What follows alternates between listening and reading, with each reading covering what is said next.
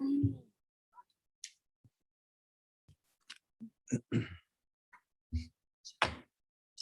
morning. I'd like to call to order this meeting for the Sweetwater County Board of County Commissioners this Wednesday, November 3rd. At this time, there is a quorum present. All 5 commissioners are in chambers. Please stand and join me for the Pledge of Allegiance and then stay standing for a moment of silence. I pledge allegiance to the flag of the United States of America and to the republic for which it stands, one nation, under God, indivisible, with liberty and justice for all.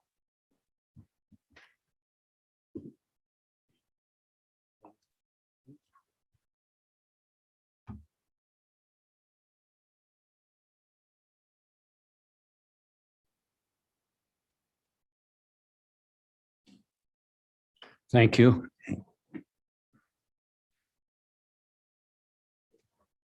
Our first order of business, commissioners, is the approval of the agenda.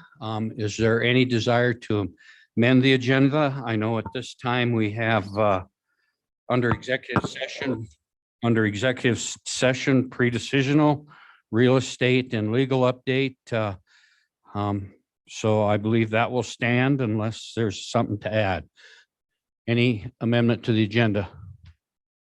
With that, I'll entertain a motion to approve the agenda as presented. So moved by Commissioner Shanefield. Is there a second? Second. Second by Commissioner Lloyd. Any further discussion? All those in favor signify by saying aye. Aye. Opposed, same sign. Motion carries. Next up will be the approval of the minutes. We have 2 sets of minutes. So the first set is the special meeting of Sweetwater County Intergovernmental Joint Leadership Meeting minutes of October 18th of 2021. Commissioners, what's your pleasure? Mr. Chairman, I would make a motion to approve those minutes. Thank you. Commissioner Tolman has made a motion to approve those special meeting minutes. Is there a second? Second. Second by Commissioner Lloyd. Any further discussion? All those in favor signify by saying aye. Aye. Opposed, same sign. Motion carries. Next up is the approval of our regular meeting minutes of October 19th, 2021. Commissioners, your pleasure. Mr. Chairman, Mr. Smith, I move that we approve the minutes of our regular Board of County Commissioners meeting as presented. we have a motion by Commissioner Smith to approve the regular meeting minutes as presented. Is there a second? Mr. Chairman, I would second that. Commissioner Tolman would second. Is there any further discussion? All those in favor signify by saying aye. Aye. Opposed, same sign. Motion carries. Next up is tab B, acceptance of the bills. That would be the county vouchers, warrants, approval of the bonds, and approval of the abates and rebates. Commissioners, your pleasure. Mr. Chair. Commissioner Lloyd. Okay. I move that we accept the bills, the approval of the ELs, county vouchers, warrants, bonds, and abates, rebates as presented. Okay, we have a motion by Commissioner Lloyd to approve the acceptance of the bills. Is there a second? Second. Second by Commissioner Shanefield. Any further discussion? All those in favor signify by saying aye. Aye. Aye. Opposed, same sign. Motion carries. Moving on, I believe we are scheduled, we're not too early for, next up is county resident concerns or comments. So at this point in time, I will open up the floor for county resident concerns. If there's anybody in the chamber that wishes to visit with the commission, talk to the commission, please come forward to the podium, state your name and who you're with, and I'll give you the floor. Thank you. Thank you very much, commissioners. My name is Jeff Holman. I work for the Green River Star, a resident of Green River for close to 50 years. First, I would just like to say thank you for what you do. Your elected officials. You do the best you can. I know it in my heart. So thanks for what you do. People don't always agree with you, but we, as my parents said many years ago, we can agree that we disagree. Let's put our emotions in our back pocket and let's get down to business. So with that being said, as I said, I'm an executive marketing executive for the Green River Star. So I'm here this morning to talk to you about a special edition we put together every year at the Green River Star. It's in celebration of our local veterans, not just Green River, but countywide. We call it our Veterans Day Special Edition. Here's a copy that I have been carrying around for a couple of weeks with me. And what I'm here today to ask you is, the county commission for years has supported our local veterans by taking out an ad, helping us sponsor this special edition. In this edition, we put pictures of local veterans. A lot of times we have citations and awards that our veterans have gotten. And again, you guys, you've been very supportive of this edition in the past. So I'm here today to ask you if you'd like to support this edition once again. What you've done in the past is right here. We have updated pictures from your administrative assistant, Sally, over here. She's been very helpful with for me. The size of this ad is 2 column wide by 7.5 inches tall. That's how we in newsprint do it. We don't do inches across, we do column, and then height would be in inches. The price of this ad is $191.25. I guess I'll just cut to the chase on that. So I'm here to ask if you would entertain the thought of continuing your support on showing our support for our veterans. Thank you, Mr. Holman. First of all, thank you for your kind words. And we do appreciate the work that you do as well. And at this time, I will open the floor up for the commission. Fellow commissioners, any questions for Mr. Holman? None at all? Any questions at all? Okay, so what sounds like we're going easy on you today. Well, great. No, My but- first county commission meeting, after being here today, I think maybe once in a while I should show up a little more often. And I have some ideas. Right now is not the appropriate time to talk about it. I'm talking with my work partner back here behind me. We tossed some ideas around as residents, not as employees of the Star. So hopefully I'll get to see you in a couple of weeks or a month at the latest. All right, thank you very much. We look forward to it. And as with anybody, please feel free to work through Sally and in the future, get on the agenda. You know, we'll give you time like we give anybody else and that type of thing. So Wonderful. we'll look forward to it. So, and you know, the other thing I did want to say before I ask commissioners what their pleasure is we have always, or I can speak for myself, but I think I can speak for Commissioner Swope.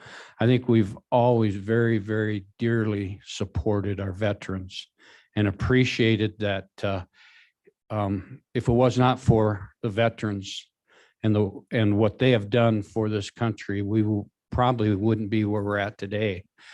Whether anybody agrees with what's going on in our country today or not,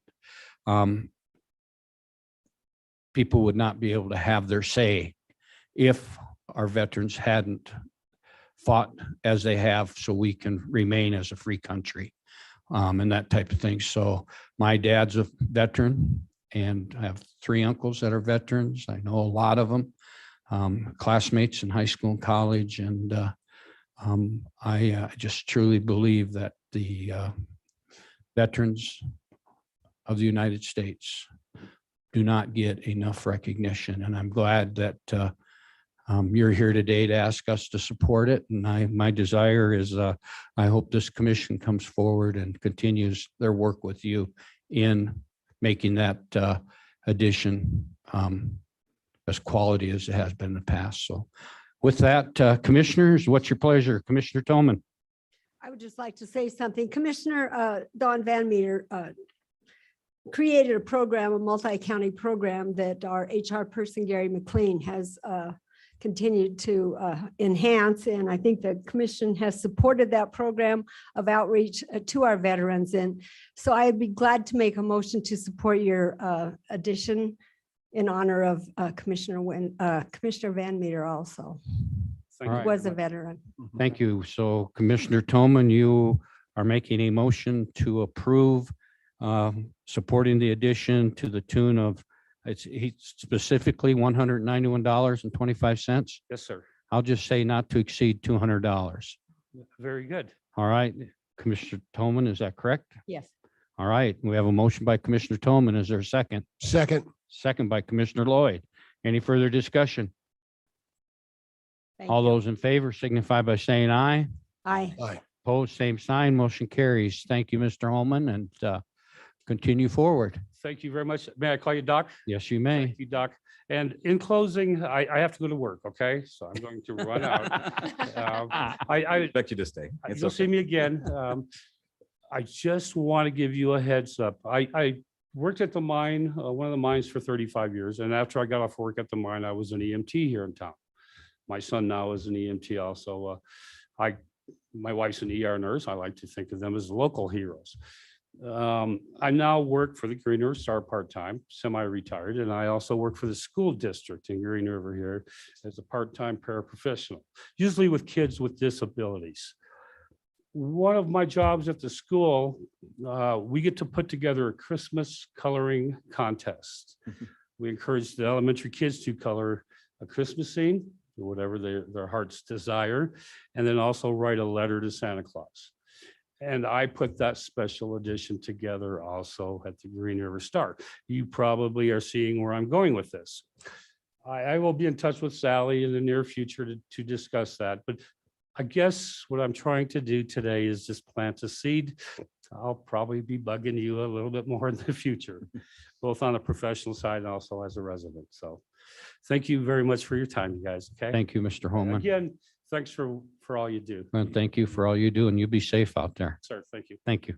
Commissioner Wendling and Mr. Holman, perhaps we should write a Christmas letter to you for what this county needs. I don't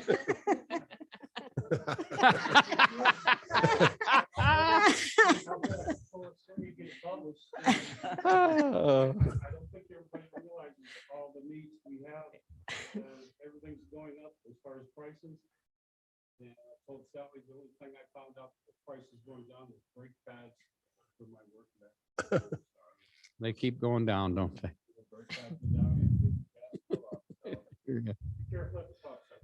Thank you. Take care. Mr. Appreciate it. Chairman, I just want to say something to Mary. I don't know if we get I think right now we're on the naughty list. So I just thought I would say that real quick. It's all the more reason to write the letter. All right. With that, any other public comments? Any other public concerns? We started just a few minutes early. I don't think we have any on the net. So anything else in the chambers? I know we said we would do this at 8:40. So let's give it just a couple minutes. Morning, Josh.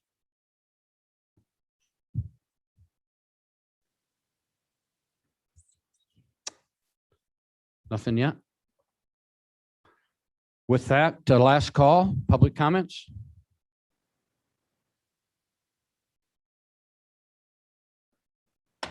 Floor is closed for public comments. So with that, commissioners, we'll move forward with our regular meeting action items. And first one up is Greater Little Mountain Update. And here to present that is Josh Corsi with Muley Fanatics. And Mr. Corsi, yes, you know the drill. Come forward, introduce yourself. If you have any supporters that are in chambers or think we're watching, please introduce them. If and that type of thing. But the floor is yours, sir. All right. Thank you, sir. I appreciate that. All of you commissioners for your service. With that, I do have some folks that are here, some that made the travels this morning. So I would like to introduce them. Part of the Greater Little Mountain Coalition, Steve Martin, the past president of Bow Hunters, Wyoming. Joy Bannon, the policy director for the Wyoming Wildlife Federation. She came down from Lander this morning. And then I would be remiss if I didn't introduce the team from the staff at Muley Fanatic headquarters. Of course, we're in very close proximity from you, but we don't see you that often, which I think is probably a good thing.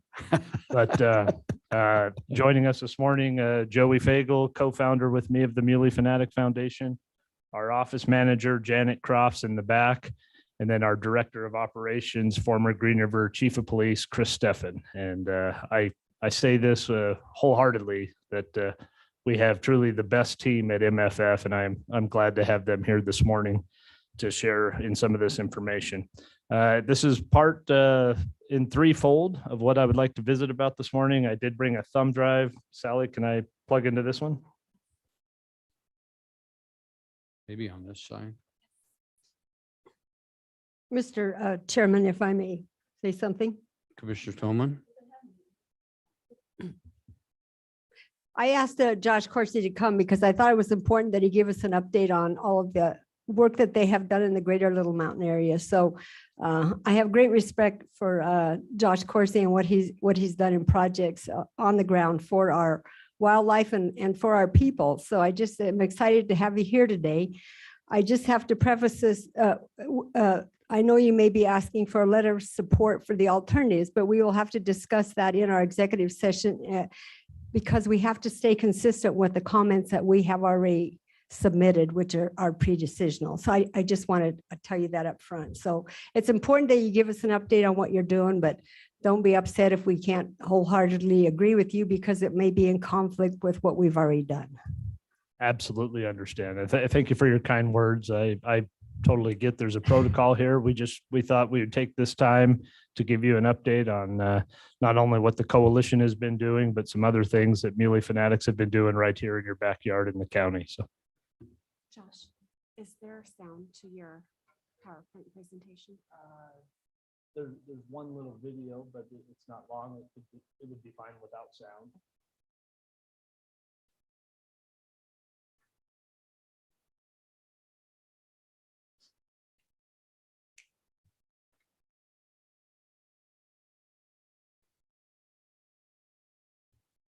My arms are getting shorter as I get older. While you're booting that up, I would just like to tell you, thank you for your service and time you put on with the Conservation District. I know you had to leave that board because you relocated outside the county for residency, but I think people need to understand that during your involvement during that, you're very supportive of many of the projects that Conservation District was doing.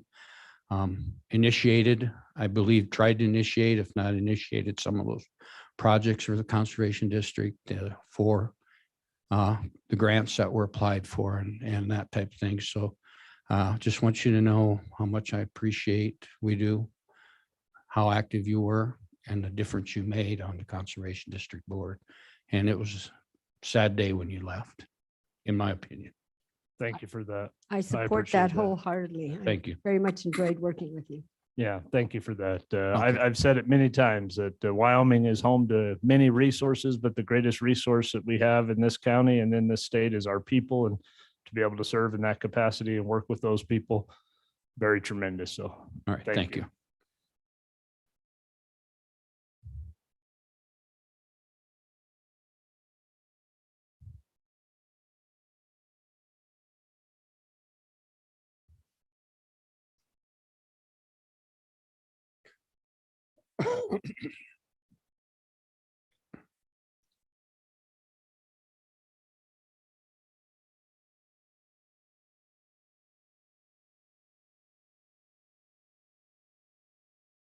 you can see that in full.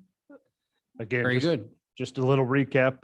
What we're here to visit with you about this morning, or me in particular, is an update on the Greater Little Mountain Coalition. In visiting with Commissioner Toman a couple of weeks ago, we thought this would also be a good opportunity to give you an update on the Deer Project that some of you may be familiar with. That was a PhD project that was started in cooperation with the University of Wyoming and the Wyoming Game and Fish Department back in 2015. A very exhaustive, one-of-a-kind project that's really never been tackled anywhere in the Western United States for mule deer. Deer is actually an acronym, and I'll get into a little bit more of that here in a bit, but that's Deer Elk Ecology Research. And then our 2021 youth hunts that we just rounded up.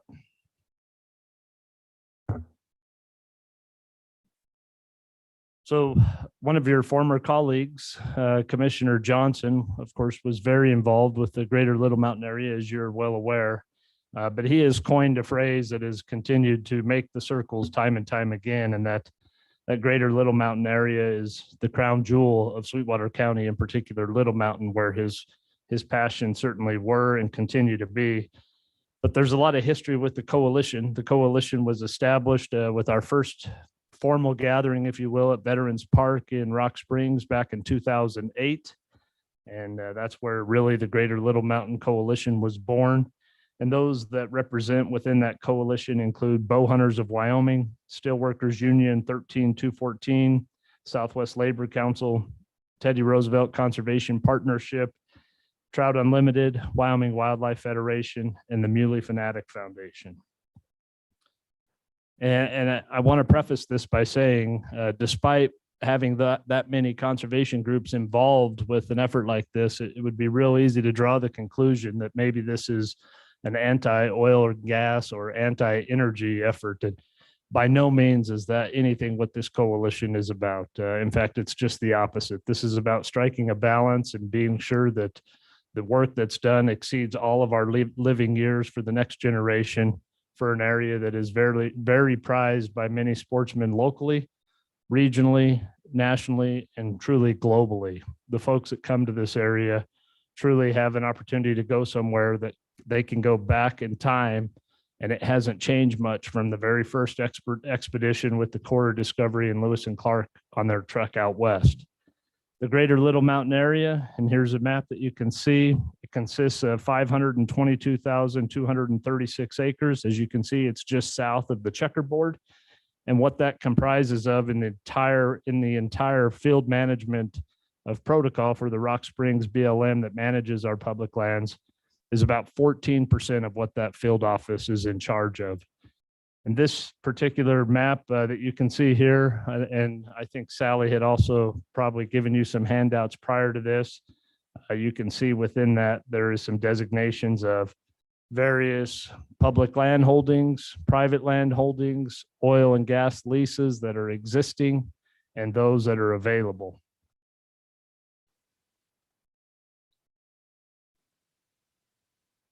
Where I would really like to bring some attention to this is the investment that has been made over the last 2 decades. And this investment has come from many groups. BLM certainly has invested a lot of money in habitat. Research has also had a significant amount of investment on this landscape, from water restoration, fencing projects, habitat improvement. And then again, as I mentioned, the deer project that has also gone on prescribed burns. There has been a great amount of investment over the last 2 decades that exceeds over $12 million just in this particular area that we're here to talk about. Something that you can't put a price tag on, and that's the recreational use that this particular landscape and ecosystem affords. Many folks don't realize, even those that live here in Sweetwater County, of the opportunities that this landscape allows for, with really blue ribbon streams for fishing that most people don't. When you think of fishing, you don't think of going south of town to go fishing, but there's tremendous fishing opportunities there. Of course, hunting opportunities speak for themselves. It's a highly prized area for sportsmen, resident and non-resident. There's 3 elk areas that make up this area. Elk areas 30, 31, and 32, which of course are all limited quota areas. Deer area 102, which is one of the most prized deer hunting units in the entire state, if not the West. And then of course, antelope areas 59 and 112 as well. But it's beyond just the take as consumptive users of the resource. It truly includes everybody that enjoys this landscape, from mountain bikers to hikers to photographers, to those who just like to know that there's a place that you can get to in a very short amount of time and remove the hustle and bustle of the occupational tasks at hand. It's truly the crown jewel. And we have given many tours of this. Several of the past commissioners have gone on aerial tours with us, including Commissioner Winling. Ground tours, I've taken Commissioner Tolman. And I would encourage Commissioner Lloyd, Commissioner Schoenfeld, Commissioner Jeff, right? Jeff Smith, yes. Name tag. Yeah. I would encourage you all, if you're interested in a tour of that area. It really is a hidden gem that so many folks take for granted, that it's such close proximity to us, but boy, there's some tremendous treasures out there that we would love to showcase to you if you're interested. You got to quit telling everybody about it because I do go fishing down there. And so the lesser people, the better. So I'm happy to not have it that well known. Yeah, there's no deer down there. There's no elk down there. That's right. Never seen them. So on that, I would like to, before we get into this next slide, I would like to go through the packet that I had given to Sally, which I think you have, just for a little background, some information that you may have not been aware of, or maybe it's just an update.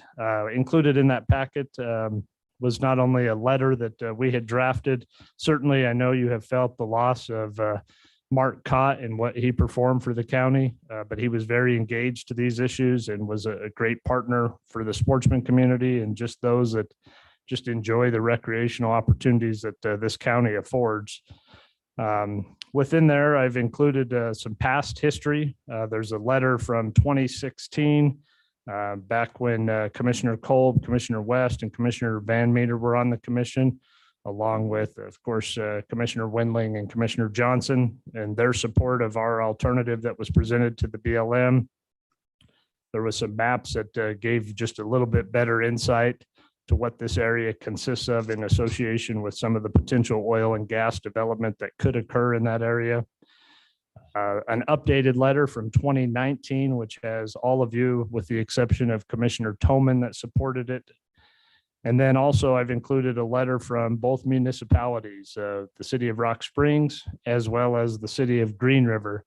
And I think that really brings to light the solidarity that as a coalition we have sought from the beginning in this. And if there is a flavor of the day in conservation in the 21st century, it is certainly the word collaboration. And for us, that has always been the goal that we've tried to achieve from the beginning, was to bring as many different opinions, different stakeholders, and differing views to the table to see where we could find balance.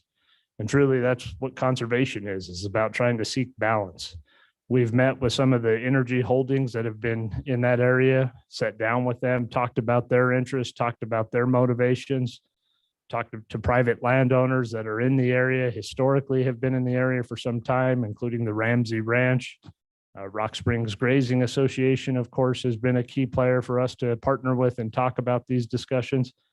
And so really, when I say the city of Rock Springs and the city of Green River, and then past commissions, that's been our effort, is to try to just provide some sort of congruent voice of support on what we would like to see in, as far as future development and what that looks like in this county moving forward in this area.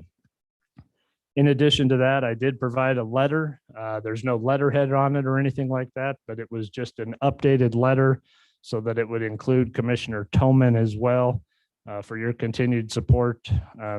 Certainly you're more privy to, with cooperators meetings that you have on some of the moves that have been moving forward or not moving forward. And there has been a lot of that. There has been some stalemate, and quite frankly, that's probably a good thing.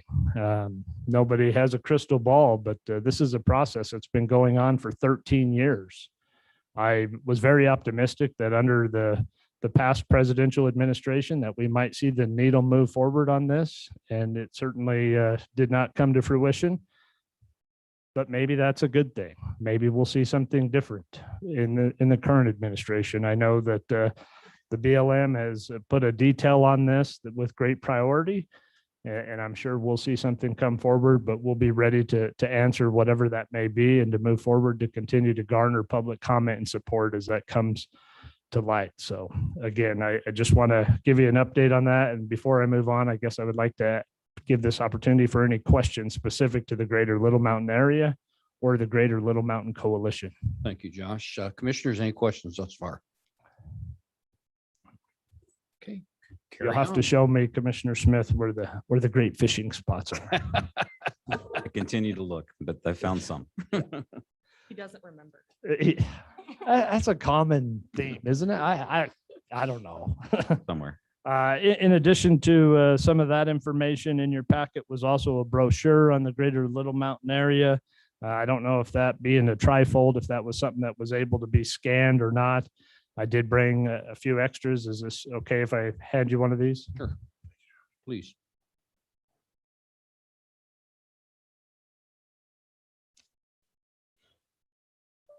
Thank you, Josh. In this trifold, it really kind of goes beyond what I'm able to showcase in this half hour of allotted time that you've been giving me this morning. But really, it talks more about the further investment that has been made, but then also the economic drivers that this landscape provides to the county. And when you really wrap your head around some of these numbers, when we talk about economic development, I think it's the wild things and wild places that drives the traffic to Wyoming. I've said it several times that as beautiful as the landscape that is held within Yellowstone National Park, I'm afraid if you remove the wildlife from that landscape, the number of tourists that would visit annually to that would have a dramatic decrease. And I think the same could be said for this area. Again, I mentioned specifically the consumptive use of the hunting resources that are in that area and how prized and sought they are by sportsmen and sportswomen. But again, it goes way beyond that. I think just the opportunities to be outside is what makes living in Wyoming so great and makes it a destination for so many to come to. So this trifold kind of showcases some of that, the contributions that are made to the local economy because of areas like this that are in our backyard that we're so proud to have. So I wanted to offer that up to you as just another resource for you to be able to take a gander at your convenience and look at and be just a little bit more familiar with that. If there's no more questions on the greater Little Mountain area or the coalition from myself or Joy Bannon or Steve Martin as part of the coalition, I'd be happy to continue, but Commissioner Toman. You might talk a little bit more about the specific projects you've done, like the exclosures and some of the things you've actually done on the ground. Sure. Yeah, absolutely. There's been, as I mentioned before, over the last 2 decades, over $12 million of habitat projects have been performed in that landscape, controlled burns, water restoration, and then the projects that Commissioner Toman referenced. We have partnered with Trout Unlimited on Gooseberry Creek with some stilljack fencing projects. And again, this kind of goes back to what I was talking about before in partnership. This project was initiated by Trout Unlimited. WWNRT, the Wyoming Wildlife Natural Resource Trust, was a significant player in this project as well. And the efforts that were done on Gooseberry Creek have been tremendous. Our involvement with that was once this water restoration and the investment was made to revitalize this tributary, was to how do we keep the big game and the cattle within that area from going and undoing all of this labor. And they could do it in a very short amount of time. At the time, there was one stilljack fence company that was producing stilljack fence for this type of project. They were out of Bison Pipe Supply out of Jerome, Idaho was the manufacturer, but their fence only went 60 inches tall, which elk see that as no obstacle at all. And so we really had to get our heads thinking on how can we get this project protected with a fabrication of something that doesn't exist. And this is where the collaboration, I think, is such a proud moment for so many involved. The former Green River Regional Supervisor of the Biology Department at the Green River Game and Fish Office, Mark Zorns, had an idea and a design that he thought would work if we could get this off the ground. And so we reached out to Wex Pro at the time and worked with some donated steel jack pipe that was given to us, and then a local outfit, a fabrication operation out of Rock Springs called R&M Welding. And they were able to fabricate with multiple trials and errors a fencing that would work and withstand not only the test of the critters on that landscape, but also the elements of the winter weather and the drifting and blowing of the snow and the piling up that would allow for that fence to remain upright. And to fast forward a bit, not only has this project been able to achieve its success in a new design and fabrication, but R&M Welding, who the owner at the time, Billy, had said, if it wasn't for this stilljack fencing project and those that followed because of it, they would have closed their doors. The amount of stilljack fencing that they have not only made for other projects around Wyoming, but also in other states, Idaho and Oregon, has been exceptional in keeping their doors open and their folks employed. So when you talk about how that trickle down effect really had an impact beyond what the goal and the focus was of our efforts, it's very significant. And this steel jack fencing is something to be said and something to be seen. There's been 4 other fencing projects that have been taken on in the greater Little Mountain area that have not been designed necessarily for tributary protection, but aspen protection. We're seeing a diminishing population of aspen trees on the Little Mountain landscape that have just diminished over time, primarily because of overbrowsing due to elk. And so this fencing encloses certain aspen stands that allows them to grow to a mature level to be above the browse level, and then could be taken down much like Legos and then reassembled at a different stand. And it's working, and it's working well. So that would be certainly one that I am very proud of, just because I've seen the impact that it had beyond the initial goal. But yeah, so thank you for bringing that up, Commissioner Get to Tillman. thank the sheriff for helping them provide some muscle for you. I would be remiss if I did not mention that Sheriff Grossnickel has been a key partner in providing us free labor. And I can tell you, I have never seen those members of his work crew program so happy to be outside breathing fresh air, even when they're moving steel jack fencing pipe. So thank you for that. Mr. Corsi, And thank you. Mr. Corsi. Yes, sir. And also, thank you, Sheriff. It's very good. I've been down there and I've seen the projects and that type thing and how they're working. Now, this project's ongoing. Is that correct? That is correct. Very Yeah. good. Thank you. Yeah, those projects, there's 3 of them that they'll continue, as I mentioned, to once they can achieve their goal through the live index measuring of the plant, shrubs and forbs on that landscape, then they're moved to the next stand. So truly, it's been a great project and something that will continue for some time. Thank you. Mr. Chairman, I don't want to put you on the spot, Josh, but That's it's okay. important for this commission to understand and, where our income comes, our revenue comes from. And can you talk about the Area 6, the salt wells, the oil gas leasing? And I think there are 2, you said 2 new proposed leasing applications that will be coming up after the first of the year for that area. There are, yeah. And I I've see you say it's available for energy development by engaging in the use of responsible development practices. So that kind of ties in with what you said, you're supporting our revenue stream. that We way are, as yeah. well. And so when you look at that map, and you've got this, I don't have a way to give this on the PowerPoint, but I had given this to Sally. So you have that, both those lease sales that are in the 4th quarter lease sale are in Area 6 and in Area 6. And that's why we have not made a lot of noise about this, is that we have from the beginning said that area is available for energy development by engaging for responsible development practices that protect critical and sensitive wildlife and the landscape and the soil sediment within that landscape. So we certainly recognize that there's a lot of core sage grouse area in there. We know there's some protections in place, and we understand that they'll move forward and meet the protocol that's already in place, which we support. So, but yeah, that total of those 2 is about 806 acres is what those lease sales as a whole combined total for landscape opportunity there for leasing. So, yeah. There are thank you. existing leases in some of the other areas. Oh, that are several. Ongoing, yes. Yes. Okay. Yeah, and really the whole point of the RMP, I mean, this becomes the gospel or the playbook of how this landscape is managed. And the last time this Rock Springs RMP had a revision was in 1997. And certainly you can think about the changes that we've seen since 1997. I mean, there has been several. I mean, when you talk about trying to manage out of a playbook that's 25 years old almost, it's certainly overdue for an update. And it has been, and it's been recognized, but it's been 13 years in the making without us still getting to fruition on what that looks like. I've sat in hundreds of hours of meetings as a cooperator. I'm aware of Yeah, it all of the is. revisions and the reiterations. It's been rewritten 3 times and they've had 8 versions and 8 briefings and it still isn't final. And again, I think that goes back to the process that maybe it's best that it moves at such a slow pace.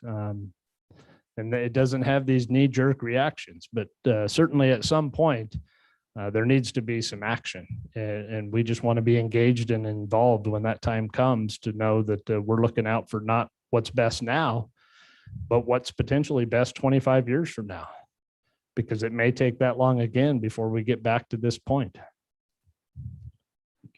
With that, I'll move on to the deer project that I had referenced before. You can see on the slide up above, as I mentioned, this project was established in 2015. It was the first of its kind. It was a very expensive undertaking, especially for an organization at the time. We were only 3 years in the making. But the Deer Elk Ecology Research Project, the whole premise behind this project and the reason that this landscape was chosen had nothing to do with its proximity to us being headquartered in Southwest Wyoming. Really, this provided the perfect laboratory for this project to happen. And I say that because not only is it such a prized area for elk hunters, being all 3 limited quota areas, 30, 31, and 32, but also the deer area, 102, also a limited quota area. And what we've seen on this landscape is a robust and growing population of elk that is way above management objective. And at the same time, coincidentally, a declining deer population that has declined 40% over the last 2 decades. And when you talk about the impacts of the landscape, there's been very few. So it was an easy laboratory for us to find that you couldn't have already the culprit already being predetermined as blaming oil and gas, because there was none or very little. So that was very important for us. It had nothing to do with that it was in our backyard. It really provided all of the right components for us to be able to look at what is going on and how can we understand through a bird's eye view or a firsthand account of what is happening on that landscape, to have one population of ungulates that is truly a browser that will eat anything, and a grazer, or excuse me, a grazer that'll eat anything, and a deer that's a browser that will be very picky in its diet selection and yet plummeting at a high rate of speed. And so this project has provided a lot of information already, but it is ongoing. I mean, that is the tough part about science sometimes, especially with that type of investment, is having the patience to let the facts come forward and be fleshed out. And so I would like to give you an update. I had asked Dr. Monteith from the University of Wyoming if he could come this morning, and his schedule would not allow for that. But he did send something to me and asked if I had the chance that I could read this to you. He would like to give you an update. He thought it would be very important for you to understand that while the satellite collaring application of this hands-on work in this project and the fecal sample collection and the DNA analysis of their dietary needs are not hands-on being going right now, the data that they collected over those 4 years of this project and the investment into this is now at the point where it's providing them the information for them to work out the solutions of fleshing out some of those answers. So with that, if you don't mind, I would like to read this to you from Dr. Monteith. The Greater Little Mountain area embodies every aspect of a high desert system, from its sprawling sea of sagebrush to the patchworks of pinyon juniper and incredible sunset views. It's no wonder that the Greater Little Mountain area is coined the hidden gem of the West. Perhaps what are even more treasured than the breathtaking views offered by the Greater Little Mountain area are the populations of both mule deer and elk that call the Greater Little Mountain area home. The Greater Little Mountain area offers some of the most highly sought after hunting opportunities for mule deer and elk in Wyoming. In recent decades, however, the population of mule deer in this area have remained relatively stagnant, if not declining, while the population of elk remains stable and increasing. The opposite trajectories of what spurred this Deer Elk Ecology Research Project is why I would like to present this to you today. Why are elk doing so well, while at the same time mule deer struggling? The question is complicated and likely involves a multitude of factors. Despite the complexity of the question, we can break it down into a few simple but broad questions. First, are elk able to get the food that they need and deer can't? What effects do predators have on deer and elk? Is it possible that elk are out competing deer for food and other resources on the landscape? Beginning in 2015, we started our comprehensive approach to understand factors that support populations of mule deer and elk in the Greater Little Mountain area, primarily through the lens of nutrition. Our aim was to follow mule deer and elk throughout their lifetime and measure how factors such as nutritional condition, habitat selection, and predation impact survival and reproduction. With this approach, we are beginning to gain a better understanding of factors that underpin populations of mule deer and elk and inform management solutions for both mule deer and elk in the greater Little Mountain area. During our field work, we recaptured female mule deer every spring and autumn and female elk every spring to evaluate nutritional condition as they come off of winter and summer ranges. During each capture event, we fit animals with a GPS radio collar and assess nutritional condition and reproductive status via ultrasonography, much like an ultrasound that you would have at the hospital. Capturing animals multiple times throughout the year, life allows us to track trends in nutritional condition and understand how animals integrate in the habitat that they live into resources that support survival and reproduction. The Deer Project has grown to include multiple parallel questions, including predator ecology and their role in shaping ungulate populations. Forthcoming products to come. Deer balancing risks from potential competitor and lion coyote predation, led by Katie Hugler. This paper is in review. Main conclusion, deer are unable to avoid risk on the landscape, but instead balance it. Habitat selection of coyotes relative to timing of birth in deer, led also by Katie Hugler, paper in review. Main conclusion, coyotes increase selection for deer habitat near birth poles and shift search tactics.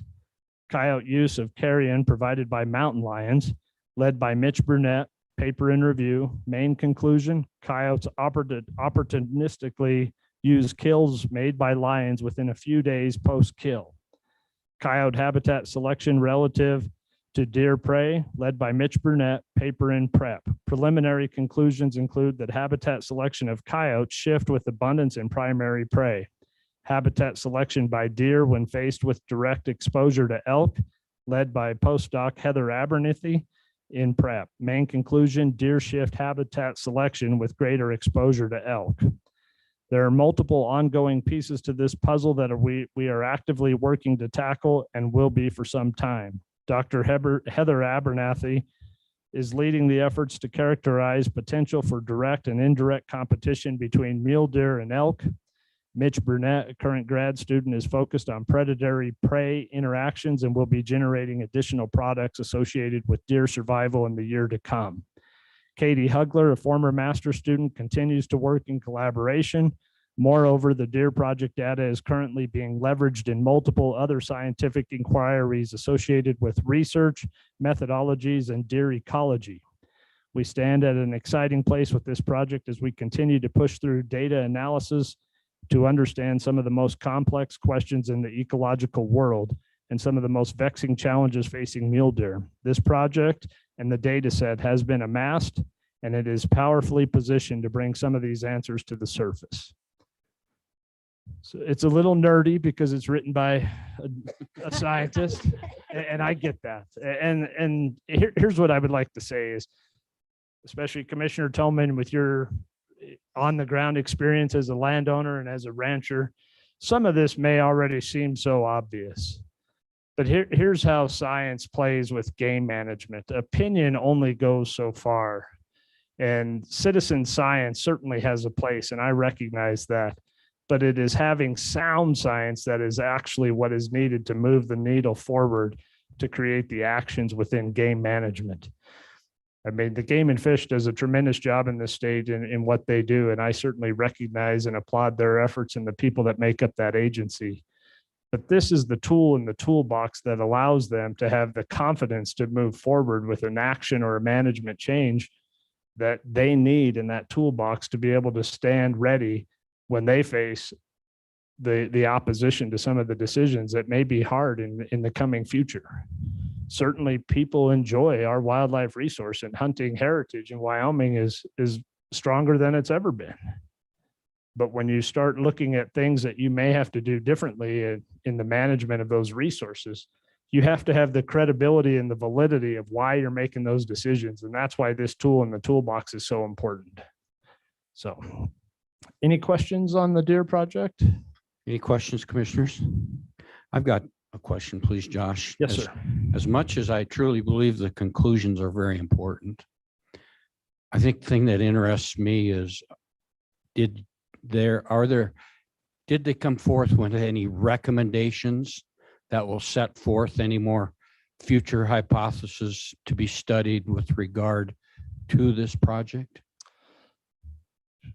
Yes, and great question. Certainly, there has already been some addendums that were added to the initial scope of this project. At the beginning of this project, predation and its impact was not part of the initial scope. And Game and Fish actually funded the addendum to that project to collar coyotes as well as mountain lions and see how their interface within the deer and elk populations on that landscape have come. And because of that, I fully recommend and have seen already the efforts of that come forth in action change for the management of mountain lions, particularly in the ongoing discussion to relook at that and change that. Mountain lions in Wyoming are managed for a sink population, meaning they're declining and they're not in this area. And so I fully expect that we'll see that continue to be a very important topic in this particular landscape as the information that has come forward. It's a very complex landscape because you also have Utah and Colorado to our south that manage both mountain lions differently than Wyoming. And of course, those critters, the apex predator that they are, don't recognize the state lines. And so when you have 3 state management game agencies managing them differently and their interaction among all 3 states, it's definitely created some conversations on how they can get together as agencies and look at this and the science that's being collected. So, Okay, thank you. Yeah. Appreciate it. you bet. Any other questions, commissioners, regarding the deer project? Okay, go ahead. I would like to just, I don't think there's any sound here, but you can see a video. We've had several volunteers participate in the deer project. I don't know if that's working. There you go. It's there. Let me back that up.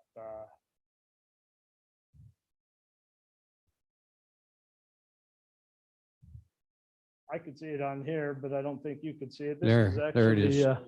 There it is. There it is. This is how the deer and the elk are captured by helicopter. They're hobbled and blindfolded, brought in like this to what is basically a station where a battery of tests from there take place. You'll see here in just a second the volunteers that run out to retrieve and then bring them back. That's a scale right there that you can see in the foreground there to the left. That was Ron Cheese, who was one of the volunteers that was helping on that particular day. Of course, over that amount of time, we've had several projects. Sure. And so we've always encouraged folks that are more interested to participate to definitely make themselves known so we can include them. These projects are very valuable, but they're very valuable if you can be there hands-on and see exactly what's going on. I just thought that video, I think it's pretty powerful. The picture up to the far left, we had some of the students from the Green River High School participate.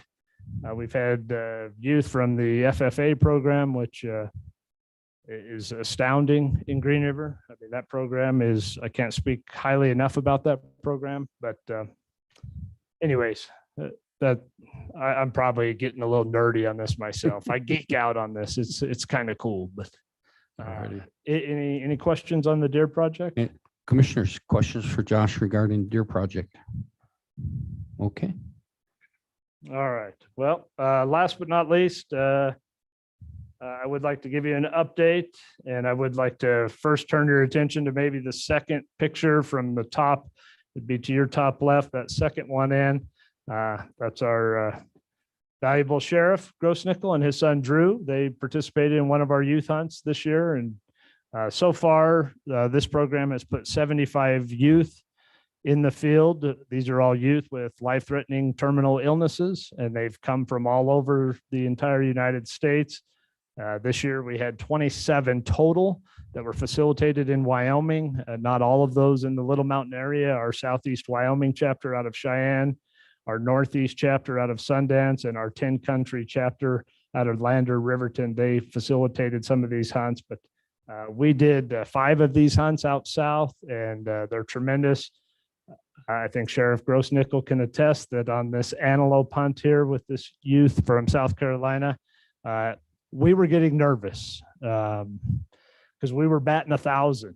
And the sheriff thought maybe he was the jinx, but it really came down to this youth and the ailments and the disabilities that each of these youth have vary tremendously, some in wheelchairs, some with very little physical mobility, some with sight mobilities. And it is hunting. It's not like going to the zoo. It does require, of course, a lot of diligence, but then of course the elements of Mother Nature always play into this too. And but they all have come to fruition, and we're still batting 1,000. And this is the most rewarding thing we get to be a part of every year. And as you can see from some of these pictures here, there's a great host of people that are participating within these beyond the staff there at Muley Fanatics. But these youth, it gives them a break to their daily regimen of being poked and prodded and tested and going to the hospitals. And it's magical in the impact that it has. It certainly is very rewarding for us. So anyways, I thought I would leave on that note. If you don't have any more questions. I just want to say that's incredible. That's humbling, very humbling on what you do there. Questions, commissioners? Mr. Chairman. Yeah, Commissioner Lloyd. Josh, first, I just want to commend your organization and the youth hunts. I've spent a career helping individuals with disabilities, and I just think this is an amazing program that lets branch out and gives people an opportunity they may never have. And I think the impact these hunts probably have on the individuals that go are probably life-changing. So I just want to say, just from my heart of hearts, for my career and what I've had a passion with doing my whole life, I think that's a fantastic program. So thank you and your entire chapter for that work. The only question I have, Josh, was in the beginning of your presentation, you talked about the economic impact. I think it was 3.7 million in hunters spent for mule deer, 4.1 for pronghorn. How do you derive those numbers of of the actual economic development impact? Yeah, so that's comprised as a whole for the number of hunters at what the average is per hunter, and then the amount of licenses that are allocated per hunting area. In that particular area, south of Rock Springs, within the greater Little Mountain area, it's one deer hunt area, and that's a hunt area 102. And then there are 3 elk areas, 30, 31, and 32, and then 2 pronghorn areas, 59 and 112. And so then the economics behind that is those that are non-resident tag allocations, the investment and the expenditures that they on average invest in their hunt to come to Wyoming as non-residents. And then those that are residents, what's a resident spend, whether that's buying fuel, buying ammunition, buying food. And certainly their lodging expenses aren't there as like the non-residents, but as a whole, it's that makeup of what that expenditure looks like in the investment to hunt. Okay, thank you. You bet. Great question. Thank you. Other questions, commissioners? Commissioner Shanefield. Thank you, Mr. Chairman.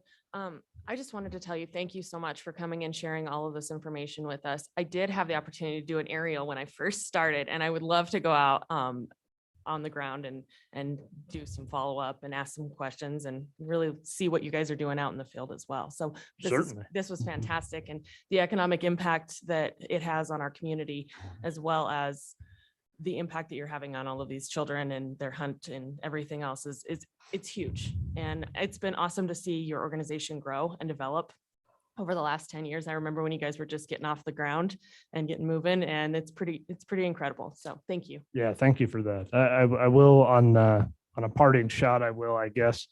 The one thing about these youth hunts that is always so exceptional beyond the youth themselves is that there's no limitations that we put on the family that attends with the youth. We certainly usually we can always account on mom and dad, but we've had this year, the gal from Connecticut, it was mom, or it was brother, dad, and grandfather who was 84. But the one common theme that all of these hunts seem to have from beyond the youth with the family participation is just the impressive awe that these folks have to be able to see landscapes like we have and how open they are. And the constant, isn't that private land? And I guess the other question is, what are those unpartially finished fences? Of course, snow fences. Some of the things that we take for granted that Just the folks that are able to, the boy from South Carolina this year, his dad had never been west of the Mississippi. And so you can imagine he'd never flown before. They flew in to Rock Springs Airport. I mean, the experience and the impact that it has is so much more than the harvest opportunity that the youth has. It's pretty phenomenal. So Very good. thank you very much. Thank you for your service. Yeah, before you leave the podium, I need to I need to be remiss if I didn't ask anyone in your party if they had anything to add. They traveled in here with you, and I just would like to give any one of them an opportunity if they wanted to come up to the podium and say anything. So please come up and introduce yourself, and the floor is yours. Thank you for this opportunity. And my name is Joey Fagel. As Josh mentioned, I am the co-founder of Muley Fanatic Foundation, now COO. On these youth hunts, again, we take these kids out to these areas because it's a little bit simpler for them. It's more convenient. And if we didn't have that area, this probably wouldn't even occur. Born and raised in Rock Springs, the age of 47. I don't know why I even said that, but I've experienced a lot out there, and I have seen a lot of changes, and with hunting itself. And these youth hunts have been very important to me as the organization as well. But I just want to let you know that I'm very thankful that we have what we have out there to give the opportunity for these kids to do this, because it is very challenging. You can ask John, because he had a huge challenge with the kid that he had.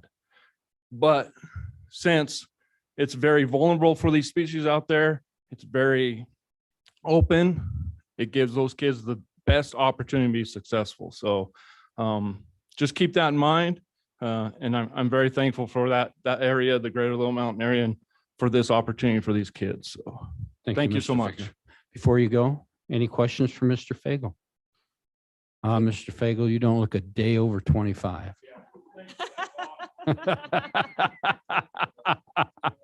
Thank you. Not buying that, is it? No, he's not. Good morning. Welcome. Morning. Thank you all so much for everything you do here in Sweetwater County. I'm Joy Bannon. I'm the Policy Director for Wyoming Wildlife Federation. I've been involved with the Greater Little Mountain Coalition since inception. It's a beautiful country, has a lot of values, particularly for folks in this county. And one of the things I wanted to just mention when looking at I'm kind of more of the technical brain person when it comes to like policy and the management plan of what we put forth. We gathered a lot of our coalition members, that is like 2,500 individuals, to talk about what that management should look like. And so when we looked at reasonable solutions for on the ground, we looked at trying to be as middle of the road as possible, trying to find that common ground for all parties. And so when you look at that salt wells, I just wanted to mention that in that particular area, given that the responsible energy development is located, kind of identified for that space, but also that we would give up big game timing limitations in that location to also encourage that sort of development in that location. So it's just something I wanted to highlight. Thank you, Ms. Bannon. Any questions for Ms. Bannon? Thank you. Thank you for being here today. Thank you for Yeah. taking the drive. You're welcome. Thank You're you. welcome. Have a safe trip back. Anybody else from Greater Little Mountain? Any comments, commissioners, before we move on? Commissioner Tolman? Just thank you very much. Keep up the good work, and we'll let you know about the letter. I'm not sure because we have submitted legal comments. So I don't know how far we can go on the letter, but we'll get back to you. Thank you you. very much for being here, though. Thank you, Commissioner Tolman. Anything else, commissioners? Just as a parting thought, I've been here not since the origination of the Greater Little Mountain Initiative, but I come aboard as commissioner when it was moving well and you started working into the projects. But I think there is a quote that very well covers what the Greater Little Mountain area represents.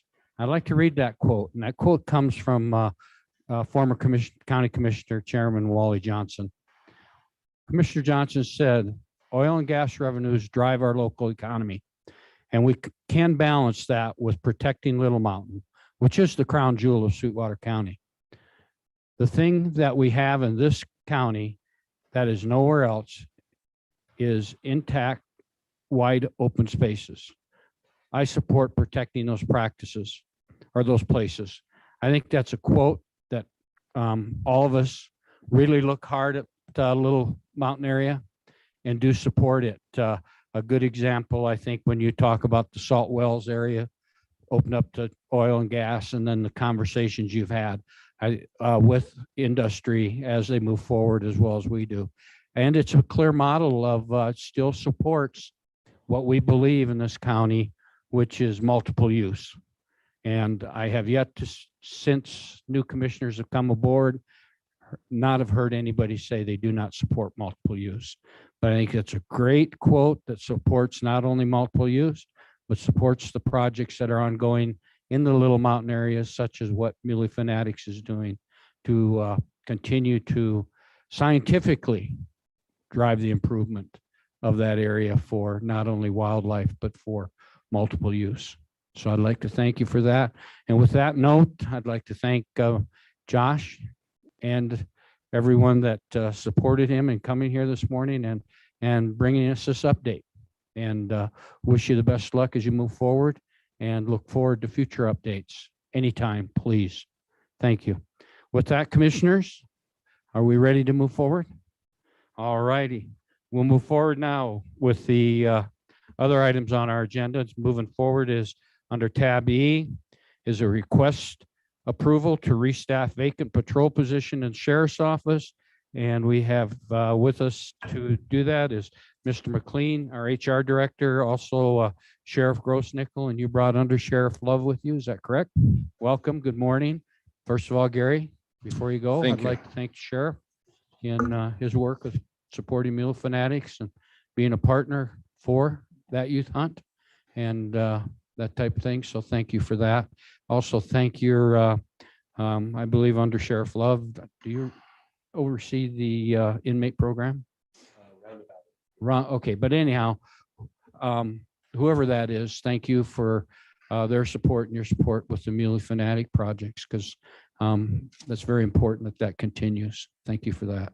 All right, Mr. McLean, the floor is yours. Thank you, Mr. Chairman, County Commissioners. Before you is a request from the Sheriff's Department to replace a vacant patrol deputy position. We had a retirement of the patrol deputy effective November 2nd, and the sheriff is requesting to restaff that position. The costs in here are similar. Obviously, there's some differences potentially depending on the level of insurance coverage. This keeps the number of patrol deputies in the department at its current level, just replacing a vacancy. And I think we've discussed kind of the staffing model in the Sheriff's Department quite a bit. The sheriff has been cooperative and creative in finding places where we can make cuts in the department. Obviously, the patrol area is the primary public safety component of the Sheriff's Department. And so with that, I would recommend the board consider approving the request to restaff this patrol vacancy. Thank you, Mr. McLean. Sheriff Grossnickel, anything to add? Only if you have questions. Very good. Thank you. Commissioners, any questions for Sheriff Grossnickel or Mr. McLean? With no questions, your pleasure. Mr. Chairman, Commissioner Shanefield. make a motion to restaff the vacant position at the Sheriff's Department as presented. And authorized chairman sign. Authorized chairman to sign. Thank you. We have a motion to approve the restaffed position in sheriff's office and authorized chairman sign. Do we have a second? Second. Second by Commissioner Smith. Any further discussion? All those in favor signify by saying aye. Aye. Opposed, same sign. Motion carries. Moving forward, tab F, request approval to restaff vacant position in the attorney's office. Thank you, Sheriff. Appreciate you being here. and Under Sheriff Love. To present that is Mr. McLean and our county attorney, Mr. Aramosby. Good morning, sir. Thanks for joining us. County Commissioners, before you is a request from the County Attorney's Office to refill the vacancy for the Deputy County Attorney. We had a resignation going into private practice and right now this is a kind of an important issue. We have an opportunity, I think, to restaff this vacancy and have some qualified candidates. The individual's last day won't be until February 1st, 2022. And I'll let Dan speak to that a little bit more, but suffice it to say that the vacancy that he has is an area that deals with juvenile issues. That's, as you know, is a kind of a specialized area of the county attorney's office.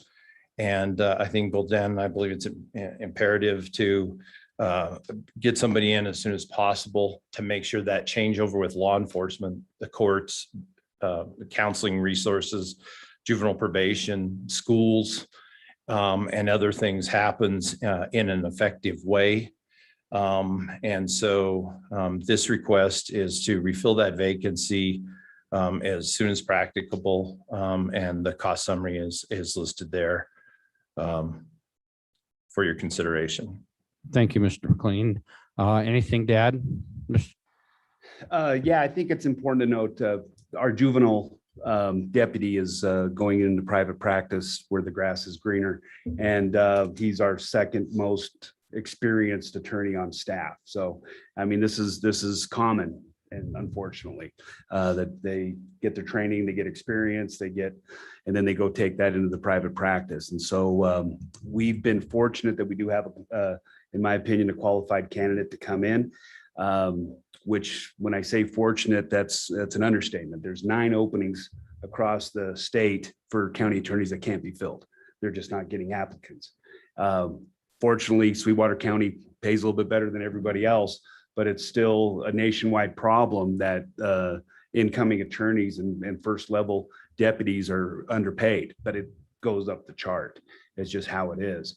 And so we're fortunate that we do have a candidate that come in, but the issue is that we have to train somebody into the juvenile world. So one of our current deputies is also training in that area. I try to get everybody to do everything, but there is an exception when it comes to neglect and juveniles. Those are special areas. So we have to have someone be trained on that.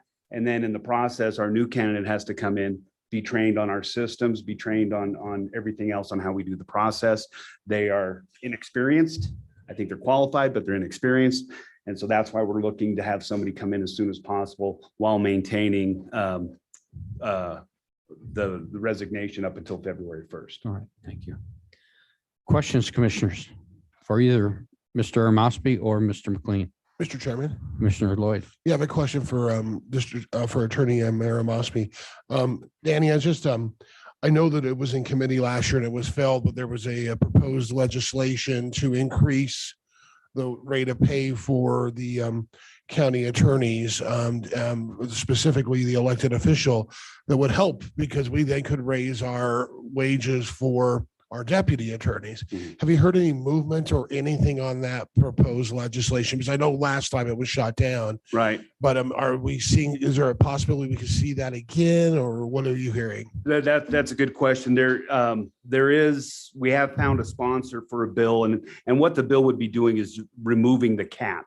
So we're capped at what a district attorney makes, and a district attorney makes $100,000. The American Bar Association has a standard that the felony prosecutor, the elected, should make what the district judge makes. That's what the American Bar Association puts the standard at. And there have been studies around the area that Wyoming is well below what Utah, Colorado, Idaho, Montana pay. So the Joint Judiciary Committee didn't pick it up on the interim like we thought they were going to. They almost promised that was going to happen, but it didn't happen. But there is a sponsor for the bill, but if it's not coming out of Joint Judiciary, I don't know what the chances of success are. But I think if it doesn't happen this year, we go another 4 years. without any type of movement on this. And so you have counties like here, where I have a deputy that makes more than me a month. You have counties like Teton and Gillette and Weston, where the deputies are making quite a bit more than the elected official. And the problem with that is, and we've discussed this time and time again, it removes the incentive for anybody wanting to do my job. When you remove the incentive for somebody wanting to be county attorney, I technically, by law, I only have to show up 1 day out of 90. By law, I only have to show up 1 day out of 90. What would happen if I started doing that?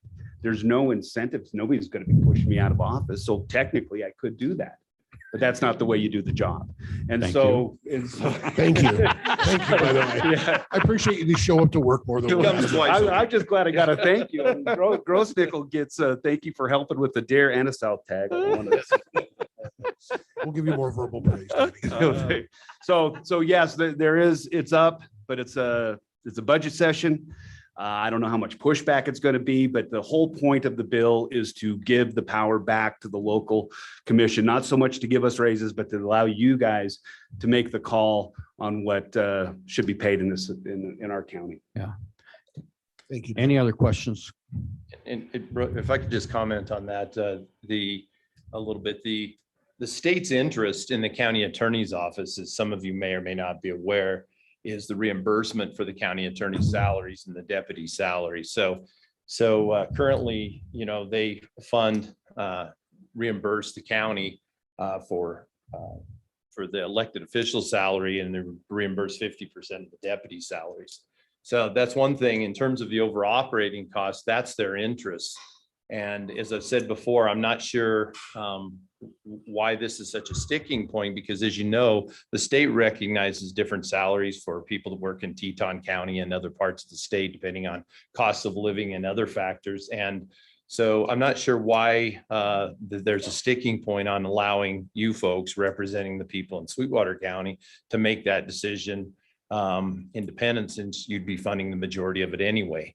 And so I think it's kind of a ridiculous and arbitrary standard. And it's going to it's creating problems right now. We're on the tip of that issue. I share with Dan and his staff regularly information that we get. As you know, last year when we did some of the salary reviews, we excluded them from that, waiting to hear information on that. I don't think we're going to be able to continue to do that for risk of basically continuing to whittle away at staff over time. And so, I'm hoping there's some movement here, but I'm going to continue to provide information. I've given Dan some from Mountain States, which is a good sort of Rocky Mountain resource. It's impartial. It's gathered independently. They have a lot of data from surrounding areas in this regard. And I think the evidence of that is very clear. And hopefully we can gather some of that and get them to moderate their views on this. But right now the arbitrary standard makes no sense except to impact law enforcement quality within Sweetwater County. Thank you. Any other questions, commissioners, for either Mr. Mosby or Mr. McLean? Don't leave us. With that, commissioners, what's your pleasure regarding the request to approve to restaff a vacant position in the attorney's office? Mr. Chairman, Commissioner Lloyd. I'd make that motion that we restaff as presented the vacant position in the for deputy county attorney. Okay, we have a motion to approve the restaffing of the Mr. position Chairman? in the county attorney's office. Is there a second? Mr. Chairman and authorized chairman. Thank you very much. You're on it. All Thank right, you. so the original motion, I believe, was Yes. to approve and Absolutely. authorize chairman. Is that correct, Commissioner Lloyd? Absolutely. You just didn't hear And me say it. Commissioner Tolman. I'm kind we of did second soft-spoken. that. Any further discussion? All those in favor signify by saying aye. Aye. Opposed, same sign. Motion carries. Thank you. Thank Mr. you, Everybody, guys. stay Appreciate safe. it. See you later. Thanks. Okay, next item on the agenda is the request approval of health insurance premiums. Mr. Chairman, could we have a quick adjournment for like 5 minutes before this presentation? You know what? I'm glad you asked for that because I was going to do it afterwards, but before will work great. That'll Do you give us a mind, chance Gary? and that'll give us a chance to get Brian ready and. Okay, because I see Brian is on, but That'll give you some time. Okay, let's take, no, we're going to take 10 minutes. We'll come back here at 10 o'clock. Fantastic. 10 o'clock to re-adjourn. Thank you. Thank you.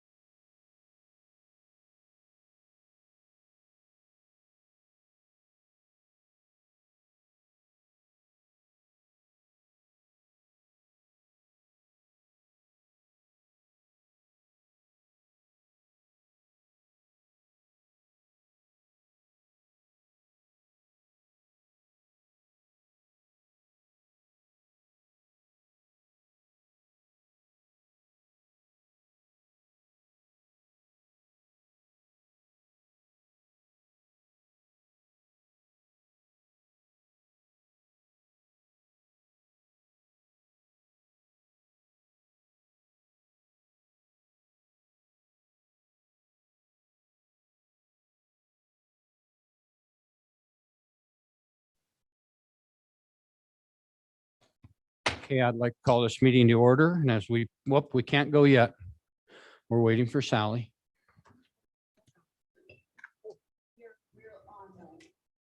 Yeah, we're on, but we need to wait for Sally. Put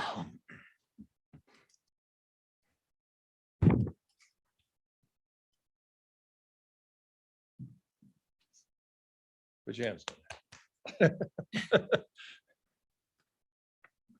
The bus does not move forward without Sally.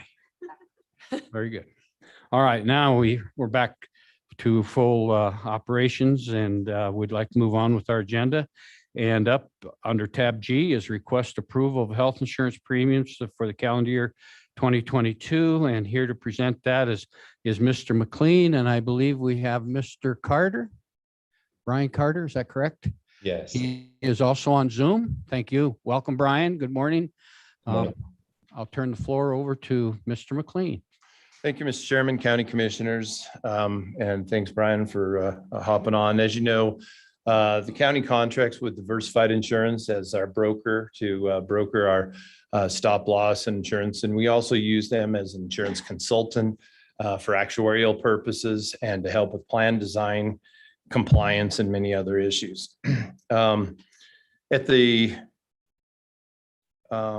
At the last meeting of the Board of County Commissioners, Brian gave a presentation to the board regarding health insurance claims and potential costs. And as part of that discussion, the bottom line is that there would have to be a 17% increase in premiums to cover the anticipated expenses using the last 12 months as a predictor of the future, as well as trends and other things.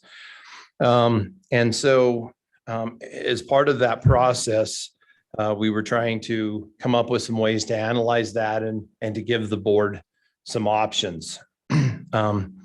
In your packet are sort of three options, broad options, which define the discussion a little bit.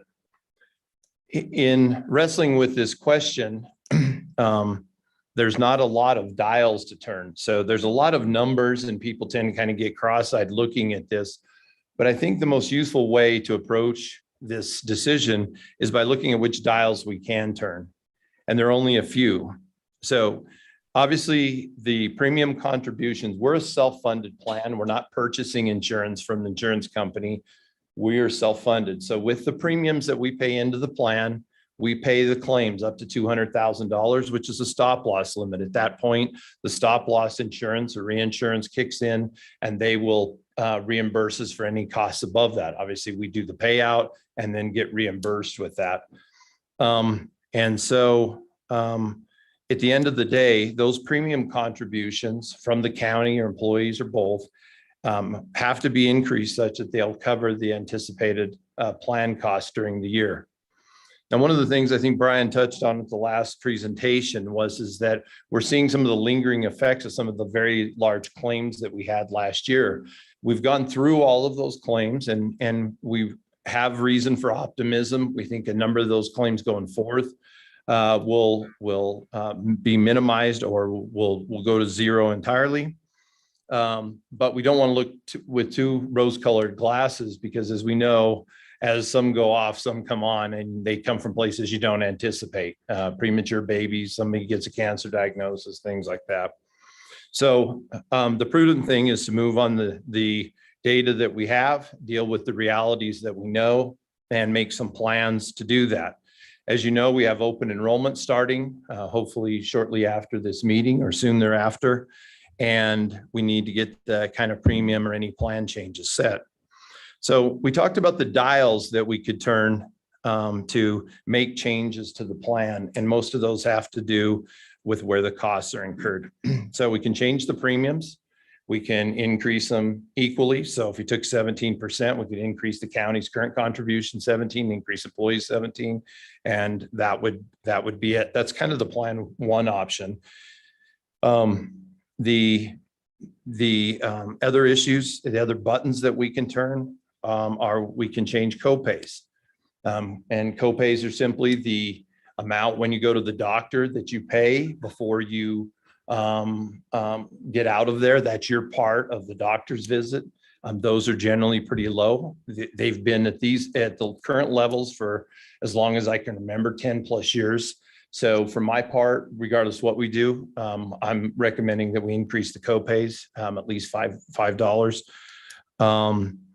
The next biggest and probably the largest item is that we can increase or change deductibles and out-of-pocket maximums.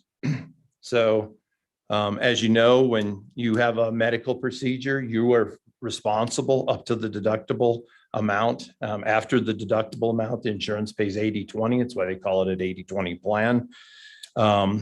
And up to your out-of-pocket maximum. And so the sheets that I've provided to you for these options have various levels on each of those areas. The final dial that we can turn have to do with the prescription drug plan. As you know, nationally, the biggest challenge for health insurance plans has been the precipitous rise of prescription drugs, particularly biopharmaceuticals. And in our world, those are tiered, and then you'll see that as tier 4, which is called specialty drugs.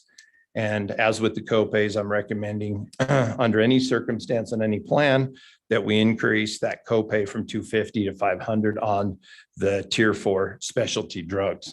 Again, it doesn't impact a lot of people, but the places where it impacts are areas with very high cost drugs. And as Brian will probably explain in more detail later, this allows us through Smith RX, our pharmacy benefit manager, to really go after the manufacturer discounts. So having a low copay doesn't do us a favor, really employees a favor, because we can get better discounts the more that cost shift has occurred. So with that, I'm going to have Brian sort of walk you through kind of where we're at with the options, some of the pros and cons. But again, don't get, this isn't that complicated. We're only turning a few dials here. We're turning premiums, copay, out-of-pocket maximums, primarily in-network out-of-pocket maximums. Why aren't we concerned about big out-of-pocket? Because like 94% of all of our providers that our employees go to are in-network. So there just are very few circumstances with that. So we're not really concerned about that level. If we need to lower it, I'm fine with that. There's just not a lot of money in that. The real issue is on in-network out-of-pocket maximums, and then the copays on the drugs. That's really it. Okay, so these options are just pieces of those dials that turn to achieve various levels and costs. So instead of 17%, some of them, if we wanted to be drastic and change those, are at 0%, but that's very drastic with a lot of cost shifting to employees. But we're framing the discussion so that the board can see how far we'd have to go to achieve a 0, basically 17%. And then we've got some options in between where I believe the better options lie and where our recommendations lie.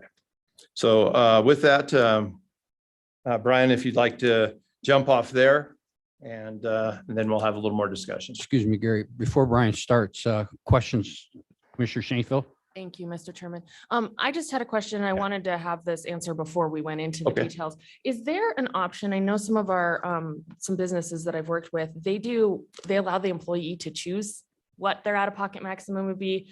And then, you know, if you're going to pay, or, you know, some of the different options, they give that to the employees. Is that something that we can do with our plan, or does it have to be everybody has the same option? Yeah, so obviously we can do that. Brian, you want to add some detail to that? Yeah, so today we have 5 different plan options. So this changed actually a number of years ago, where we added, 5 different plans. So we got a plan as low as $500 deductible today. You can see that on your screen there, with an out-of-pocket maximum that's really low compared to benchmarks at just $2,500 for an individual, meaning the individual, the most that they'll pay during the year in plan costs is $2,500. And then at that point, the plan picks up 100% of everything above that. And then you've got, additional options above that at $1,000 with a $3,000 out of pocket, and a $1,500 with a $4,000 out of pocket, and even a $4,000 with a $6,000 out of pocket. And then finally, we offer an HSA qualified plan with a $3,000 out of pocket maximum and a $1,500 deductible. Thank you. Okay, thank you. Go ahead, continue. All right, Brian, you're up. Okay, one more commentary on that question. As the county has set up the contributions, we've done it in a way that it doesn't cost the county anymore, regardless of what plan employees choose. So we've set a flat contribution amount, and we picked the $1,000 deductible plan as kind of our stake in the sand, I guess, where we say, okay, at this is what the county is going to fund against, and then those dollars, we keep those dollars consistent across the other plans, so that it doesn't cost the county more if somebody selects a more expensive or a richer plan design, but rather they just pay the difference in the premiums between those. So just to recap quickly where we were at from our last meeting, we had talked a little bit about that plan performance and where we're at right now. And just to remind everybody, currently year to date, we're running 12% over budget on the health plan, and over the last 12 at 113. And that's really the necessity, the reason for the increase that we're needing right now. And again, it's been driven mostly by large claimants. So the biggest thing that we can do that's going to shift costs inside the plan, really relates to that out-of-pocket maximum, because the copays, while will change some behavior and shift some of the costs back to employees, the biggest cost shifting we're going to see is in those higher levels, just because we have had such a extremely high number of individuals with claims over 25,000, and in fact 25 members with claims over 75,000 in the last year. That's just for one person that had claims over $75,000. And then we touched on, and we're going to talk a little bit about this in plans to help address some of the other cost drivers outside of those large claims. We've seen high costs in joint degeneration, surgeries, and diabetes. That's significantly higher in the prevalence of it than what we see in the benchmarks. So we're going to propose a couple programs to help address that. So at that 17% increase, that actually equates to a $1.3 million increase to the budget if we don't shift any costs there in the plans. So Gary kind of outlined this before on, the options of things we can move: deductibles, co-pays, co-insurance, and then also the premium changes. So just to talk a little bit about how we've structured that premium. Today, employees pay 8% of the premiums on that $1,000 deductible plan. The county's paying 92%. And it's uniform across all plans. So the employee pays more or less than 8% depending upon that plan choice. And then the other thing that we've done is that 8% is even across all tiers, meaning if you're enrolling just yourself, you're paying 8% of the premium. If you're enrolling your family, you're still only paying 8% of the premium. So it costs quite a bit more for the county if you have somebody enrolling their family on the plan than if they were just enrolling themselves. And that's something that I think probably makes a little bit of sense to start shifting that. We do have a benchmarking slide in here, and I'm hopeful that the numbers aren't too small to see, but I'll talk through them real quick. If you look at benchmarks on plan design, that $1,000 deductible is by far the most common plan offered in your sector, in a government sector in the mountain region. And so if we look at the $1,000 deductible plan that the county offers and bases their funding upon, we're actually right there, close to benchmark. We are a little bit low on our out-of-pocket max to put us right in the middle of the benchmarks. And that's what this would accomplish, is put us right in the middle. So the benchmark for 2021 was $3,300 on the out-of-pocket max, and currently we're at $3,000. And we do expect all of these benchmarks to increase just a little bit for the upcoming year. Obviously, there's not data yet on what employers have elected to do on their plan designs, but as everybody's facing cost increases, we expect deductibles and out-of-pocket maxes are likely to increase. However, out-of-pocket maxes are the more commonly tweaked benefit change, the benefit change we see most frequently rather than a deductible. doesn't affect those individuals that aren't having those large claims, right? It has that desired effect really to have those that are using the plan most pay a little bit more. On the premium side of things, for your employee only tier, so if an employee is enrolling just themselves in the plan, you guys are actually, we had just over 50 employers that we pulled in on this benchmarking study, and your plan ended up being right at the 50th percentile. It was the median plan inside all of the plans we pulled in. So your premiums are right there on benchmark at the 50th percentile. However, if you look at the cost to add your spouse, children, or both for the family tier onto the plan, then it's less expensive at Sweetwater County than it is at many of your peers. Again, to add your family, not for the employee, you're right at benchmark, but to add your family up. So what we're proposing in these different options is a combination of tweaking those deductibles, those out-of-pocket maximums and co-pays, as well as premiums. So on the first one, option one here, we don't do anything. We just take a 17% increase, and we take it equally across the employee tier and the employee cost and the county cost. Ultimately, it costs a little less than 17% to the health plan budget when you factor in some of the other costs that are stagnant inside the plan, such as our contributions to a health savings account. Those don't move, right? So those, we wouldn't see an increase to those. Our dental plan, we're only seeing a 4% increase on dental plan expenses. Vision's flat. So some of those other things factor into it that pull that percentage down, but it would still be, a sizable increase to the county on that, not shifting anything. Then on this next one, what we've done is we've moved all of the copays. So we increased them all, and you can see on the different plan designs, they're each a little bit higher as you go through the different plans. And we've increased them all by $5 for, a primary care doctor, another $5 for specialists. On your prescriptions, we increased the specialty tier to where today employees pay 20% of the cost of a specialty medication. And specialty medications are thousands of dollars a month. And we had it capped at $250, and we're recommending to move that cap to $500.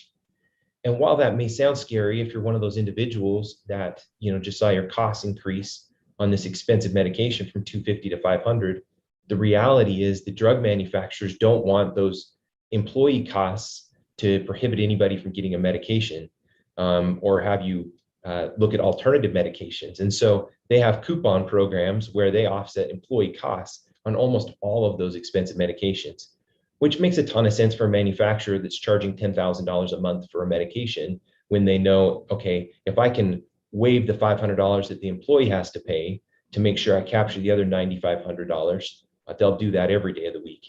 And so moving that from $250 to $500 is unlikely to affect employees as long as they understand the couponing program. And we're prepared at Diversified. We've got a whole pharmacy advocacy team to help them through being able to capture those coupons to reduce the effect of a change in that copay.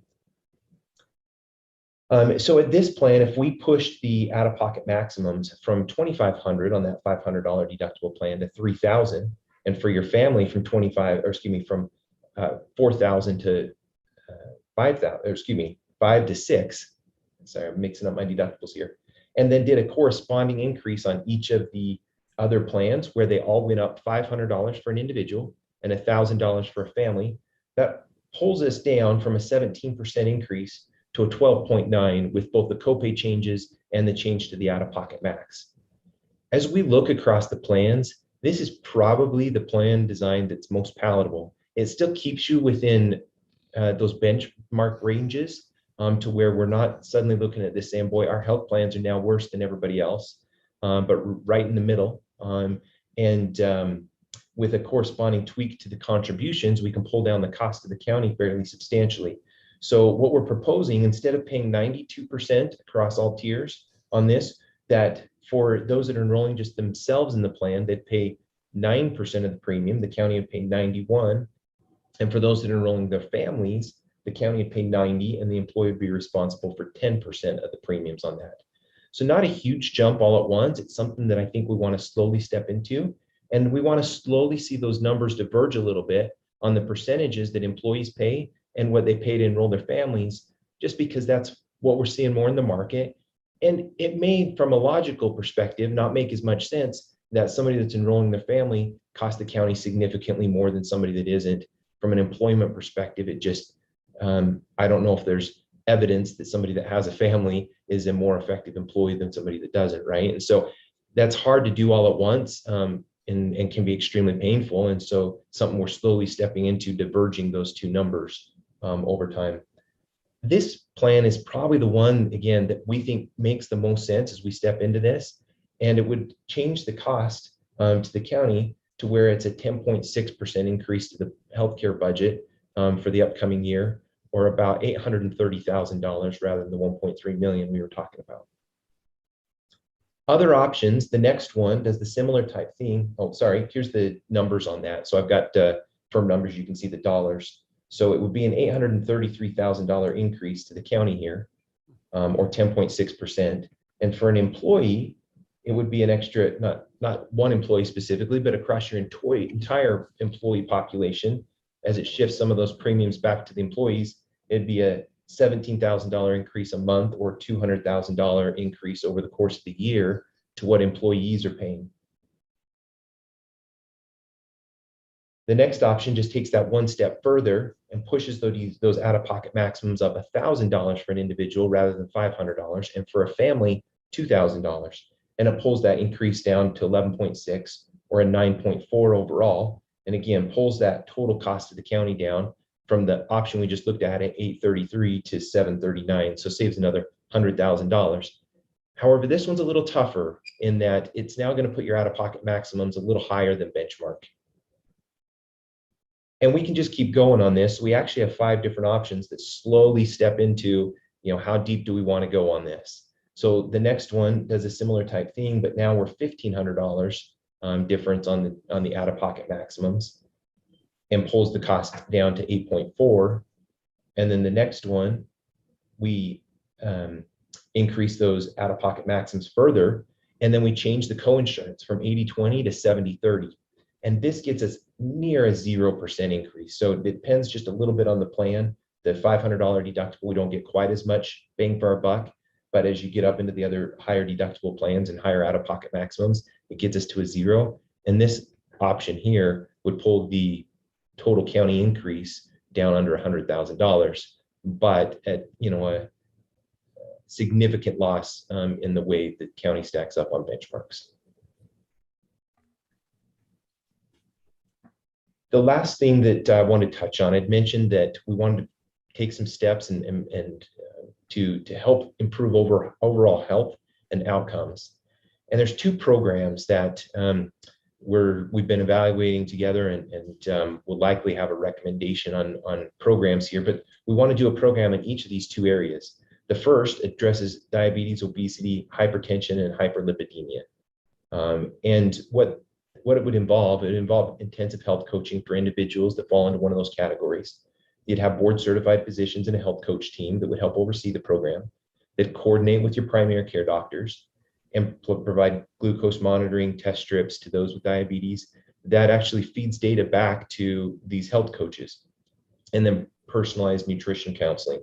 We've seen some pretty significant benefits in what they're doing. Their pitch to an employee is, hey, if you've got type 2 diabetes, together we can reverse this and actually get you back off the medications and get you to a state where you're healthy. And they've been able to get employees, it's all voluntary, but they've been able to retain employees on this program year over year with a 90% persistency. So it's pretty exceptional what they've done, trying to work with folks and get them excited about improving their health.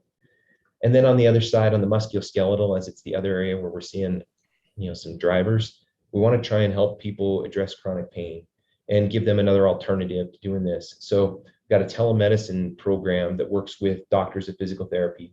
We provide them sensors to help guide the members. It'll help them correct form on their physical therapy and then collect data as well.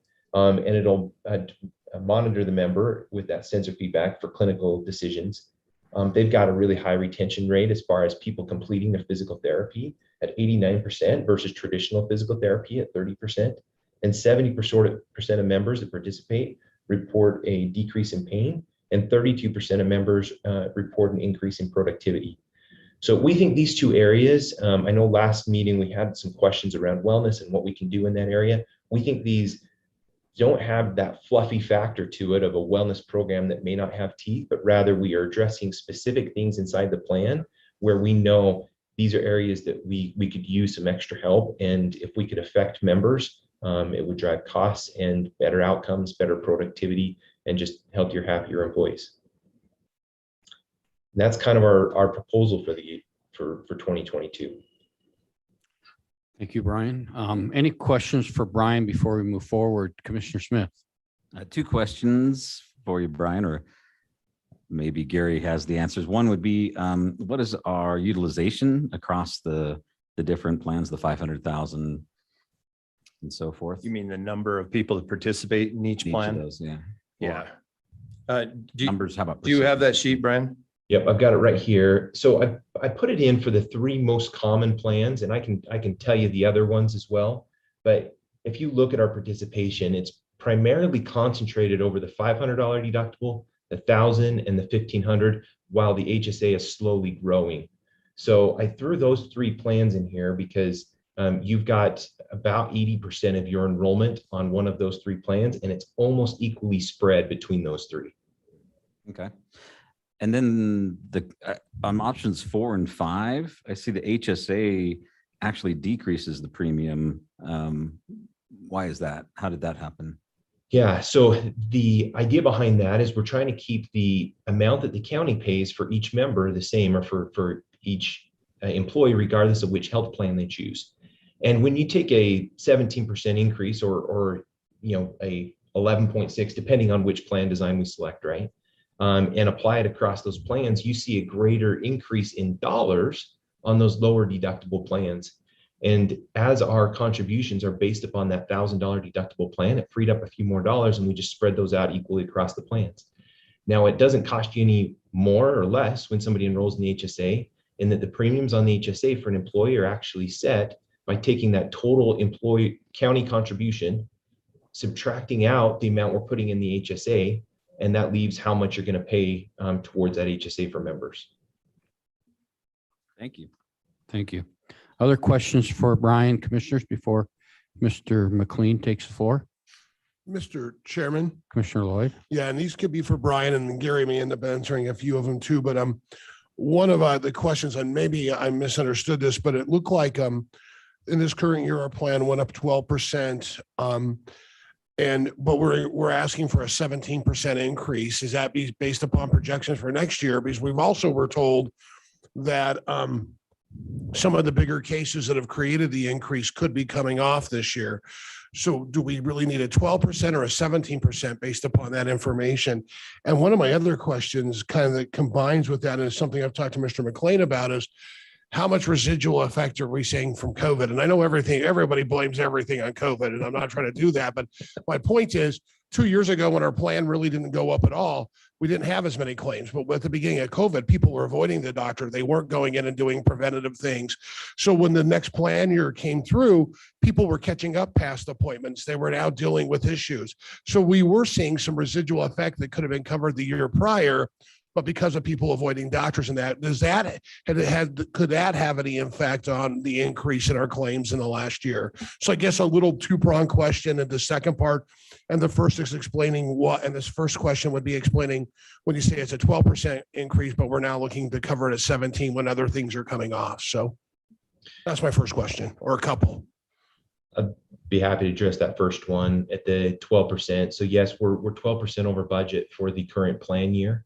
Obviously, the goal is to go into that with a break-even strategy, right? We don't ever want to be behind budget. It's certainly been a higher cost year than what we'd anticipated.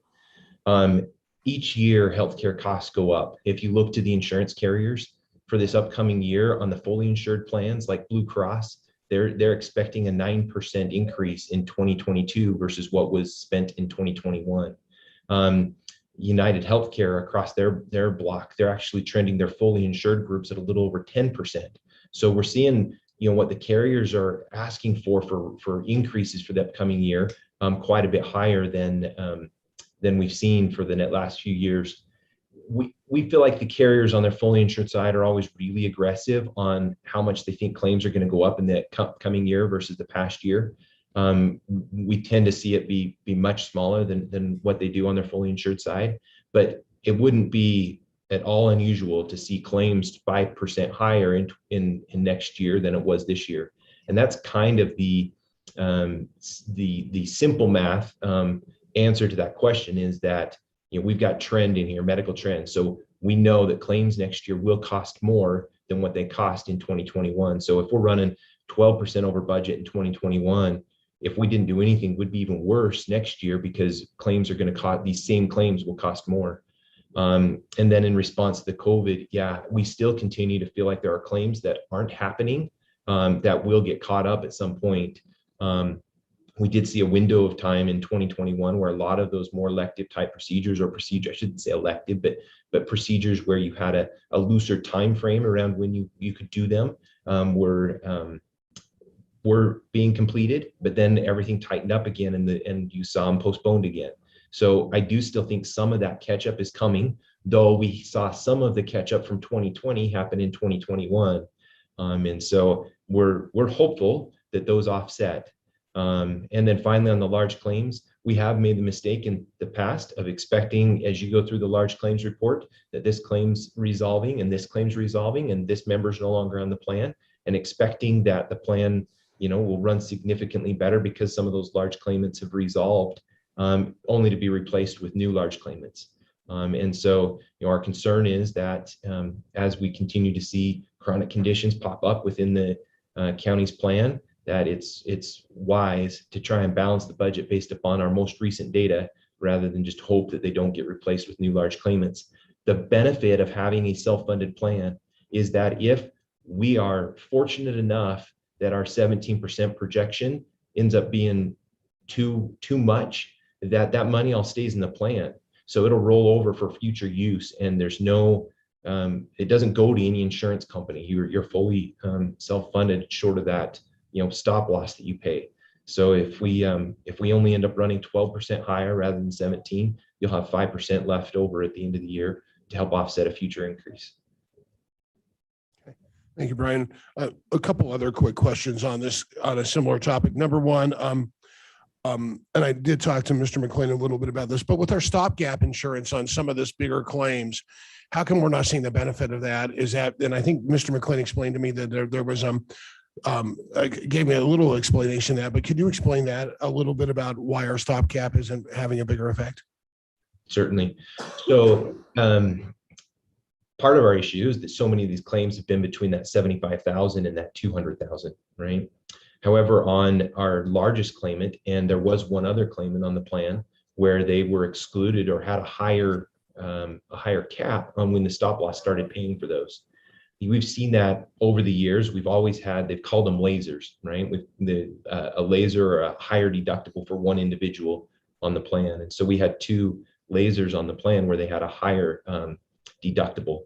We've made steps to try and reduce the possibility of having a laser or a higher deductible level on any one person for the future, in that we've actually started buying our stop loss insurance in a pool of other employers. So we've got now 2,000 employers that we're buying stop loss with, and in that pool, the agreement is amongst all the employers is that we don't do any exclusions, so, or lasers, additional higher deductibles for any one individual.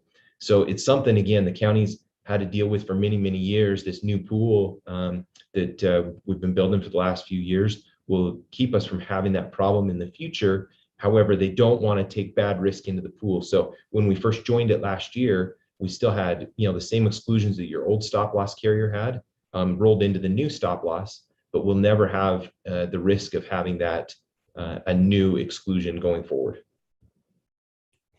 And one last question, Mr. Chairman, is we got this information about making this decision about a month ago, 2 meetings ago, and I just wonder, on a typical year, is that the time frame we get to look at this? Because this is, I mean, we're looking at a potential 17% increase, which is significant for us as a county in this economic time, and also for our employees during this time.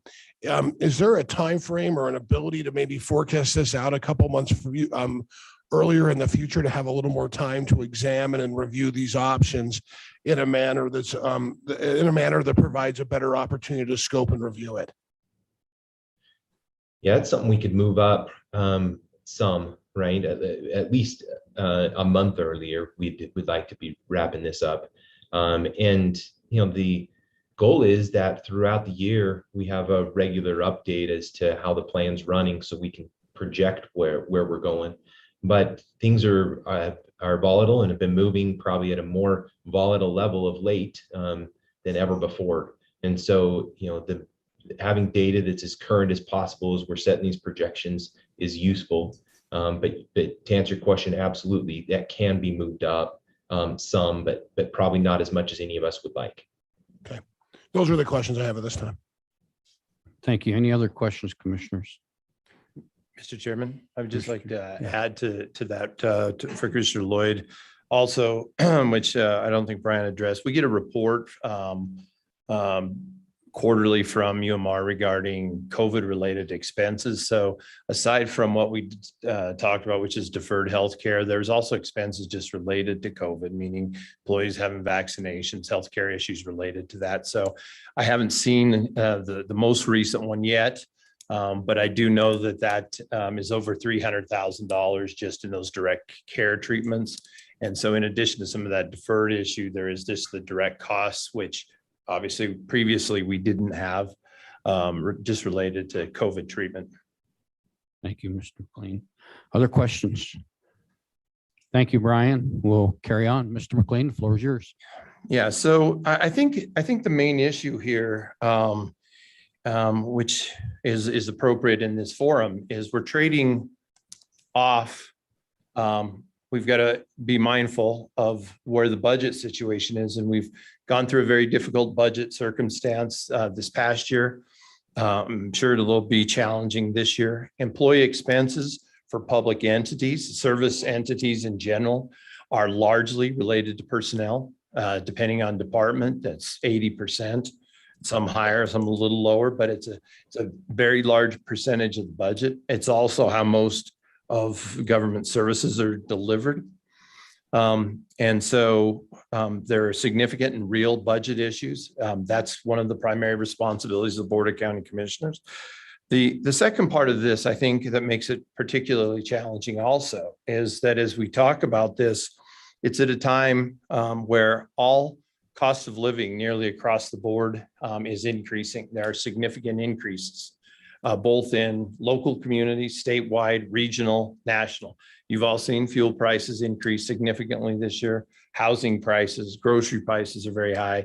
Consumer goods in the market are very high. All of those things, when there hasn't been a lot of salary movement in the county, create added pressure as we start talking about increases from the health insurance perspective. And so all of those things put pressure on employees from the standpoint of you've got to trade off, healthcare or groceries or whatever it is that your priorities are against those. And there's no getting around the reality that as expenses in our area continue to go up, the dollars that employees receive, however they receive them, buys less. And that's the reality of it. There's no getting around that. So we have a lot of challenging times in that regard. And so the overall impetus of this approach was to try to give the board some tools to say, where are we comfortable in that balance between cost to the county, increased cost to the county, increased cost to the employee, bearing in mind that isn't just the county. What we're talking about here affects the component units also. Obviously, they're waiting to see what those impacts are for them. Some of them receive, as you know, significant funding or most of their funding from the 12 mills. And so this is an important issue for them also. So the approach that we really took here is, and I think the recommendation is to say, I think that the small increases in the copays are appropriate and I think overdue, and that I would recommend that. And those I think Brian's got across the board. The specialty copay absolutely should happen, in my opinion, the increase of the copay from 250 to 500. And I think we've got that across the board. I think to focus this down to some decision points where the decision lies is what level of in-network out-of-pocket maximums and the premiums, and trying to find that balance in terms of cost increase, employee cost shift, county cost shift, where that lies. And so I think that we can tweak this to death, but we're splitting hairs at some point. And so the three options that were up there kind of are the no option, the worst case option, and then kind of a middle option. And then Brian presented some little tweaks in between there to further refine that just a little bit. And that's sort of the option of 4 or 5. So with that, Brian, just to reiterate, I think it's important to run through one more time with the recommended option, where those specific dials are changing and that net impact to employees in county. Yeah, so the recommended option is this plan here, where it would be an overall 12.9% increase after the premium changes, or excuse me, the plan changes. So we would change all of the copays, would all increase $5, and our out-of-pocket maximum would increase $500 for an individual and $1,000 for a family. And then on our pharmacy plan, we'd increase that specialty copay to a maximum of $500 for specialty. In addition, we're recommending a shift in the premiums from the plan paying 92% across the board on that $1,000 deductible plan to where the plan pays 91% for employee only and 90% for the family. And what this would accomplish is ultimately, at the end of the day, the county would experience an $833,000 increase to the premiums or cost for the year. And then a substantial amount of it would be shifted to the employees, both in the form of increased co-pays and potentially dollars in an out-of-pocket maximum, and in some additional premiums on their side as well. And I just want to clarify, when Brian says $800,000 to county, he's talking the plan. Our portion of that is not $800,000. That includes all the component unit increases also. Mr. Chairman. Commissioner Lloyd. Yeah, just a quick thought here too. If that option 5, if we were to increase that, that's about $800,000. I think one of the things we have to look at it from the commission is, currently, not only does the insurance cover Sweetwater County, but it covers our component units, specifically Southwest Counseling, Board of Events Complex, Museum, Library, but it also counts other organizations such as our Board of Health, which is kind of a pseudo component agent, but also solid waste and STAR and food bank. I think one of the questions we have to talk about philosophically as a commission too is, if we raise that, are we going to be covering all theirs or just the county portion? I think there's some discussion that could be had in that area too, because it's kind of a tough area to look at, because organizations like the library and museum really don't generate income. Component agents like those do, but some of them do. Are we going to be carrying the allotment for the increase for all areas, or just having it working within their own budget? Because that could also affect the financial outcome of what the decision we're making. And then one final comment for the board to consider. Obviously, the budget's in your realm, but one of the thoughts is, and I'm not intimately involved with this, but if there's an opportunity for us in this year with some of the disease management programs, the wellness stuff that we discussed, that's very targeted in some of the areas that are driving costs. One of the thoughts would be if we can use some of the money directly or indirectly, whether that's ARPA money or otherwise. Obviously, we've had direct impacts to help mitigate some or a portion of this. Then that would buy us a little bit of time to focus on reducing some of the costs in some of these disease state areas that are driving costs, and hopefully improve our position going forward to minimize future increases. With that said, from my standpoint, I'll tell you that it's been kind of a hard lesson. I don't think I would ever come before this board and recommend a 0 increase, because what's happened over time is whatever you give today, you're going to pay twice for in the future, that the ups and downs of the industry will be reconciled. The overall curve is up. And if you have a good year, you will have a bad year. So I think it's fanciful to think that you're going to save something now only to turn around and pay it later as a benefit. But with that said, that's where we're at. And so it's important for us going forth to understand those options and be able to communicate it as well as we can.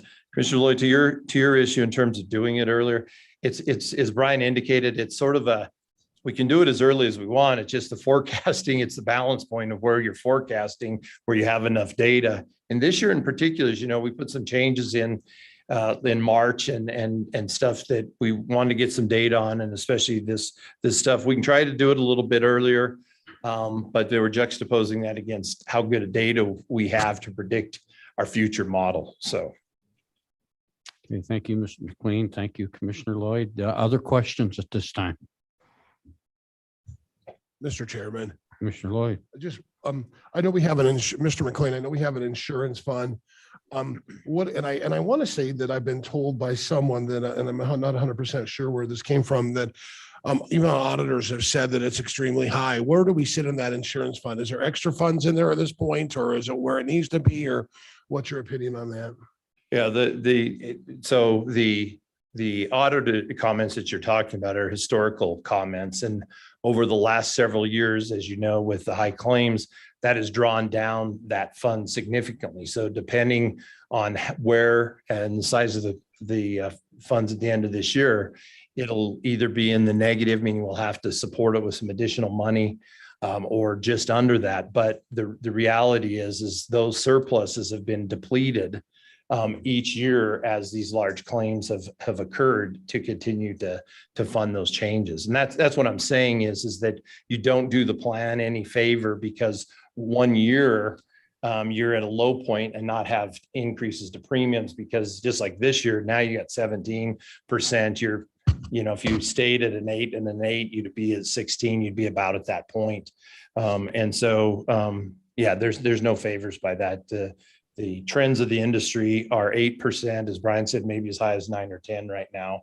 And those don't change from year to year. So you might have a little break periodically with claims, but overall those expenses will continue to increase. And I think that's a reality we all have to come to grips with. Thank you. Other questions, commissioners?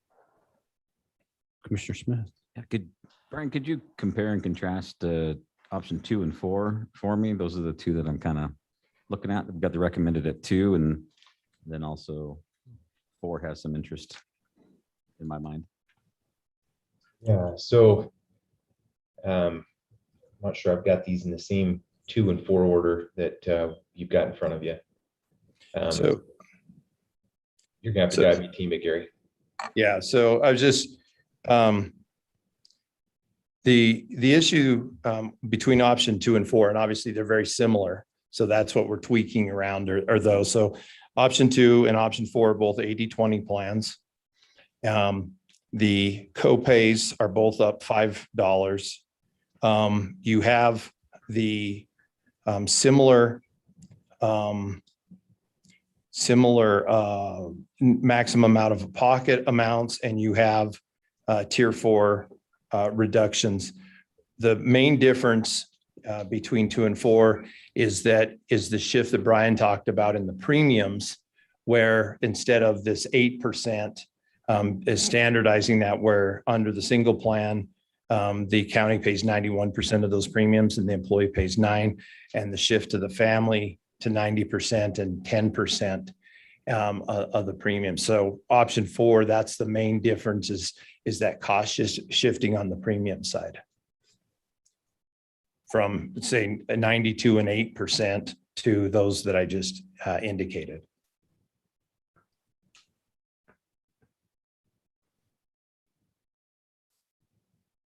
Okay, thank you. Commissioners, other questions? As you know, commissioners, we've been asked at this time to consider an option, and we have 5 before us. We've asked questions and that type of thing. Is it time to ask, what's your pleasure, Mr. Chairman, Commissioner Lloyd?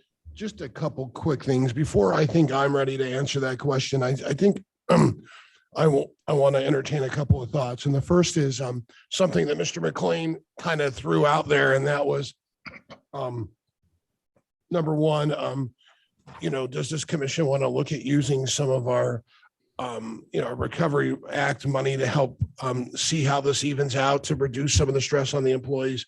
I also, think another discussion that needs to occur in this is we have talked about a commission about a COLA raise in the upcoming budget.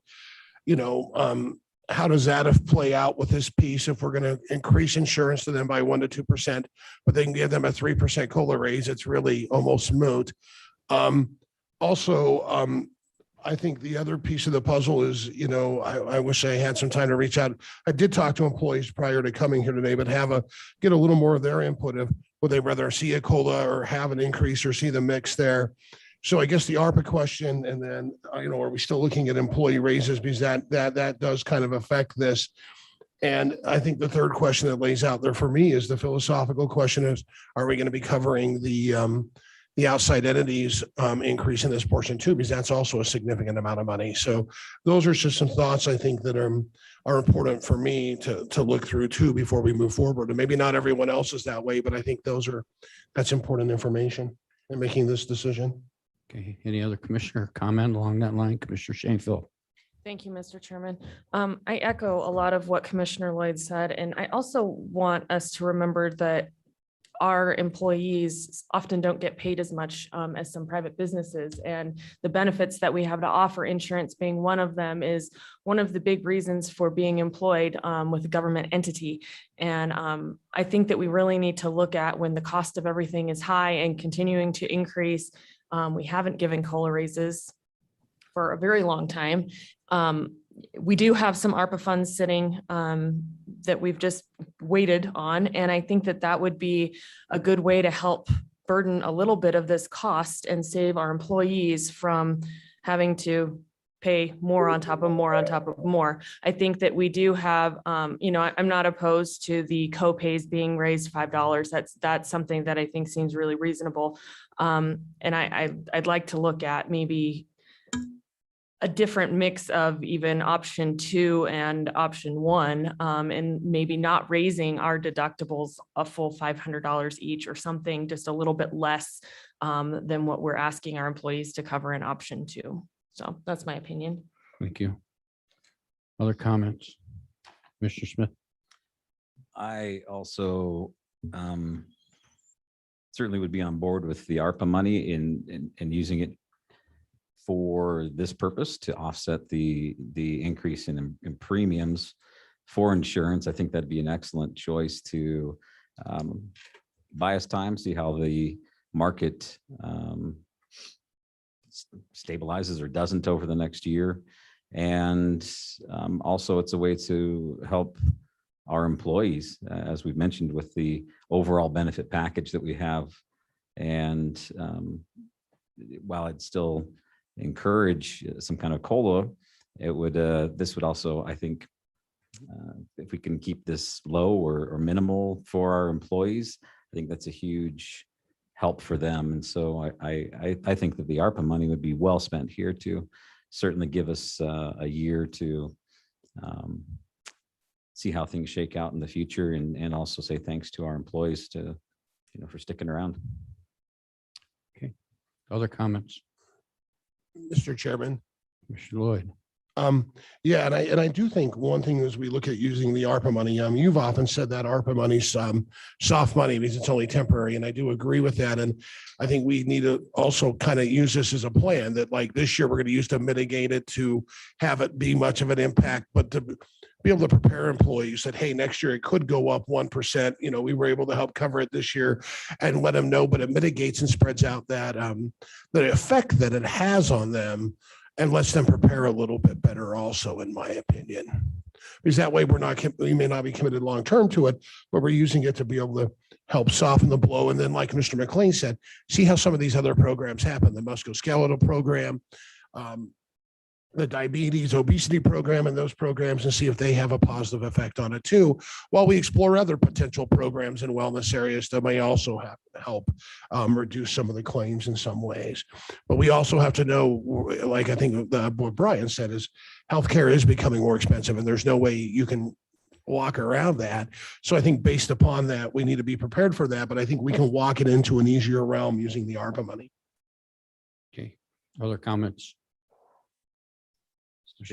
So Gary, if we did want to use ARPA money, would we still like pick an option 2 and then just cover that cost that we are assigning to the employees? Or would we not even do that? Would we just say, hey, we're picking up the 1.35 million this year and we're not changing?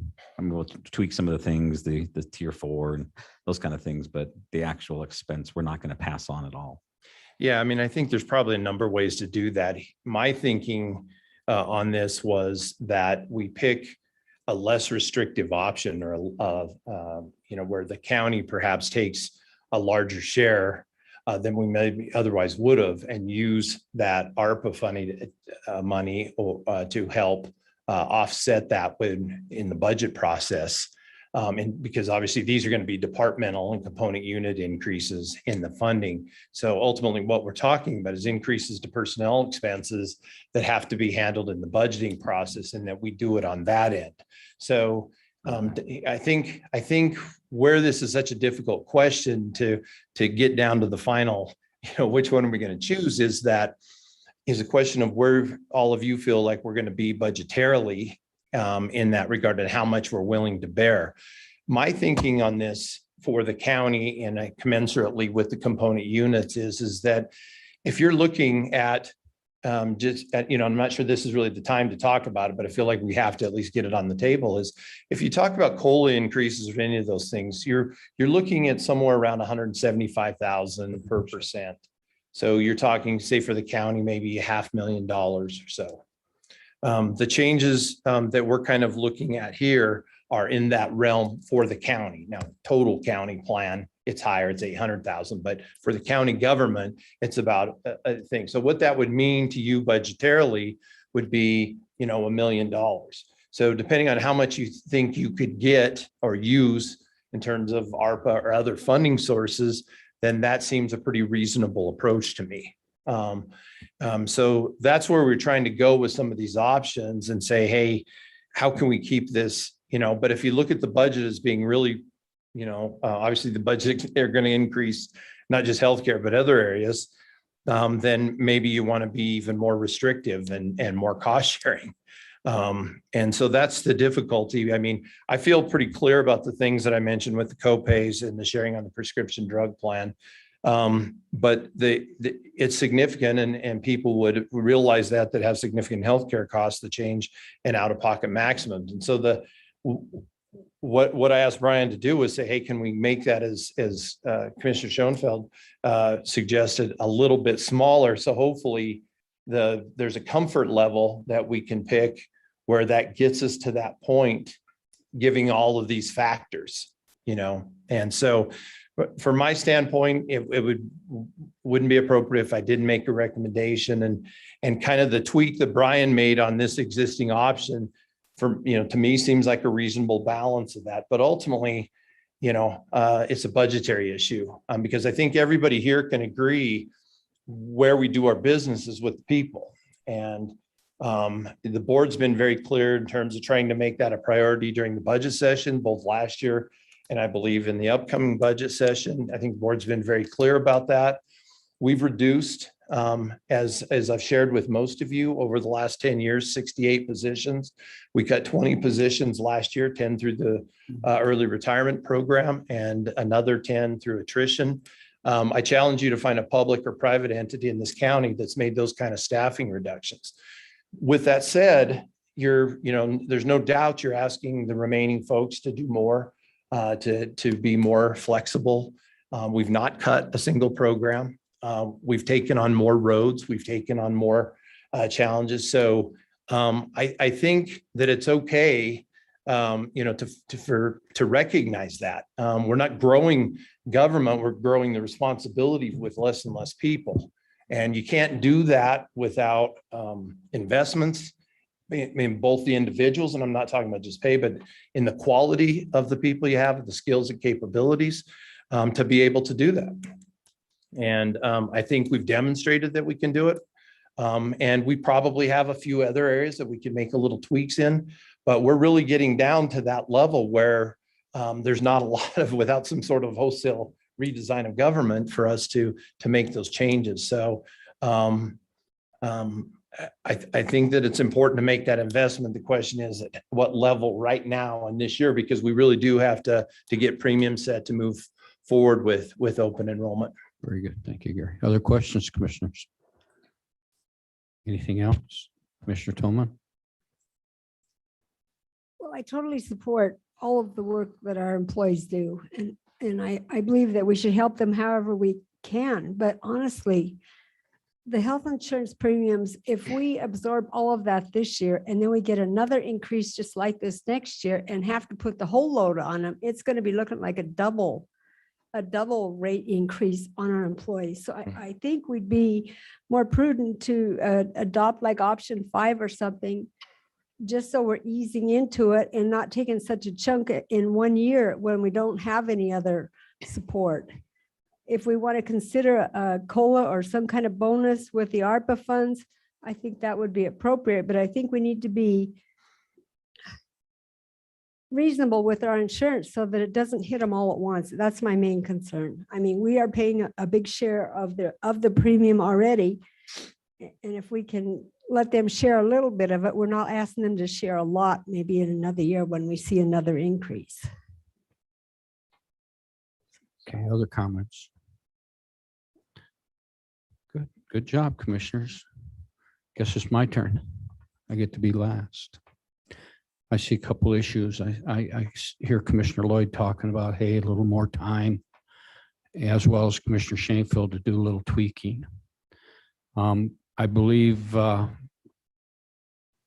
we probably, because of open enrollment, at the most may have a 6 to 10 day window or less to help with open enrollment. So I know to help, if the commissioners have a consensus on needing a little more time to do what they said, I would might suggest, and I'll look at our attorney, see if this is possible, is next Thursday, we have a special board meeting and it was focused on budget and workshop. Has that notice gone in the paper yet, Sally? Okay, John, can we add insurance premiums on that agenda topic as well? You can with the appropriate notice, yes. With the appropriate notice, so we can do the notice when the letter goes out, right? Correct. Very good. So commissioners, if you're not ready to make a decision today, I would encourage that we don't prolong it any longer than the special workshop meeting. And what that means is you only have 1, 2, probably about 5 good business days, because next week there's a Veterans Day in there on the 11th, which we're closed. So if you want to do some work with Mr. McLean, as well as do some visiting with employees, that would be a good suggestion. But I believe walking out of here, if that's the case that you want to table this until that meeting, I guess we wouldn't have to table it yet because there's no motion on the floor. But if you'd like to wait until that meeting, we can do that. But would it be inappropriate to walk out of here saying, hey, we're in a consensus of 1 or 2 options that we're considering, with the idea that 1 or 2 that, you know, there may be some tweaking. So what meeting are we talking about, Don? Next Thursday, we have scheduled a workshop meeting for budget and strategic planning. Next Thursday would be the 11th. Is that right? No, I'm sorry. Be Monday, the 15th. Monday, the 15th. I'm thinking of another meeting. Is that too far out? Gary. That's just a day before our next board meeting. Yeah, I mean, it's tight. We've fortunately with the enrollment software that we have, you know, we can do enrollment in a few days. It puts, you know, it's a little bit of thing, but it's certainly doable. I guess I think the question for me that I'm a little uncertain right now is, we tried to carve it up in as many ways as we could to try to have something that we could move on. But we're happy to refine in any way that we can to do that. So to answer your question directly, we can do it. Obviously, we do not want to extend open enrollment past or, Thanksgiving and get into that. But if we get the notification out, people tend to expand their decision as long as the deadlines. If we gave 2 weeks, it'd be the last couple of days of 2 weeks or 3 weeks. So, we'd have to create a priority and get that done, but it's certainly doable. Everybody can do it at home. They can do it at their workplace. You don't have to come any particular place, but we do require them to review each item and do it each year. It's not like they can just say, well, keep it the same. You've got to go through and pause it. And I think that's important to do so that employees realize the benefits and the significance of that. So the answer is yes, we can do it. It's a little bit of a challenge with time, but it's certainly doable. So thank you, Commissioner Smith. I was thinking the 9th is intergovernmental meeting. Sorry, Gary. We hadn't set a workshop meeting, which we could do.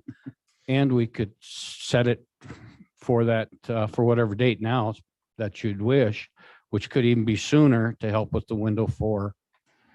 Well, we talked the 15th to allow the modified grant process to be written. Okay. With Commissioner Lloyd and Christina. I think that I'm myself, I think option 2 is probably the way to go. I think it's just a matter of the burden, how we're going to share or what we're going to do with that. And I don't know that that necessarily needs to be answered today. If we're going to go with this plan and then in the budget process, we're going to say, yeah, we're going to use some ARPA money and we will offset your premiums that we enacted. I think that can be a decision for another day. But if we choose an option, then obviously we're going with that. And that's what we're stuck with. But I think, and maybe I'm wrong with my fellow commissioners, but it feels like we're more, how are we going to fund it more so than which option? I don't know if I'm correct with that. Commissioner Smith, just to make sure we're on the same page. So any plan changes, any premium changes would be in effect January 1, says they do to open enrollment. So obviously our budget process not. Yeah. And we've gone round and round on that. this Yeah, issue. sorry. We've done it at budget time. We've done it. Sure. It's a trade-off of problems. So. Anything else to add? So commissioners? Yes. Commissioner Toman? Well, they've given us some options. I think we should go with one today. I don't like to see that many employees put under the gun to try to get an answer back because we couldn't make a decision today. We've been given some good options. Okay.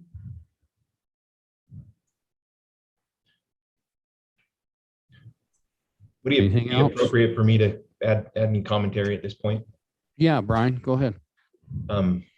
Given the discussion that you guys have been having, option 5 feels like the most moderate in the middle, that doesn't get us behind the 8 ball for the future, right? And I think dedicating some additional monies to help with premiums is great, but I do see the wisdom of not just kicking it down the road, because it does put us, in a kind of like Gary said before, in those years that we took a 0, if we'd taken a 5 instead of a 0, would we be in a better spot today? And I think we're facing that same dilemma at this moment. Though it's not a 5 that we're debating about, it's a 10 or a 12. And I get that that's tough, but I do feel like that 5 is really moderate and doesn't put your employees in a spot where you're looking at benchmarks and saying, boy, our plans aren't as good as those around us. I think it puts you in a spot where they still can look around and say, we've got good coverage and good premiums. Thank you, Brian. Appreciate that.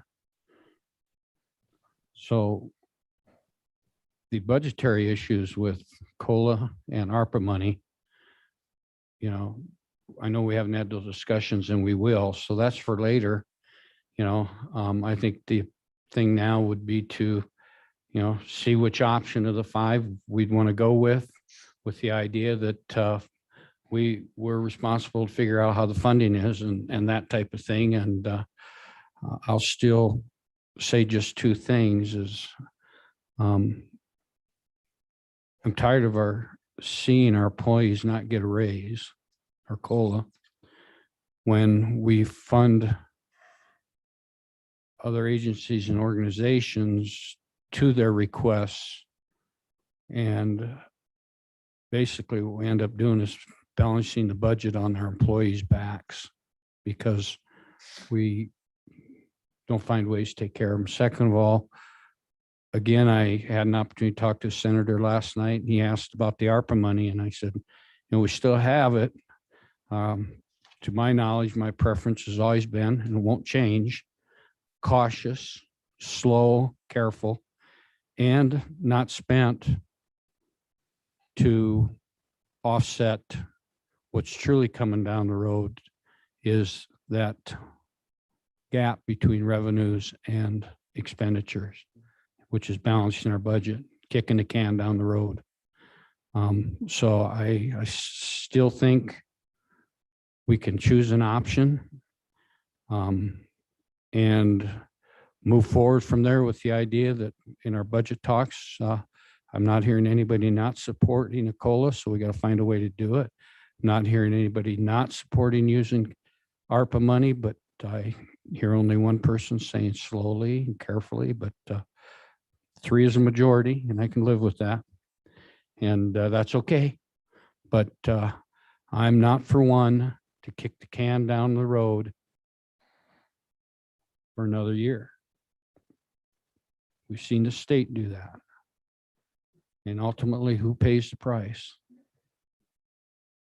The entities that provide the revenue that keep the state going. And Sweetwater County is one of those that provides a major amount of money. Who suffers in Sweetwater County? People do, because of what the state does.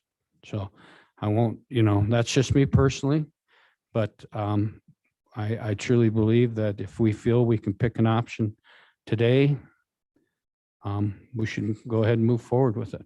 So that's where I'm at. And I do like, I'll be honest with you, as much as I like number 2, I liked how 2 was kind of looked at and tweaked more into 4 and 5. Honestly, I like number 5. I don't think there's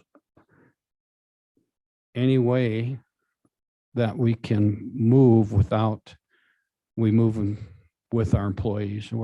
It's a concerted effort to keep a quality program in place for our employees. That's where I'll leave it. Thank you. Mr. Chairman? Commissioner Smith. Well, then I'd make a motion, we adopt option 5. Okay, we have a motion on the floor to adopt option 5. Is there a second? Second by Commissioner Tolman. Discussion. Yes, Mr. Chairman. Commissioner Lloyd. I'm going to just preface this that I will be voting no because I believe we should talk to our employees and get their opinion.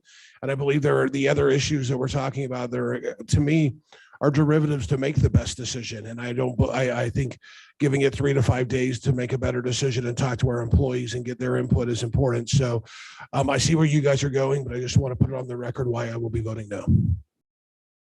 Okay, any other discussion? I have an option. Commissioner Lloyd, if the other commission would be supportive, you could amend the motion to be tabled pending a special meeting. I would say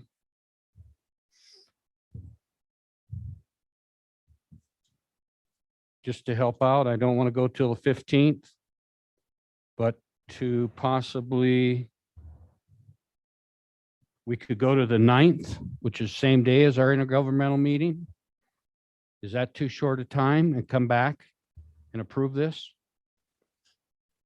To give you an opportunity to do the work that you feel is important, which I don't think any of us are objecting to. I haven't heard that yet. I would be amenable to that. But I mean, if the rest of the commission is ready to move forward, that's their decision too. So we are, that's why we're a collective of 5, is to give 5 different opinions to put out the different thoughts. So I would be amenable to that, but if the rest of the commission is ready to move, I can move forward too. And I will just cast my vote the way I vote. Commissioner Lloyd, all you have to do is make a motion to amend the motion Okay, then I'll, pending a special meeting on what date did I say? the ninth, Ninth? I'll throw that motion up. I vote to amend the motion to hold off this decision and look at it on the 9th prior to our intergovernmental meeting at a special meeting. Okay, we have a motion on the floor. Is there a second to amend the motion? I'll second that. Second by Commissioner Smith. Any further discussion? Further discussion? Well, I'd Commissioner. like to ask Commissioner Lloyd, how is he going? Are you going to do a survey of all the employees, of all 100 and some employees? I don't think that's plausible in this time frame, but we Well- can open our door and ask for people to come and talk to us. And I think they would, because I've had people approach me about this topic multiple times over the last few weeks, Commissioner Toman. So, and if no one comes and talks to me, it means that it's a non-issue to them, but at least we give them the opportunity to voice their thoughts. Okay, other discussion? No discussion? I'll call for the question. All those in favor signify by saying aye. Aye. Opposed, same sign. Motion carries. So at this time, we have amended motion to table this motion to a special meeting on Monday, or Tuesday, the 9th, prior to intergovernmental meeting. Intergovernment is at 5:30. Commissioners, can we decide this in less than a half hour? I think so. So we'll have a special meeting. Let me look at my calendar so I say it right.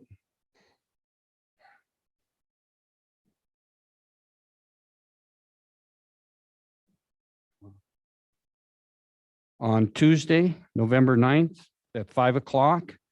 And the agenda item will be to bring off the table option 5 of the health insurance program.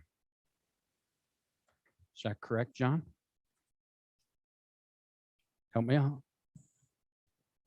It postpone and table are Postpone. substantially synonymous. So Uh, yes, that Okay, so, all accomplishes your goal. right, I apologize. Should have used the word postponed. But anyhow, so with that, any other questions? Gary, will that work? Yeah, it's fine. Brian? If there's any other information, I guess we want to make sure that everybody has what they need. I think it's imperative that we make a decision. So if there are any informational requirements or want to present it in any other way, we're happy to do that between my staff and Brian. We can provide any information that any board members, any options. Again, there's just not that many tweaks, things that we can change. I mean, we're like, as I said, we're splitting hairs, but I'm happy to entertain any or all of those if you would communicate those. All right, thank you. Anything else? Commissioner Tom? I would just like to thank our consultants and our HR person, because we do rely on you to provide the best information that you can possibly provide. And by giving us 5 options, you have more than done that. But I'm willing to wait till Tuesday if we do get some more input from employees. Thank you, Commissioner. And I echo the same comments. Anything else? Thank you, Mr. McLean. you. Thank you, Brian. We'll see you next week. Thank you, commissioners. Thank you. Before we move on to our next agenda item, I want to first of all, I know there's Greenbelt Task Force, Wyoming Off-Road Trails, and then a letter of support for Sage Creek Wetlands. And I know you're here and we're running really behind. Some of you took time off your jobs to get here and that type of thing. So I'm apologizing up front. We're not going to change our agenda, but the one thing I would entertain is if anyone doesn't want to wait any longer for their slot, let us know immediately, and then I know we can, it's out of character, but we'd understand if you rescheduled your agenda time for another meeting. Nobody wants to be out of character.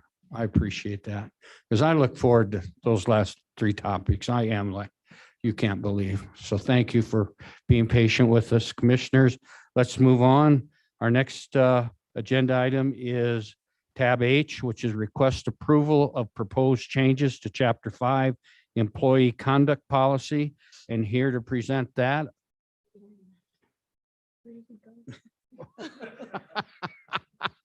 Gave up on us. Is that enough? Guess we'll skip that one. Even see that. I'm sure he went down to his office. Well, out of respect to our presenters, would it be out of order to put him at the end of the agenda and go ahead? You know what? I would think that is a great idea. We can move that to the end. All right, so then let's do that. Maybe he wants to wait for the next meeting. All right, let's move on with tab I, which is an update on the Greenbelt Task Force. And I understand that Mr. Freeman couldn't make it, so we do have a great guest here today. So come to the podium, introduce yourself, and the floor is yours. Good morning, Chairman, Commissioners. I'm Brad Rainey. I'm the Parks and Recreation Director for the City of Green River, not John Freeman.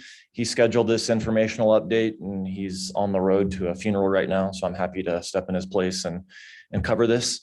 I will be brief. I'm shooting for 5 minutes. I'm not going to get you caught up alone, but I'll contribute.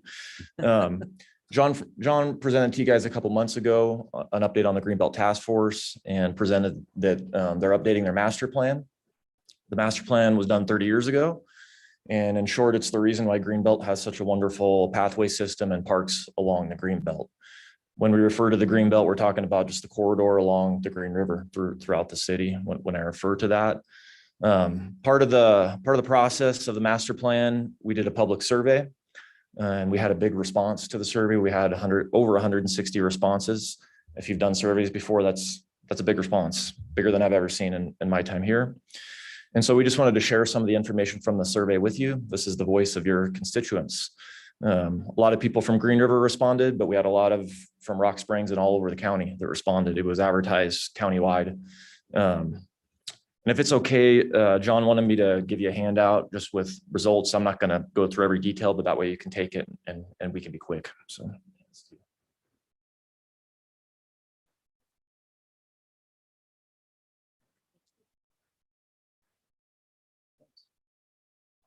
Thank you. So I'm just going to highlight some of the results. 96% of the respondents that took the survey use the Greenbelt and have been using it for a long time. So you have a big response and most of them use the Greenbelt. Tells us a lot of people are using the Greenbelt in the community. I know John will tell the story that when he proposed it 30 years ago, he was told that nobody would ever use it. And I bet even if you don't live here in Green River, I bet you've been on it recently. It's just one of the best amenities that we offer in the city.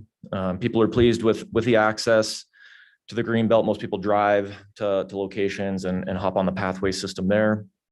I would like to see it where people can walk there from their neighborhood. That's kind of a goal of mine. The residents and respondents see a great value in it, from quality of life to recreation. One of the things you can kind of look through, a lot of people see it as part of economic development. As Parks and Recreation Director, we get calls during the winter that, hey, you need to get out and hurry and plow this thing because I need to get to work. So a lot of times you don't see it that way. You see it as a recreational thing, but it's also part of our transportation system. And in a lot of places it's that way. The most common uses of it are for walking, biking and wildlife observation are just behind that, but it's mostly used for walking and it's used year round. Winter does see reduced usage, but 30% of respondents use it during the winter time too, which is impressive considering our winter here. We wanted to find out about what enhancements people want to see to the Greenbelt corridor. And the top one was erosion control, which surprised me. I didn't think the average citizen thought of that, but it shows me that people are very conscious and see the importance of infrastructure. You're going to hear from Nick later. He's doing an important project along the green for erosion control within the city. Pathway lighting, that's been a long-term goal of the Green River City Council. And you can kind of look through all the improvements and then there's just lots of comments from people too. If any of you want to see the raw data, you want to see everybody's comments, I'm happy to give it to you. It's easy for me to share that. This is just a summary. So we have a lot of ideas for improvements that we'd like to make that'll go into the master plan. And finally, we asked a couple questions about funding, you know, how people, it costs money to do anything. And how do our residents, I guess the results were kind of surprising to me. A great majority thought it was appropriate for general funds to be used to maintain and enhance the Greenbelt. Federal grants and private donations was actually the lowest, which surprised me. I expected that to be the highest. And then we did ask a question about the specific purpose tax or special or specific purpose six penny. This was put out before discussions were going on about a general purpose tax, but surprisingly 80% supported using a portion of the 6 penny for outdoor recreation. So I know you're going to hear from a lot of outdoor recreation people, and I know those discussions are probably coming up of, you know, what projects do we put out there if that's the direction that's headed, and the questions always asked, what will voters support? And we have some pretty good information here to help with that decision making. So I invite you to look through this. It's just a quick handout to see what people are saying in the community about it. The kind of the next steps on the master plan, they're going to take the information from the survey. Working groups are being formed to kind of hit the main points, the things that people wanted the most, and we'll start drawing up plans. And we'll be excited to share that with you. I will note that if any of you ever done a master plan before and you hire a consultant, it's expensive, $70,000, $80,000. We did get a grant from the National Park Service to kind of be our consultant for this. So we're paying $0 for the development of this master plan. So good job to the task force and those who helped out with that. And then, you know, John's just looking to grow the Greenbelt Task Force to get new members, to develop some membership, to get some funds flowing through there so they can pursue projects. So just wanted to put that out there. If anybody's interested in getting involved with the Greenbelt Task Force, feel free to contact me. I'm at City Hall, Brad Rainey, and I'll entertain any questions if you have any. Thank you, 5 Brad. minutes. I keep it to 5. Okay, you did good. No, it's exciting. I appreciate that very much. That's what the commissioners do. Commissioners, any comments to Mr. Rainey or questions? Commissioner Shanefield. Thank you, Mr. Chairman. I just wanted to say thank you for sharing this information. Oftentimes we see people go out and do surveys and we don't get to see what's actually coming back. So this is really awesome. And I'm excited to see how this moves forward. Yeah. Thank you. Okay. Thank you, Commissioner Shanefield. Other thing, commissioners. I can Commissioner Tillman. see why your boss said that no one would use it, because I can remember when it was a tangle of weeds. It's beautiful now. Yeah. Any other comments? Thank you, commissioners. I'm excited to see how it works as we move forward with the outdoor rec collaborative that we have in the county that's presently moving along, and being a part of that. There's a lot of conversation of how to bring both of them together and get more utilization out of both of them for more people, and also along the line for economic growth. So I'm really excited to see where it goes. And I know Nick will be up here to talk a little bit about what project he's got going in another area, but Trout Unlimited has been heavily involved with the green trails and helping do projects that not only support the fisheries, but support what's going on the Greenbelt. So I just want to say thank you, and look forward to working in the future with you guys. Thank you. Just a quick comment before I go, and you'll see this, a little bit of money can go a long way with outdoor recreation. There's a lot of grants out there for outdoor recreation. We don't have a grant agreement yet, but we're notified that we're getting $500,000 for Riverside Memorial Park. That's the one across the 530 bridge, for bank stabilization, a new pathway, lighting, and a new playground there. So a little bit of match money is turned into like quadruple what we're putting into it. And there's a lot of opportunities there so just want to throw that out there. No, I appreciate knowing that. Thank you very much. Okay, with that brief presentation, let's move on. We'll go to tab J, which is Southwest Wyoming Off-Road Trails. And here to present that is Mr. Tesoro. Good morning, good late morning. Good morning. Make sure that if you have anybody with you support, please introduce them, because as I look through the crowd, I think you may have a few.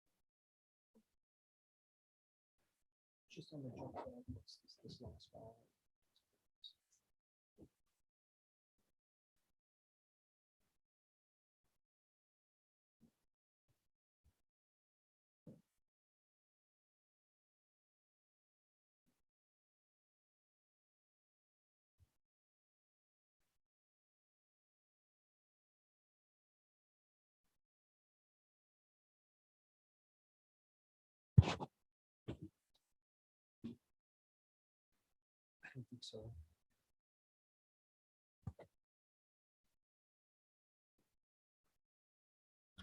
I'll go ahead and start. Thank you. Introduce yourself. Sure. Please. Good morning, commissioners. My name is Mark Tesoro from Evanston, and I'm here to present Southwest Wyoming Off-Road Trails, which is also called SWOT, SWOT.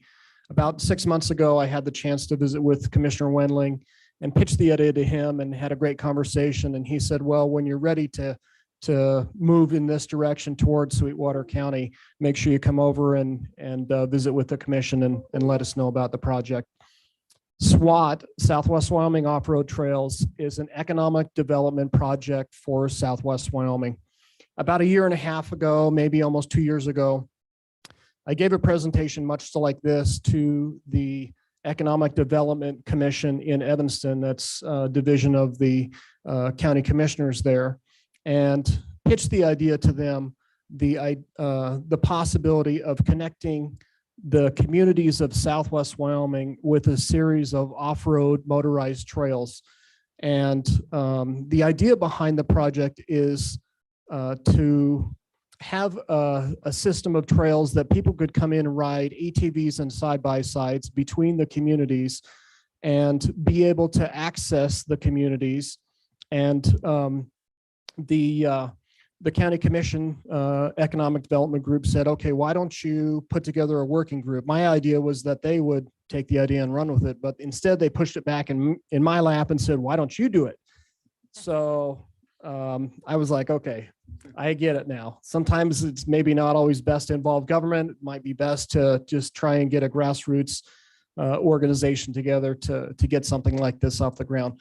So some of the first phone calls that I made were to Rick Schuler, who is the district ranger over in Evanston for many years. He ran the Forest Service office outside of Evanston up in the Uinta Mountains. And I'd worked on a scenic byway project with him about 20 years ago.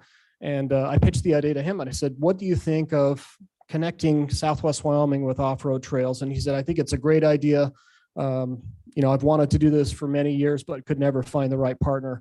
And so worked with him initially, and his wife is, of course, Senator Wendy Schuler from over in Evanston, and started putting together a working group of interested individuals and stakeholders in our area. One of those is Todd Griffith, who is with me here today. He's a local business owner in Evanston. He runs Norco over there. But also got together different people from law enforcement, from city government, from county government, from industry, from businesses, and just all got them all in the room together and said, okay, this is a project that we could maybe try and work on. What kind of ideas do you guys have?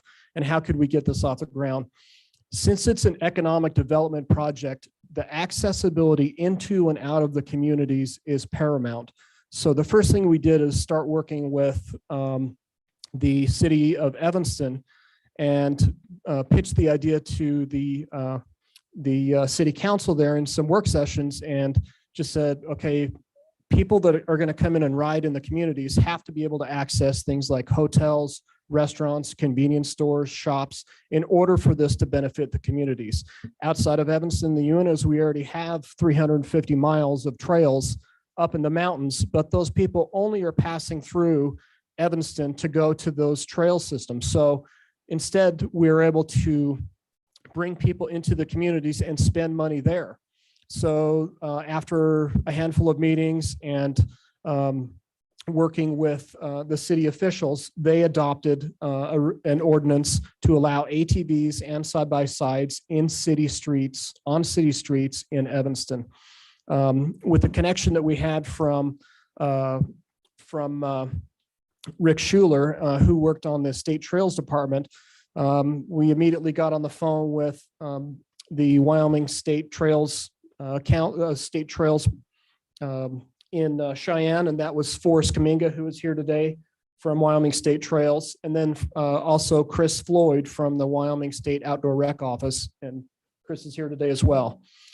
So in partnering with Wyoming State Trails, the idea would be for people that are visiting the area to buy a $15 off-road sticker that they could put on their vehicle and ride enrolled trails or streets or roads in order to make these connections happen between the communities. We also work very closely with the Uintah County Commissioners, and they adopted a handful of roads right at the beginning of this year into the trail system. So we can access from Evanston to Bridger Valley. So people that can come into the area can ride from Evanston, maybe stay in a hotel, eat at a restaurant, ride over to Bridger Valley, see what there is to see there. And once we started working with the other communities, I realized the plan and the idea too, that this could benefit their communities. This is something that is not really new. I mean, many people drive ATVs and side-by-sides, and I'm sure they do in Sweetwater County as well. But our neighboring states and many other communities throughout the country have similar trail systems that benefit their communities greatly. Back in May of last year, I called down to Southern Utah and talked to one of the planners down there. His name was Brian Bremfield. And I said, how did you guys get the Garfield County Trail System, which is a major trail system in Southern Utah with a lot of riders and a lot of economic impact down there? How did you get that off the ground? He explained it to me over about an hour conversation on the phone. And I said, can you come up to Evanston and help me pitch this idea? And he said, no. He said, not with COVID, but I'd love to do it by Zoom. And so I rented the Strand Theater in Evanston and had about 60 people show up. And he told how they did it down in Southern Utah. Many communities in Southern Utah benefit from their trail system down there. They have some very large trail systems around Moab, the Garfield County Trail System, Arpine County Trails, and our neighboring states also have similar trail systems as well, Colorado, Idaho. And so he also helped pitch that idea and help kind of get this ball rolling. But the other communities, once they heard about what we were doing, also said, we want to be on board with this. So since the first of the year, the town of Lyman, the town of Mountain View, the city of Kemmer, the town of LaBarge, and town of Marbleton have all jumped on board with adopting an ordinance so that you can ride ATVs and side-by-sides on city streets. The Lincoln County Commissioners and the Uintah County Commissioners and myself and Rick Schuler met with the director of BLM out of Kemmer last May. And their first question was, of course, are you looking at making new roads and trails on BLM lands? And the answer is no. These are existing roads. These are existing 2-track roads, county roads, oil field roads, windmill roads, 2-track roads that have been there for decades that people use already. So we would be using those in order to make the connections between the communities. Between Evanston and Bridger Valley, we're using the historic Lincoln Highway, which is the county road, and we've rebranded that as the Lincoln Highway Trail, so you can ride from Evanston to Bridger Valley and see all that there is to see. My wife and I and my kids are mountain bikers. I don't have an ATV, so people always ask, "Why are you doing this? You have an ATV?" And I don't have an ATV. But I just came up with this idea and have been trying to move it forward and have got a great working group to do so. But we always vacation down in Moab, either spring or fall, and ride mountain bikes down there. And I've always seen these ATVs and side-by-sides riding in these communities and think, man, this is a lot of money that these people are bringing to these communities. And we don't have the natural wonders that they have in southern Utah, Canyonlands, arches, the national parks down there, Zions. But we have our own exciting and historical stuff to see in Southwest Wyoming. There is a tremendous amount of history that has passed through Sweetwater County and Sublette County and Uintah County and Lincoln County as well. Many of the early settlers passed right through here.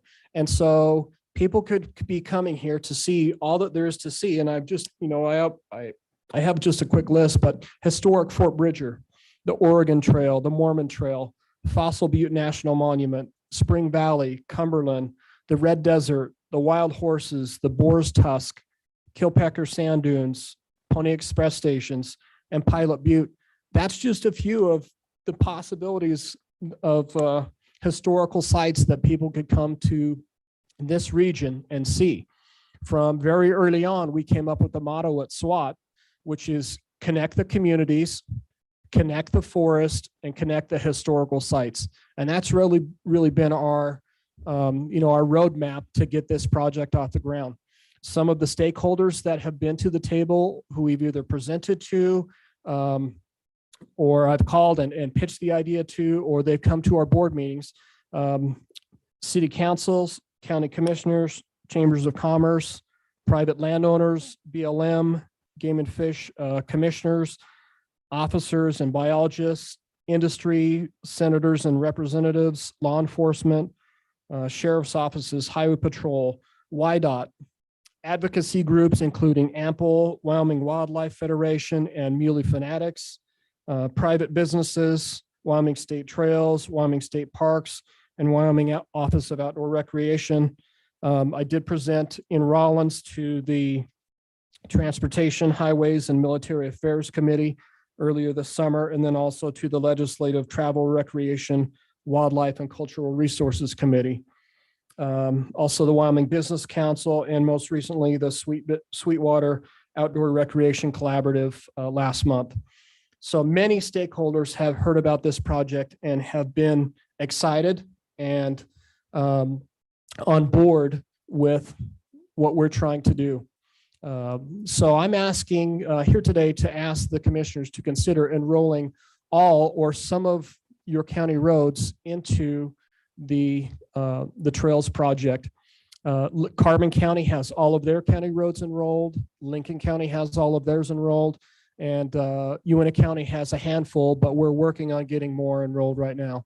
So again, as the economic development project, this would be a way to bring riders into this region, into your communities, to spend money, ride, and see all that there is to see. And the possibilities for economic development are great. In research last year, I looked at Idaho, our neighboring state, to see how their impact was, what kind of impact there was for outdoor recreation, particularly motorized recreation.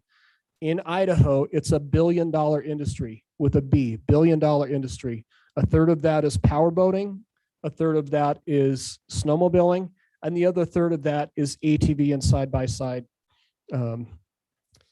trails and their impact.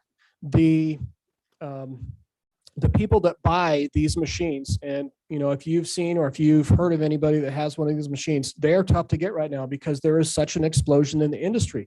People love to be outdoors, and especially during COVID, they want to get out and ride. They want to find places to ride. People don't buy a $20,000 or $30,000 side-by-side or ATV to ride it on pavement. They want places to ride.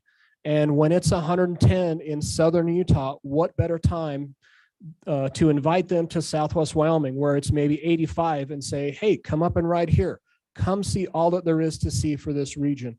And I know that there's a lot of questions, concerns. We've heard many of those from landowners, from from different groups, and we try to address those as much as we can. But the possibilities for this project are great.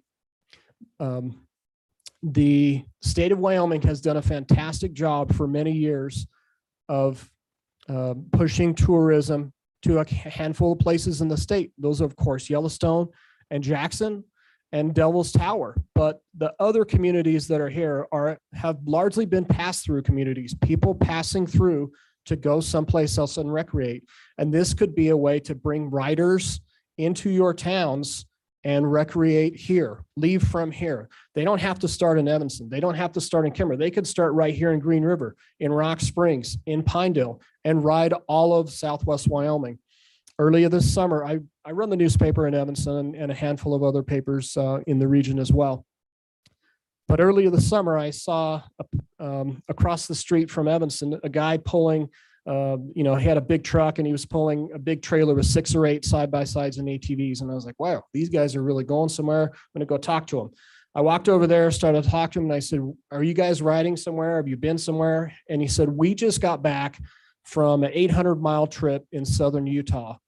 They spent 7 days. They had people fly in. They picked them up at the airport and rode all around southern Utah for 800 miles into and out of the community, spending money, camping on the trail, staying in lodges, in campgrounds, in hotels. And I said, where are you guys from? They're from Tennessee. They come out every year to ride the West, and they've been to Wyoming before, but the places in Wyoming that they've ridden are in Devil's Tower and also in the Bighorns, and up and back route, like in and out, versus a big loop connecting the communities. And they said, we come out every year out west to ride, and we want to come and ride places like this. And I said, I'm working on a project right now where you can leave from where I'm standing and ride all of Southwest Wyoming. And from Tennessee, they had heard about Pinedale, and they said, can you get to Pinedale? And I said, absolutely. We're working on that project. I kept in touch with those gentlemen all through the summer, and during the public comment for the legislative session, the legislative TRW committee, Mr. Boyd called in from Tennessee and testified to the senators about how much money they come and spend every time they come out west to ride, how many people they bring, what kind of amenities they look for. And it was a big hit because that is a perfect example of what could be happening in your community today. So I've given these presentations anywhere from 10 minutes to 2 hours, and I don't want to take a ton of your time, but I do appreciate you letting me present today. And I'd like to have a couple of other people get up and just talk real quick. One other thing that we're working on in Evanston is the nearest county road to Evanston is about 3 miles away, and that's exit 10. Unfortunately, we don't have a county road that comes right into our community, just like you guys have here. So we worked last year pretty hard to get the landowner who owns both sides of I-80 to the table and see if we could either do a recreational easement, buy the property, just a way to put in a 15, 20 foot wide trail, enough to drive ATVs or side-by-sides on in order to make it to that first county road. We have 1,000 miles of trails in Evanston that are waiting on a connection, a 3-mile connection. We could not get the landowner to agree to it. And so our backup plan was to work with YDOT.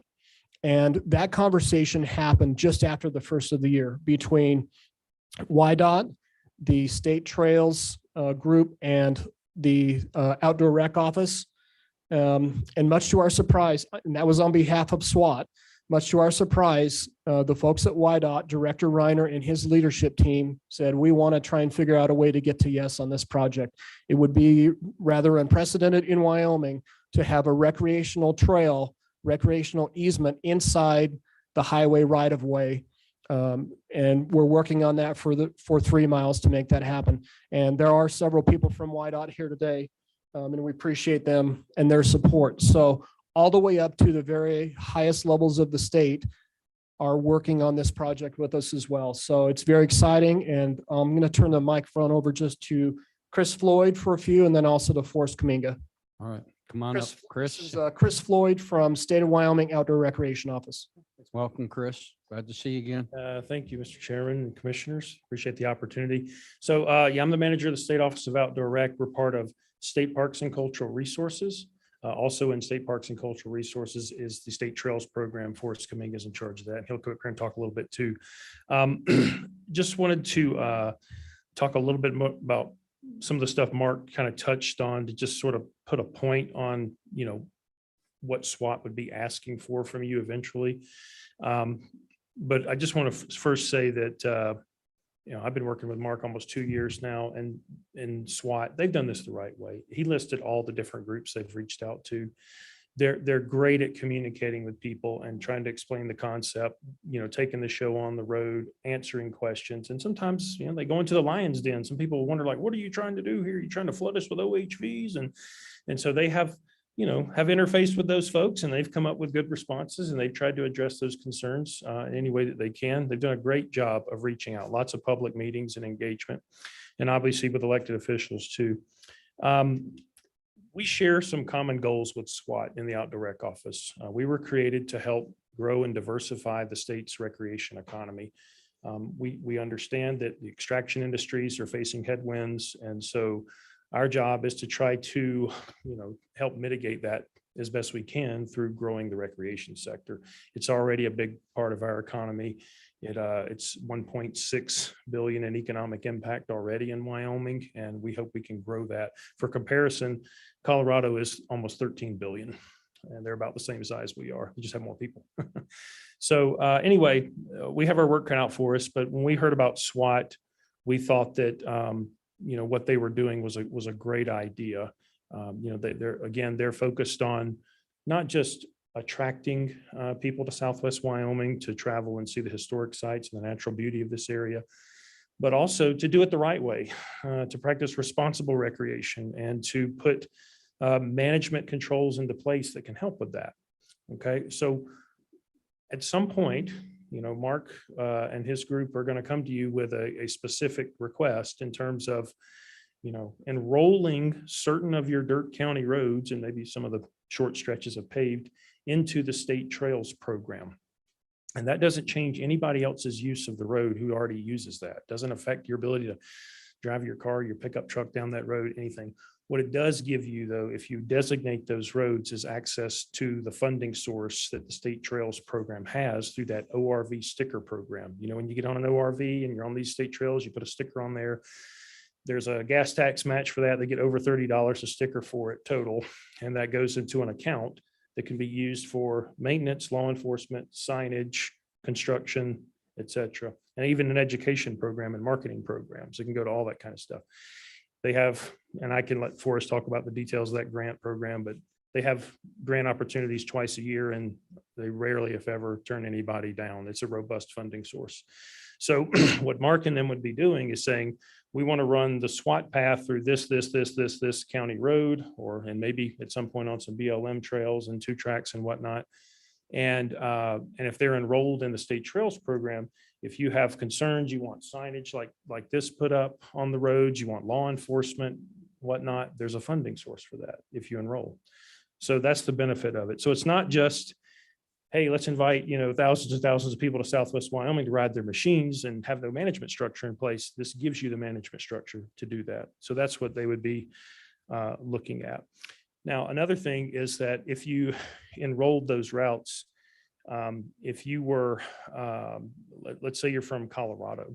In Colorado, you can't put a license plate on your OHVs. Okay, some states allow it, but Colorado and many others do not. If you had that sticker on there and your machine was otherwise street legal and you were a licensed driver and had insurance and all that, you could operate on those county roads just like any other vehicle if it was enrolled in the trails program. So what that does is that opens up those populations nationwide from states like Tennessee. We mentioned earlier, those folks don't have plates in their states to put on their OHVs like we do in Wyoming. And it's very difficult, if not impossible, to get a Wyoming plate on yours.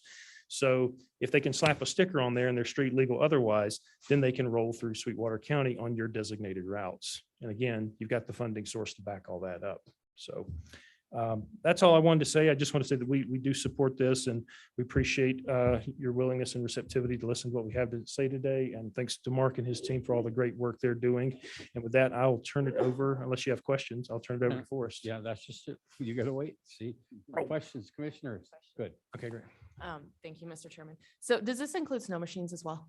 No, this is SWAT is for ORVs only. at this ORVs only? point. Okay, thank you. Thank you very much. All right, thank you. Thank you, Mr. You Chairman. bet. Mark, you got someone else you want to introduce? Forrest Kaminga from State Trails. Thank you. Good morning. Good morning, Chairman, Commissioners. I just want to start by thanking you for setting aside this time in your agenda to let us present this fantastic project. It's just, I want to, it's just amazing where this started and how much traction it got and where we're at today. The Trails program was formed in 2003, the ORV side of it. It started with the $15 registration. With that $15 registration, we got something like $8 and fuel tax match. As of right now, it is $15 for the ORV registration, and we get $18.40 in fuel tax match. So we actually get more fuel tax match than the registration costs put on the side of the machines. With that funding, we provide everything from trail maintenance, education and law enforcement funding, and planning. So if there's a project that you need to, do some environmental, analysis on, or a NEPA, we provide funding for that. The registrations in 2019 kind of hit a sales lull, and they were actually slowly declining in sales. We were fluctuating anywhere from about 50,000 to 58,000 sold annually. Post-COVID, so 2020, that 58,000 registration sales jumped by about 10,000. That told us internally, hey, they found us. I don't think they're going anywhere now. They're going to continue to come back. Well, the Trails program is 100% user-funded program. So we do not draw any funding from the general funds. And we proudly say that 95% of that funding hits the ground on projects. So we only have about a 5 to 7% administration costs and fees, and that's more Cheyenne support staff, accounting, HR, things like that. So it from there, the options are unlimited. We've created a pretty significant surplus. So we have about $3 million sitting in the bank. And we're reaching out to the BLM, the Forest Service. Hey, let's figure out how to spend this funding. That's the big thing about this is we're here to help land managing agencies, counties, state governments manage responsible motorized recreation throughout the state. So this is a fantastic. UNA County, of course, wasn't the beginning or the first county to enroll in the State Trails program.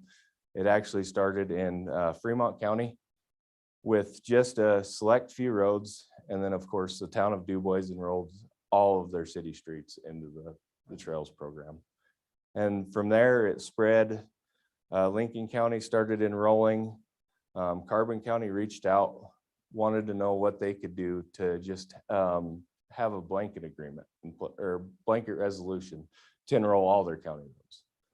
And so it was simple. I mean, the commissioners passed the resolution. they enrolled all the county roads in Carbon County.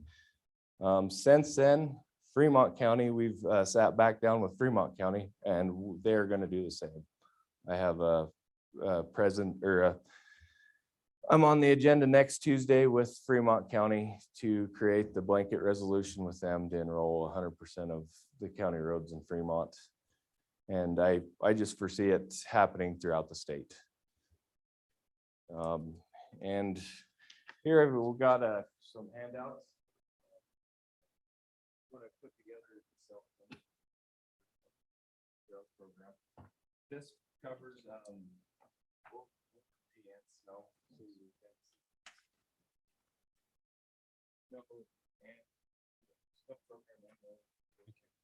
there's also it's fairly dated, but it's prices of the economic impact of motorized vehicles.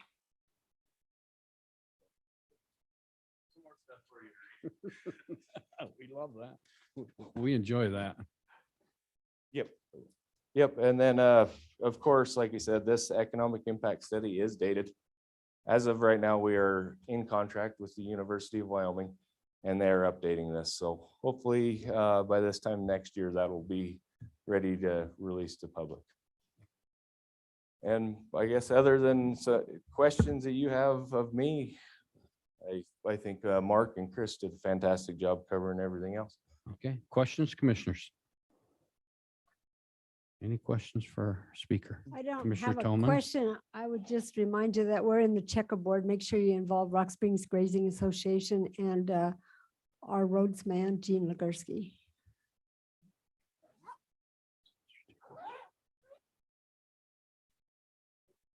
Pardon? Thank you. Yeah, well, you got a video? Go ahead. Go ahead, please.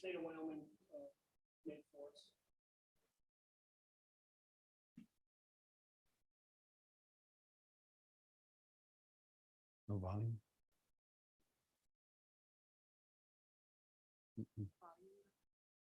Volume's all the way up. You got it. It's all the way up, Sean.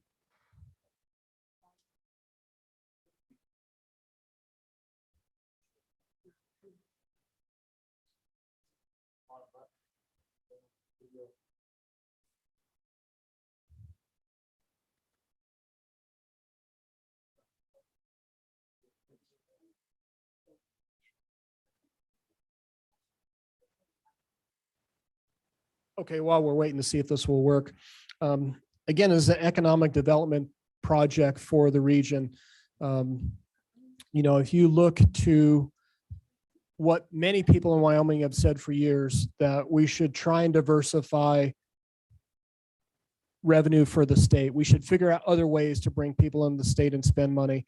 And this really has just been a perfect fit for what communities are looking for. People, instead of passing through, they could come here and spend money. And what better way to do that than with existing assets? We're not talking about getting out and tearing up a bunch of land and trying to make new roads and trails. They are here. They are in existence. In Sweetwater County, there are thousands and thousands of roads for people to ride on. And we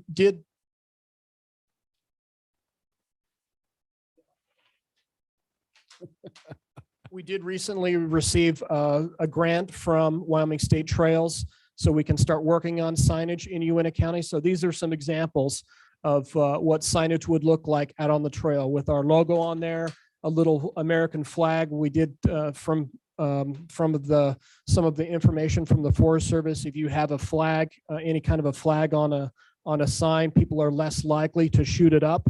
So we put a flag on there as well. County road and just the green arrow, or also we have ones with the red do not enter area to try and keep people out. So that's some of the funding from the state already at use in Uintah County. Thank you. And Sandra, do you want to say anything, Sandra? Sandra Sanderson from YDOT. She's been working very closely with us for the past year, and happy that she could come here today. Give her the mic. And Sandra, will you even though they may not speak, will you introduce people from YDOT that are here with you? Thank you, Chairman. Yes. Yes. So my name is Sandra Sanderson. I do special projects with YDOT, and this has been a very special project. I have with me the district construction engineer, Pete Stincombe, as well as two of his resident engineers who do a lot of the work on the ground, and that is Clint and Brad McCullough and Clint Lockman. Thank you. Thank you.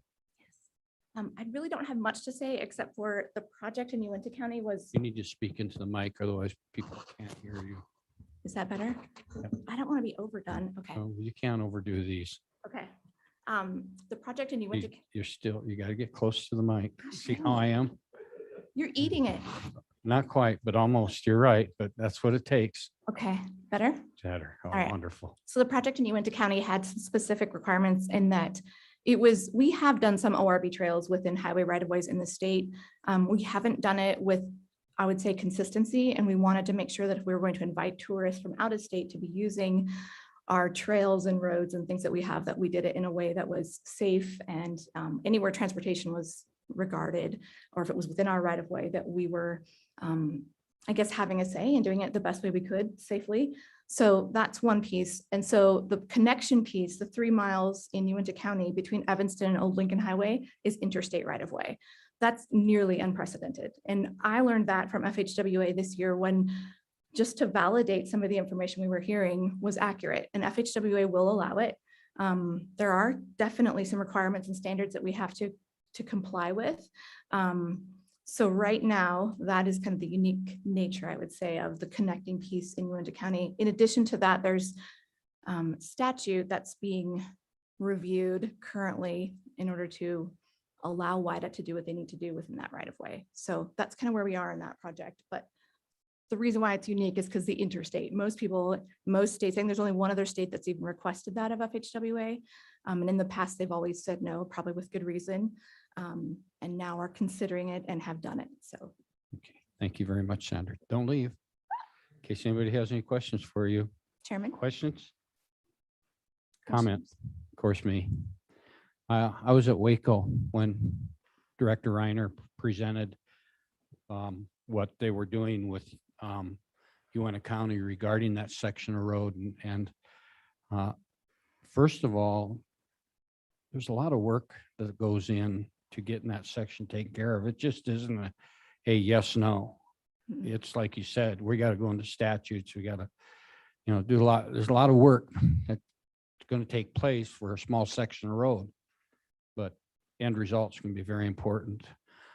I want to comment on Director Reiner just willing to say, let's look at it and see what we can do, rather than say no, like we hear so often from our state entities. So kudos to Commissioner Reiner, kudos to the people working for YDOT that are somewhat responsible in that area. It will be precedent if, set some precedent, but it also may be a segue for any other issues as these roads continue more eastward, north, well, not so much eastward, but northeastern, central eastern, where there isn't all the public lands, and there needs to be access for county roads. So anyhow, but thank you very much. Appreciate it. Yeah, thank you. Thank you. Thanks for being here. Okay. I will be giving a presentation similar to this to the Sublette County Commissioners and to the town of Pinedale probably before the end of the year. Thank you. Now, questions for Mark before I go on. Okay, if I understand correctly, Chris and Mark,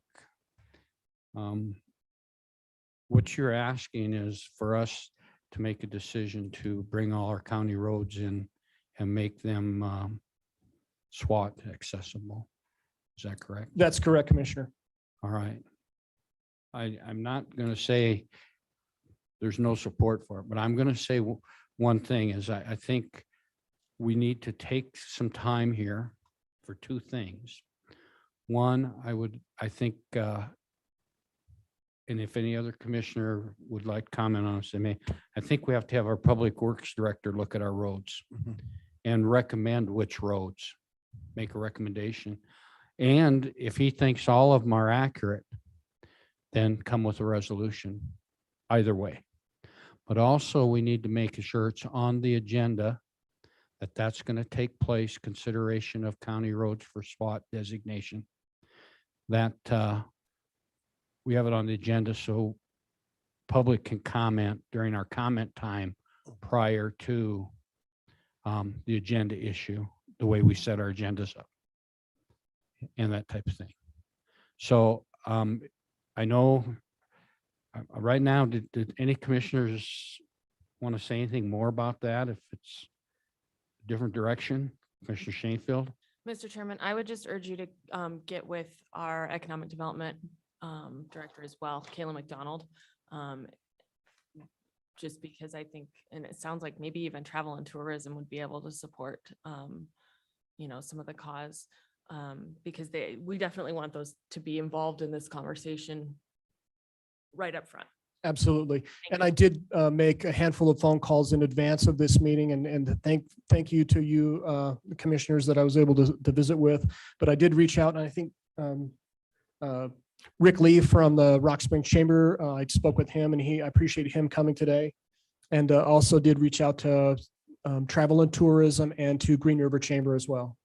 Yes, and let me comment on that. Commissioner Shanefield is, I think our Sweetwater Economic Development Coalition, as well as Travel and Tourism, which is mainly Janessa, they're both very highly aware of this project going on and its desire to move into Sweetwater County to get road designation through the Sweetwater County Outdoor Rec Collaboration, which Chris knows very much about, as well as, I'm sorry, first name from the Forrest. Forrest. Thank you. I should have remembered that. Should have been easy. Sorry about that, Forrest.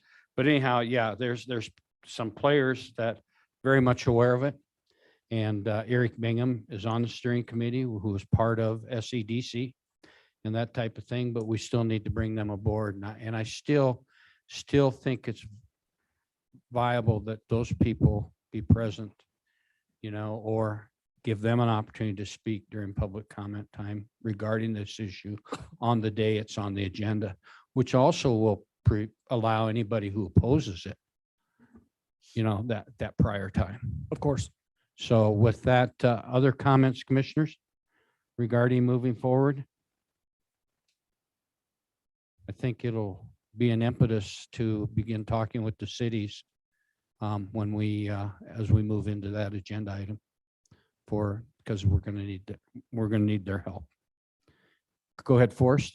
Chairman, if I could just add one thing real quick is, of course, these resolutions didn't happen overnight in any of the other counties.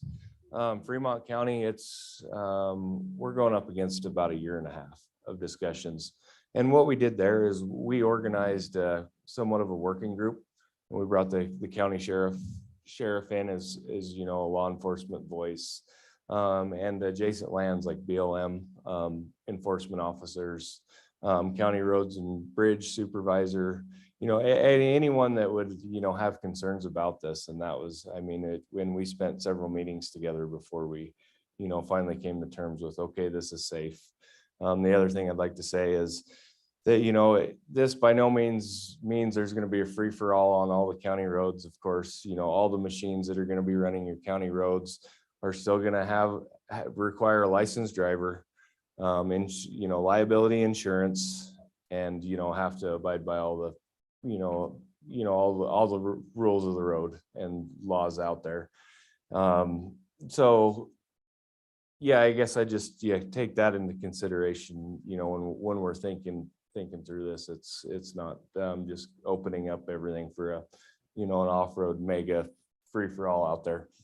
Thank you. Thank you, Forrest. That kind of goes in line with what Commissioner Tolman was talking about when she mentioned checkerboard, grazing association and that. So maybe it's not too premier to have our county public works director to start working on and looking at roads, but maybe in the median time, we look to our, like Forrest, I don't know who organized those meetings and that type of thing, but maybe we should have some consideration for those meetings and that type of thing. Mark, what's your thoughts? Yeah, absolutely. We want as many stakeholders to the table as possible. I did reach out to Sheriff Gross-Nickel. That's a tough one. Yes, it is. I did reach out to him in advance of the meeting and spoke with him just for a few minutes before. And I think, he would be supporting this project, but, Public Works as well, and other law enforcement, that makes perfect sense. And yeah, and I still don't want to forget about that small amount of community or big amount, whatever, or I'll just say that section of the community that, I want to hear what they have to say, that because they may not support it and why. Absolutely. I don't want to ever be told that we didn't give them an opportunity to speak. We provide the opportunity now, whether they show up or not, that's up to them. So we may even look more to you, Forrest, and I don't know how, but how do we, and Chris, we can talk more about this, but how do we set those up and invite those stakeholders to a group and have some oversight from us as a county and that type of thing. Commissioners, what's your thought along that line? Might Mary? be able to work through the outdoor collaborative. That's most of the key players. Well, yeah, there's a lot of the key players there. I agree, but to have a specific topic to where there may be entities that we don't have that are showing up as well, especially the people that, hey, they have good reason not to support it. And that type of thing. So Mary, I think you're right, but I'm just still wondering if it doesn't deserve its own venue.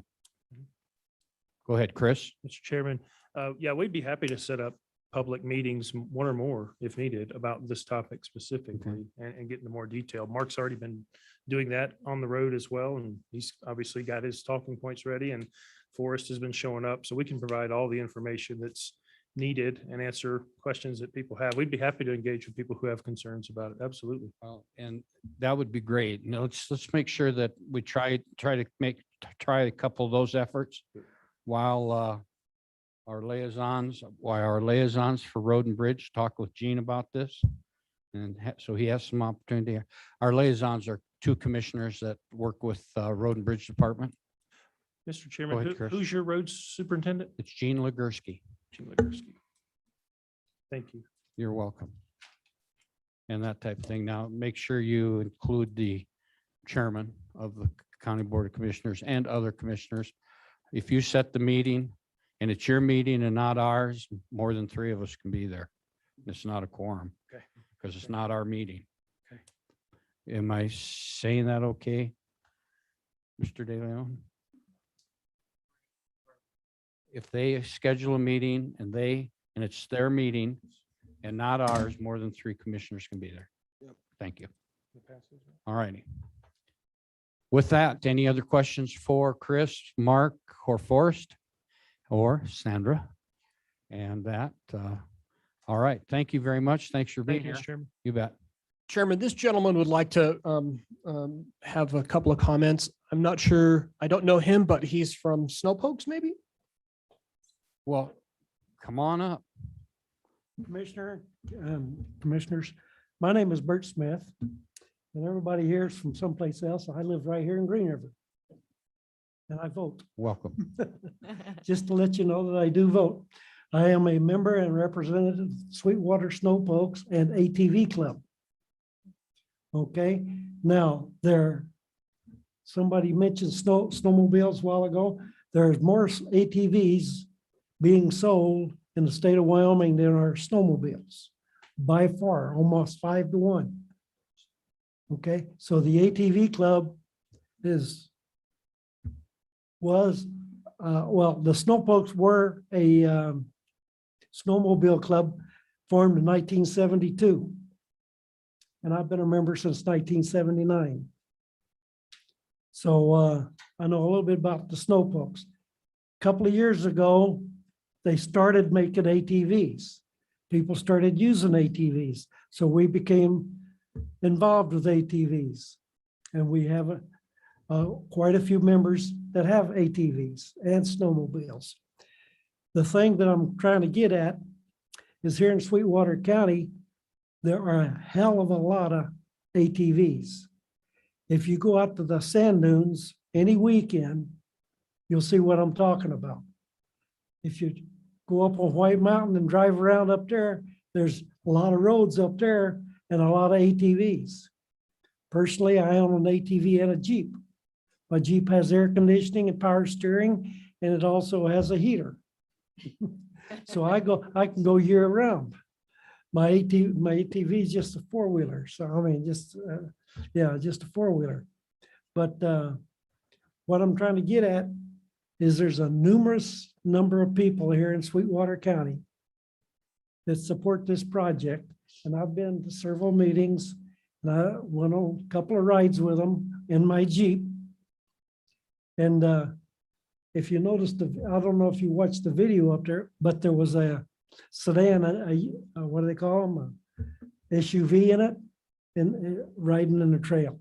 So this is not going to be restricted just to ATVs. That's who's putting it on and that's who's pushing it, which I'm a part of. But I'm not objecting to other type of vehicles using this. Who knows what they're going to come out with next? So I urge you to open up this area for ATVs to be ridden, because they're being ridden now. If you go up on White Mountain or you go down the lake, they're being ridden already. So all you're going to do is tell them it's legal to do it. Okay. In other words, instead of going and giving them a fine, they're going to be able to use it. So I don't know if it's legal to ride the ATVs. A lot of them down at the lake like they do. If you pass this ordinance, then they have to get a sticker. And that way everybody knows that they're legal. So that's what I wanted to say. And the Snowpokes are a Sweetwater County Snowmobile ATV Club, which considered both. And that's it. And we have meetings every month. The Snowmobile Club it does, and you're all welcome to come. I'll even buy you a dinner. Thank you. A couple things you said, Mr. Smith. Thank you. Yes, the sheriff, I talked with him as well. And I said, what do you think? And he says, you know what? When I talk with my sheriff's deputies out there that are working the roads, he says, there's a ton of them already. So you're exactly right. They're being rode, but now we have an opportunity to not only make it legal, but even be able to put up some signage to protect the places where they shouldn't go. And as long as they'll abide by it, and also make it legal and that type of thing, and also to invite outsiders. So you're exactly right there. And also, when you talk about the lake, the gorge, the Ashley National Forest is very much in favor of figuring out a way, and we've learned that through our outdoor rec. Chris and I have that. You know what? They're players. So we got a lot of work to do, but you know what? We're going to get it done, and I think I hope it becomes, myself personally, I hope it becomes a reality, and it can't come soon enough. I got one suggestion about what you just said about putting up signs where they cannot go. If you do that, the idiots are going to go there. I know it, but you know, at least the good news is if it's by SWAT and that type of thing, you know, maybe we'll get a little better thinking, common sense. Also, maybe we might get some citizen support of those that are violating it, because one will ruin it for everybody. So I agree. I fully agree with you, but also I think there might be some opportunities too to make it better for everybody. So that doesn't hurt to work that direction. Another example, a couple of years ago, I think it was 2 years ago, we had an ATV poker run. I have to call it a fun run because of insurance thing. We had a fun run out at Point of Rocks, and we had over 300 people show up on their ATVs. Wow. And so we're already riding on the roads in fact, 2 months ago, we just had a poke around it. We went from the Red Barn down there in Scott's Bottom. We went from there over to Rock Springs and back. And You got, I don't know if that's a road or not, but it's got tracks on it all the way. you had a fun run? We had a fun run. Okay, very good. Just Any questions? any questions for Mr. Smith? Thank you very much. We appreciate you welcome. coming up and talking. Anyhow, Thanks to Mr. Smith. I don't know this gentleman and I appreciate him coming to support the project. So thank you. Maybe I had a helmet on. all right, thank you. Okay, and also the video, I'm sorry we couldn't watch it. The volume wouldn't come up, but I'll send it to you again, Sally, and maybe you can just send it on to them. And it's a 3-minute or so video that the state of Wyoming shot for us with a videographer and a drone pilot this last summer. So it's worth watching, kind of explains the project as well. Thank you very much. I appreciate your time. Thank you. You as well. Okay, with that, commissioners, we'll move on to our next agenda item. And I'm sorry, Mr. McLean, but we moved you to the end because you bailed out on us. So. Yeah, I know it. Yeah, I'll leave that one alone. Anyhow, with that, we'll move tab K as a request letter of support for Sage Creek Wet Metal Restoration Project. And here to present that 2 hours ago is Nick Walworth. Nick, good morning. Maybe, no, it's good afternoon. Good afternoon, yeah. How are you doing? I'm good. I got some work done on my phone back there. I'm good. All righty. Well, anyhow, the floor is yours, sir. I'll try to be pretty quick here. I know everybody's got stuff to do. Our time is your time, or your time is our time, however they put that.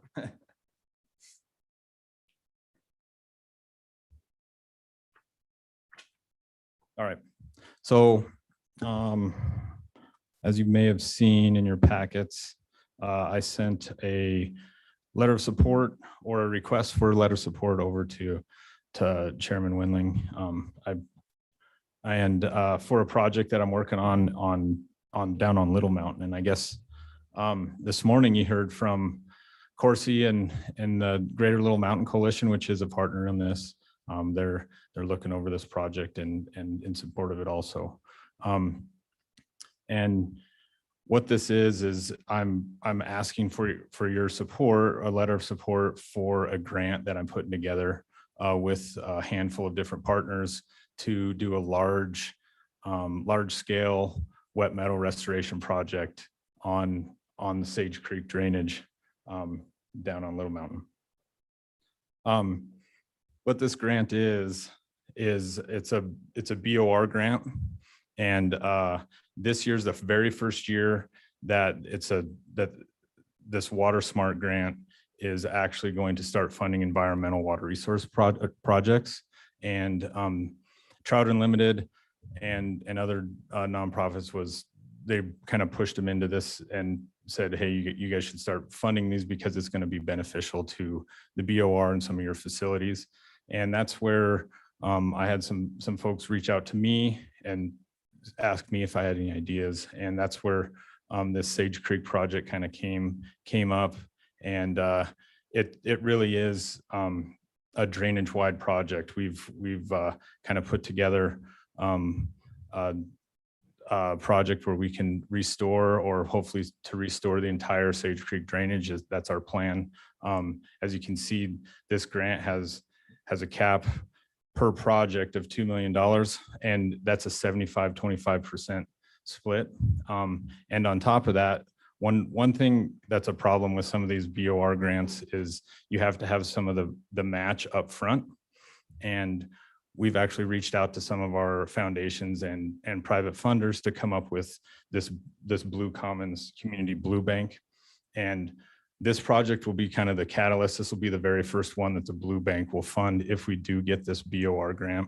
And they're like I've said, they've already guaranteed us with $400,000 if we do come up with the BOR grant. So it's pretty exciting that way. And I want to kind of reiterate that this $2 million isn't a one-time deal. We hope to actually do this, come back to the BOR a couple times with this Sage Creek project. I'll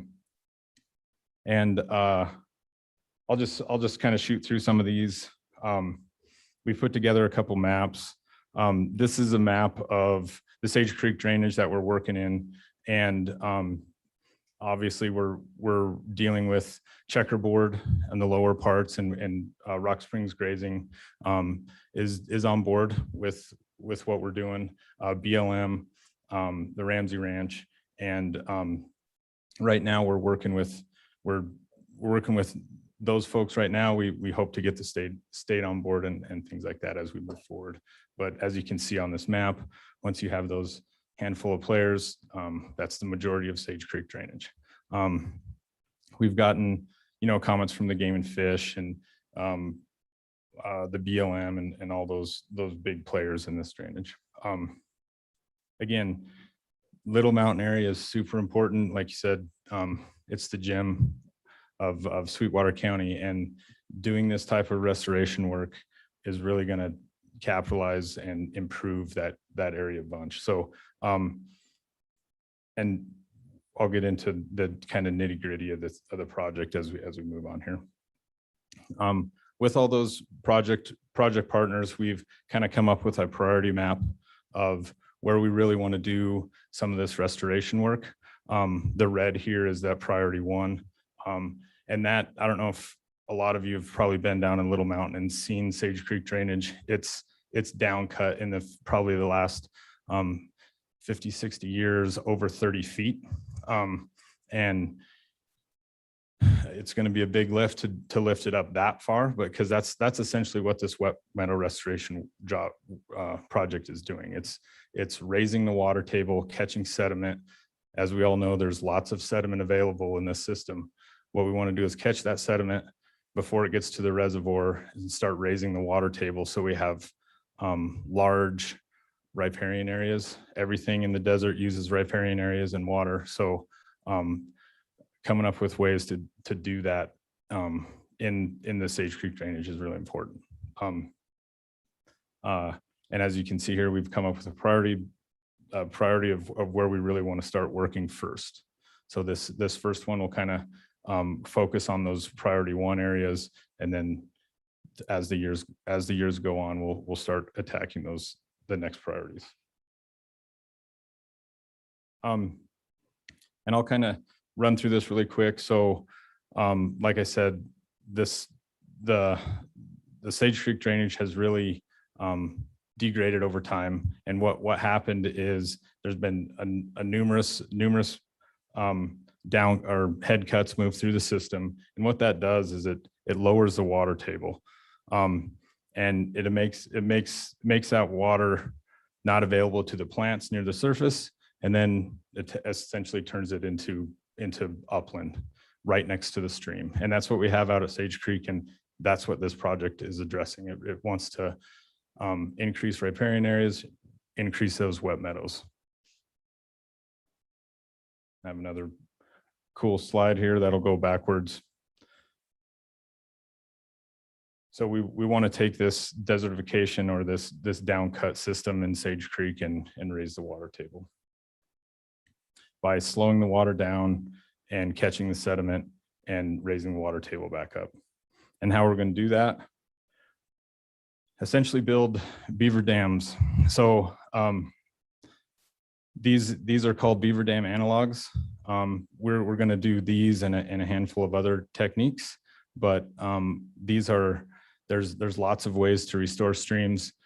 These are hands down the cheapest, and they can have great impacts. You can see here on your right that this is a ranch in Oregon that did this type of similar work on their property. As you can see, the riparian area and the wet meadow is very narrow right next to the stream. This is after the restoration work. The wet meadows are larger. There's a lot of water near the surface. All the wildlife and everybody can access it. Here's another one. This one is in Oregon also.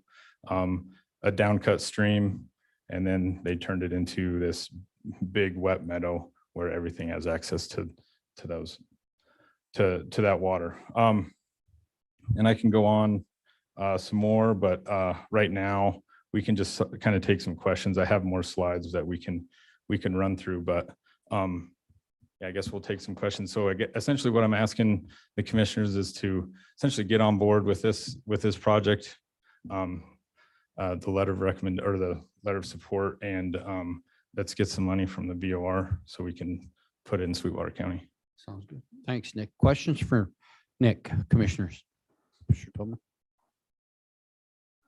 Are you going to fence the area? Will you be fencing the area as you develop it or not?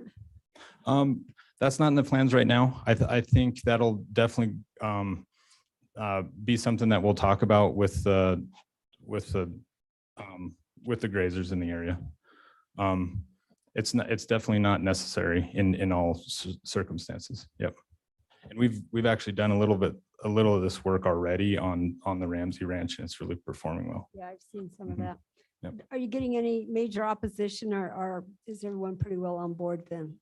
Yeah. We the Rock Springs Grazing Association is they're on board, and they definitely want to see what's going to happen. But they're on board. They're the ones that I wasn't concerned about it, but those are the one I was a little bit worried about. But yeah, they're on board. Thank you. Other questions, commissioners? Nick, is this the first project of this type in Sweetwater County? At this scale, yeah, this is the first one at this scale, probably in the state. Very good. So as this moves along, those handmade beaver dams, after a while, what happens with those? So the thought is that real beaver move in and then take care of the handwork. Very good. So- That's what I was hoping to hear. Yeah. Thank you.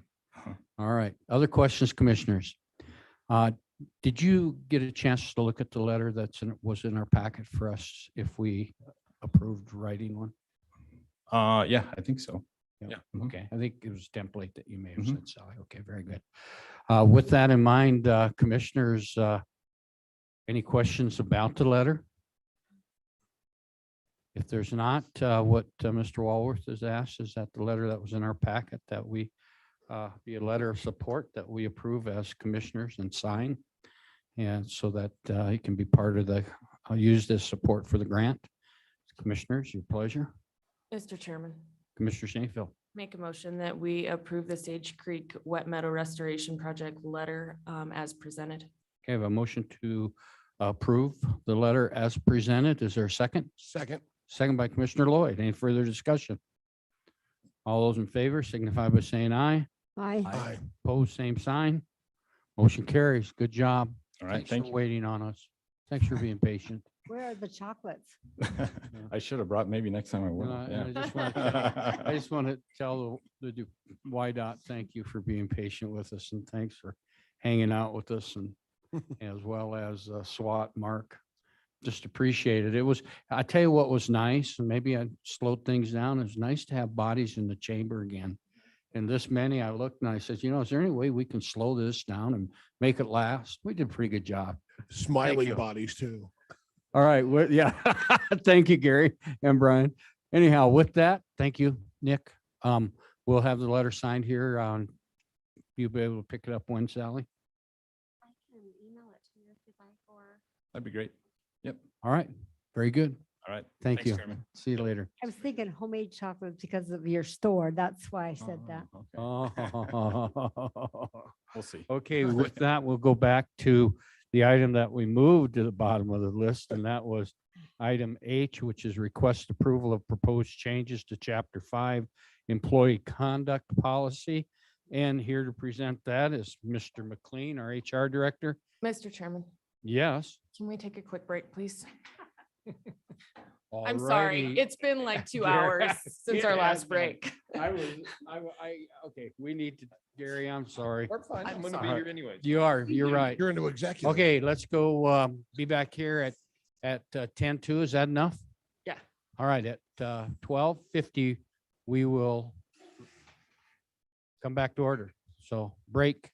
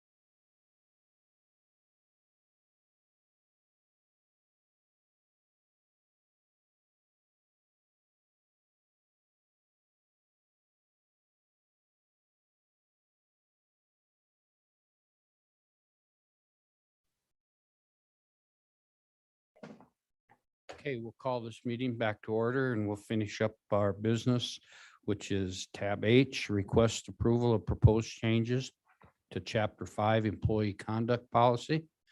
Mr. McLean, the floor is yours. Thank you, Mr. Chairman, County Commissioners. It's been a long morning, and so we'll try to be direct. As we go through addressing policy manual changes, one of the areas that needed some immediate attention was with respect to the employee manual, chapter 5, section 1 on required and prohibited conduct. That section had referenced a hearing that was actually a holdover from a past version of the policy. We deleted the appendix a long time ago, and so the referenced hearing doesn't apply and hasn't applied. So the main change in there is deletion of the language for that hearing. And as part of the process for cause employees, there's still what's called, for those of you that are familiar, a Loudermill notice and or Loudermill hearing. That's not what's contemplated here. And so the primary proposed change is to strike G. It's referencing a hearing procedure that doesn't exist. The attachment hasn't existed. And so that cleans up the language relative to that section.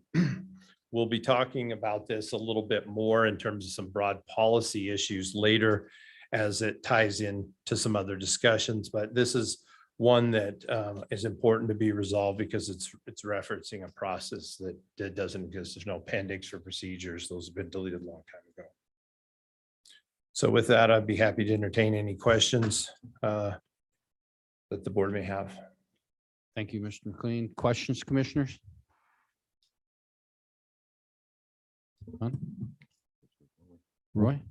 Yeah, I was just gonna tell Gary, it's amazing how taking out that one section of that policy cleaned it up so much. I actually met with John about it yesterday, and I do like the revision quite a bit. So I just want to thank you for your work.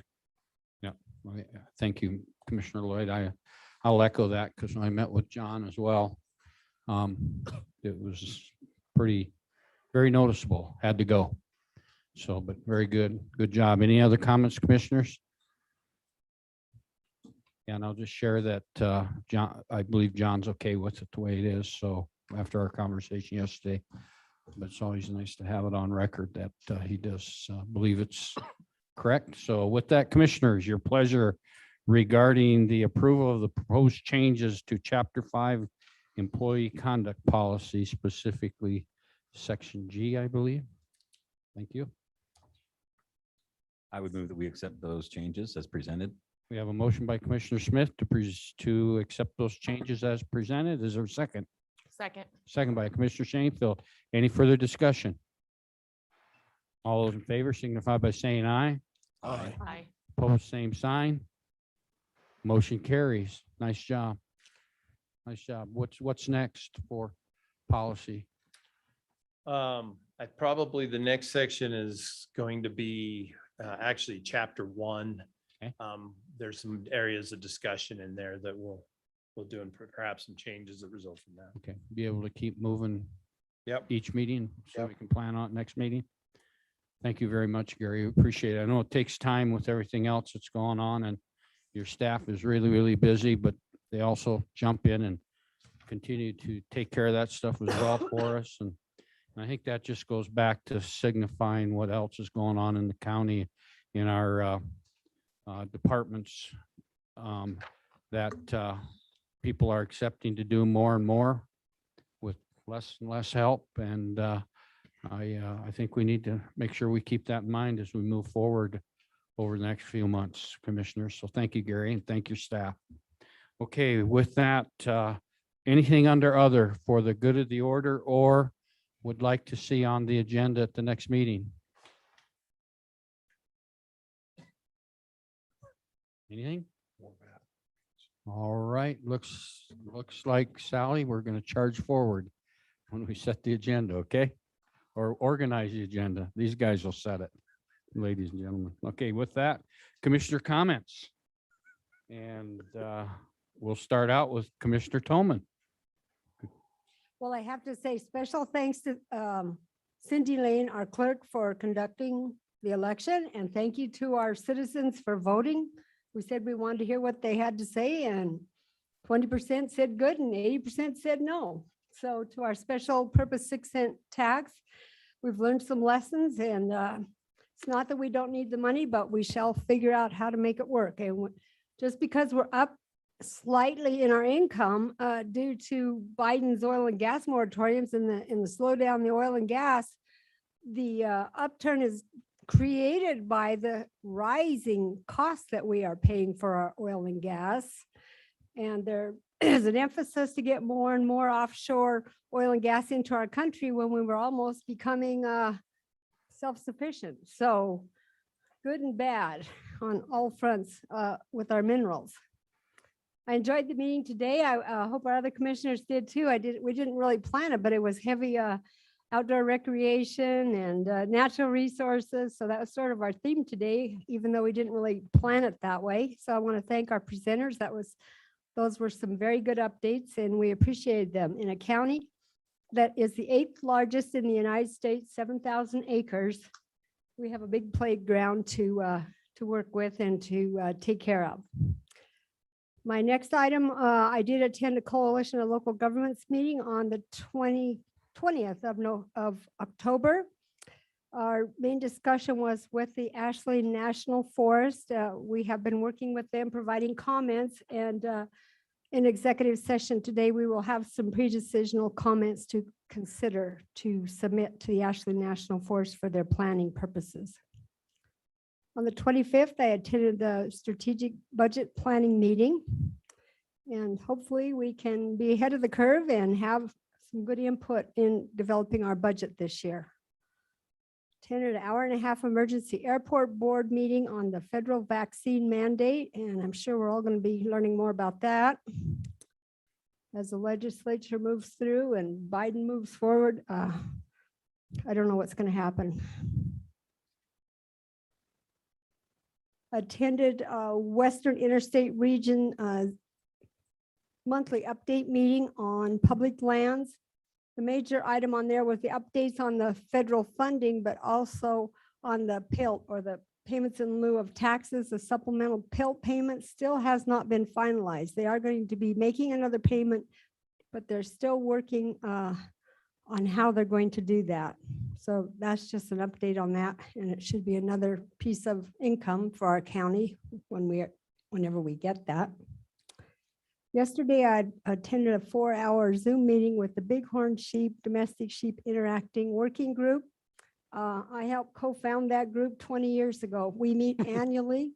We develop protocols for domestic and bighorn sheep to be in the forest, or the BLM, and it went forth and became Game and Fish Commission policy, and it was adopted by the legislature as a plan in Wyoming for how we handle bighorn sheep. Wyoming's kind of led the nation in some of the plans, our sage grouse plan, this bighorn sheep plan. So we have some that are in statute that address how we are going to deal with our wildlife resources and domestic. So I want to point out one other thing, and maybe this commission should consider writing a letter. They said November is the key month for Senator Barrasso and Lummis, maybe to try to get a coal initiative where we could export our coal to China. And right now they're using the high sulfur, the very polluting types of coal in their electric plants in China, and they are very desperate to get our good, clean coal. But a lot depends on what happens at the ports on the West Coast. If we can export it, the timing is now to let our senators know that we support coal and a possible market for it as we move into the renewable types of electricity. And one last thing I wanted to point out, that you all received this, Sally forwarded it. Senator Baines of Montana is working on initiatives to, don't want to say counter Biden's 30 by 30 proposals, but to make them be positive influence, not just lock up the land, 30% of it by 2030 and put it into preservation and don't take care of it, but to try to think of proactive ways to enhance our resources, to get a definition of conservation, and to recognize and give us credit for what we have already contributed to this initiative through our own actions over the years. So I thought that was really important to point that out. So thank you. Is that all? That'll All be right, good. very good. Good report. Thank you, Commissioner Toman. Any questions for Commissioner Toman? Oh, all right, Commissioner Lloyd. Yeah, thank you, Chairman Wendling. Couple things. First of all, I want to wish best luck to the Rock Springs Tigers this week as they play in the semifinals against East to go to the state championship game. I think it's important to recognize their great work. So, and then second, I'll just like to, even though I put a little cog into the wheel, I do think Gary and his work with the UMR to get us some good opinions, and I just appreciate the willingness to give us a little more time to get some input and to discern some of those bigger questions I have. So thank you. Also want to thank Cindy and her staff. I came down about 7:10 last night to see if there was anything I could just thank them, but they were pretty much all gone by then, except Cindy and a couple hands. They did a great job in the election last night. And I do thank her and her staff for the work they did. And not only yesterday in preparing and getting everything out and making it a successful day. And we'll talk more about that in a minute, but thank you so much. As far as liaison work goes, the only meeting I've had, formal meeting I've had was with Golden Hour last week. They continue they're ending their grant cycles with most of their federal grants and moving forward, doing a great job increasing some activities and really starting to look at their mission and how they reach out to a bigger population. So look forward to working with Golden Hour on that. This week I do have Conservation District, and next week I do have the tripartite board. Last week I tried some outreach with some coffee with the commish, I guess is what I like to call it, with myself at Coltrane. And I did Coltrane last Wednesday and had the ability to talk to about 3 to 4 constituents about issues.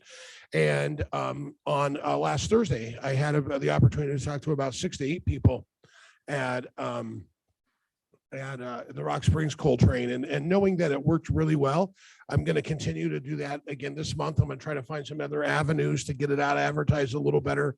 But at this point, I'm planning on the 17th at Coltrane at Green River from 3 to 4, and the 18th in Rock Springs from 3 to 4 at Coltrane. And the nice thing about the Rock Springs situation is I don't think anyone specifically came to see me, but when they saw me and knew me, they did come and sit, and it provided an open opportunity to have discussion. Outside of that, we are having a meeting today, Mary and I, with John DeLeon and Bonnie Berry and Christina Marshall, starting to look at our outside entity and creating our checkpoint system, grant system, whatever, to move forward to present to this group in our meeting on the 15th. So I'm looking forward to that. The plan was an hour after this meeting, which at first I thought was 1 o'clock, but then I got on a roll, so it'll probably be 9 o'clock tonight. So I apologize for that. But so, and then outside of that, have visited with various elected officials, employees, and different areas.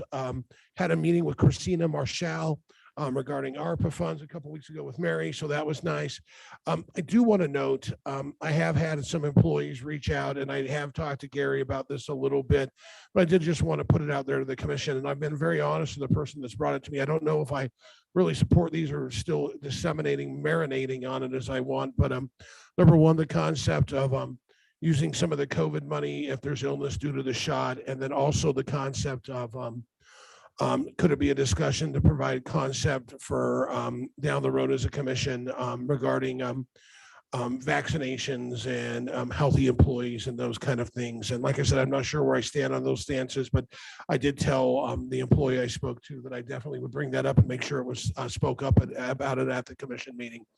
And I want to represent that. So outside of that, I am going to have some times I'm going to be in the building this week. So if employees want to come share some ideas, questions about health insurance, whatever, share some things, since I said I did want to disseminate and listen a little bit. On tomorrow would be the 4th. I will be in the building in my office from 3:15 to 4. And then on the 8th, I will be in my office from 4:30 p.m. to 5:30 p.m. And the 9th, I'll be available 8:30 a.m. to about 9:15 a.m. So I just wanted to make sure that was out there. Outside of that, I think I'd be remiss if I didn't take a chance to talk about the tax initiative. I'll be honest, I think this process in this last 3 months with this tax initiative has been tumultuous at times, to say the least. I can tell you it's probably given me more reason to take extra blood pressure medications than anything else that I've dealt with as a commissioner, to be honest with you. But with that being said, from the beginning, I did share that I did have concerns, but I did vote to pass it through to give people the opportunity to voice their opinion. And boy, it was pretty loud yesterday, 80-20. And I think in hindsight, maybe we could have done some things differently, and all we can do is look, and we can always say this is what we could do differently, and but really what we need to do to show to the voting public and our constituents that we did listen in a lot of different ways. And we did listen, and maybe we need to, if we ever look at this again, maybe the initiative needs to look different. Maybe there's a different way to go. And I think in really sitting down and discerning the process after we put it through, I learned a lot talking to people. And I think one of the things I truly learned was, if there are raises in taxes, I think they have to be very tangible items that people can touch, see, smell, and feel, and see the actual progression of them. I think they want to make sure there's language in place that there is a definitive ending that they have a choice to, no matter what. I think it's important that we take this time to really say, hey, it's important to sit down and listen to people. And like I said, I think the voters did speak, and I think for me, I think I want to take away a couple of things. Number one, make sure we are reaching out to people to listen and hear their side of the coin and listen. And they need to know we're not always going to go with their side of the coin, but we need to put our ear out and listen. I think secondly, I need to make sure for myself that I always have the right time to disseminate and discern information, and that we have those conversations and we vet out and we sit down and we analyze it and we have a great conversation between the 5 of us to get to the point, because I think there's a lot of smart and talented people up here at the podium, but I also think we're surrounded by department directors and elected officials and employees that are great at what they do, and also bring concepts to those tables that we sit and listen and we discern and we walk forward with confidence, but we know that we listened and we did the best job moving forward. So I do want to thank those that voted. I do want to thank those and encourage those that didn't vote. You needed to go vote. And I mean, we have more elections coming up. You need to vote. This is the one way you get control of your government. Everyone complains that people make decisions for them. Isn't us 5? You guys have the ability. And so I really encourage that people get out and vote on all issues. But I also, but I just want to make sure people know it's important that I think we could do different. And I think I'm hoping from this, at least me as a commissioner, that I've learned different. So that's what I have for today. Thank you, Commissioner Lloyd. Just a couple of comments. I'm up next anyhow. So anybody else have questions before I make comment? With regard to employee wondering about ARPA money, because that deals specifically with leave.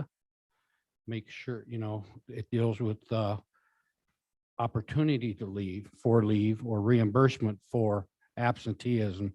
I would suggest we make sure we keep HR in the loop, because that will be important. I'm not saying I'm for or against it. I'm just saying that let's make sure we, it's more of an HR issue, and for them to come forward and ask us how we want to handle it and that type of thing. My second comment is thank you for covering the elections. yesterday. I don't know if there's anything that I could say any better than what you had said. I do think that we as a commission need to get started as soon as possible if as to what next steps are and not wait. And that also involves, and I know it's been laying quietly, but it also needs to start actively being part of our conversations is at what point in time do we want to start talking about special purpose? Remember, what went through was a general purpose, but what people historically are used to for those tangible things that they like to touch and smell, like you said, a more specific purpose, I think, and that type of thing. So thank you for your report. I just want to reiterate that you said it very well, and I'm not going to dwell on it. I'm going to leave it right there because I think it was said very well. Thank you. And Cindy, thank you for you and your people for the work that you did on this. Up next is myself. Now I'm going to try and go cautiously because I do have a lot of stuff and that type of thing. So first thing, commissioners, I forwarded back to you, all of you, I believe had Sally forward it to you regarding the letter that came out of the Congress Liz Cheney's office from her senior ag policy advisor, Holly Ellen Kennedy. Excuse me. And she was reaching out to us to gauge the interest in a reintroduction of the Congresswoman Cheney's Wilderness Study Area Bill, release bill. And she attached the bill, so we had enough time to look at it. And she commented more about it. But anyhow, the gist of it is, if you all recall, prior to you getting on the board, prior commission came out in a 3-2 vote to support full release as Cheney's bill presently reads. And as I read through the bill, it does say Sweetwater County in it. Since that time, that action's been taken. Of course, I looked down the board and 4 commissioners sitting here were not part of that. And I think, the one comment I wrote back to Holly is I said, Holly, I need to make certain the current board is aligned with the previous board's position regarding the full release of WSAs. We meet today, and then I would let her know after today. That 3-2 vote at the time was full release rather than wait until the RMP was done and then vote full release. And if you go back to that, I will say that at that time, Commissioner Reed West and myself were the 2 that voted to wait until the RMP was released. And we were outvoted 3-2, of course, by the other 3 commissioners for full release. And of course, that's where you see what bill is generated. Tied to multiple use, of course, and everything along that line. So commissioners, you're new since that time. I'm looking for a little direction because I will not misrepresent you by returning an email that you haven't had an opportunity. I do know I sent it to you and all of you, and I asked you to get back to me as your thoughts, and I didn't get one. So if I'd used just that method alone, if we were all in Rock Springs High School and I used that method alone, nobody got back to me, guess what? We support it. So, but I won't do that to you as commissioners. No way. All right. So now we've got to, I think it's one of those things I need to know. Comments? Commissioner Tillman. Well, I did support it as a member of the Conservation District at the same time. Yes, you did. You took that vote. They've been on hold for way too many years, and I don't know that it would matter if he did it before the RMP, the resource management plan is done, or after. But Sweetwater County needs to be able to manage those, or work with the BLM in managing them, because right now they're basically locked up as if they were wilderness. They're treating them as if they were wilderness, even though they're in a study status mode. And I think the BLM has, without jeopardizing our cooperator status, but I think the BLM resource management plan, they have put in place measures to protect those that they feel are more important, or that came more closely, followed their guidelines to being wilderness. Most of them did not even qualify to be considered wilderness, let alone wilderness study areas. So based on that, I would say that we would be totally safe if Lomas is in a mood to do it now. Now is when she needs our support, not later. Yes, and it's Representative Cheney. Oh, it was Cheney? Yeah, the letter came from Oh, Holly out of okay. Cheney's office. Okay, I thought you said Lomas. I Okay, mean, if I did, I apologize. I don't think I Okay. did. so that would be let's- my position, is that there are BLM safeguards in place to take care of those areas without totally locking the public out of them Mm. for the most part. You brought up a good point also in the bill is regarding areas of wilderness characteristics as well, I believe. All right, other comments, commissioners? Commissioner Smith? I apologize. I don't recall that email. And so I didn't reply to it. But I also would be in favor of release. I think that's something we talked about back years ago. And even when I was back in DC for the PILT discussions, tried to move that along as well with a number of members that were in positions of power at that time, and had many say that it's close, it's gonna be wrapped up and end of the year, beginning of next year, and still here we are. So yes, I believe that there are some good things that should be done, but this has taken so long that I do believe that there are safeguards in place for those areas. And if specific designations want to be made after that, then let's discuss those. But to have all of these locked up currently, I think is not beneficial for us or our constituents. Thank you. And I have to back up a minute. Maybe I was a little presumptuous that I sent it out to you requesting some support or something. It might have been something else. So I apologize for that comment, because I have to go back and double check that.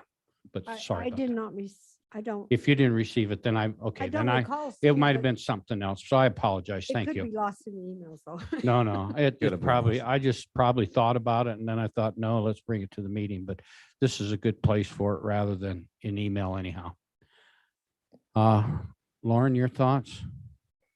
I agree with both what Commissioner Toman and Commissioner Smith just stated, and I do support it. And I think that now is the time that we need to be moving forward with that. Okay, very good. Mr. Lloyd? Yeah, I would agree with my fellow commissioners on this one and would be willing to have that discussion. Yeah, okay. Thank you very much. Then if it's, I will email Holly back and say, yes, we support the bill as presented. And if Representative Cheney continues to push it forward, we'll stand ready to support it. So that type of thing. So, all right. Thank you very much for that. Next, let's put that one away. Okay. There is Travel and Tourism is putting together a tourism master plan for Sweetwater County. And they need a master plan steering. They have master plan steering committee. And they're planning on meeting and that type of thing. Anyhow, what I got back to Janessa, as I said, yes, I'd be glad to serve on it, but I took the spot only in reservation for Sweetwater County. And if there's any one of you that would rather serve on that planner master steering committee, I'd be very happy to tell Janessa, one of you would be there. Anyhow, the first they plan, there'll only be 2 in-person meetings over the next 3 months. First meeting is November 8th from 12 to 2 at the Holiday Inn in Rock Springs, which is next week. If I'm not mistaken. Is that correct? I believe so. Yes, Monday.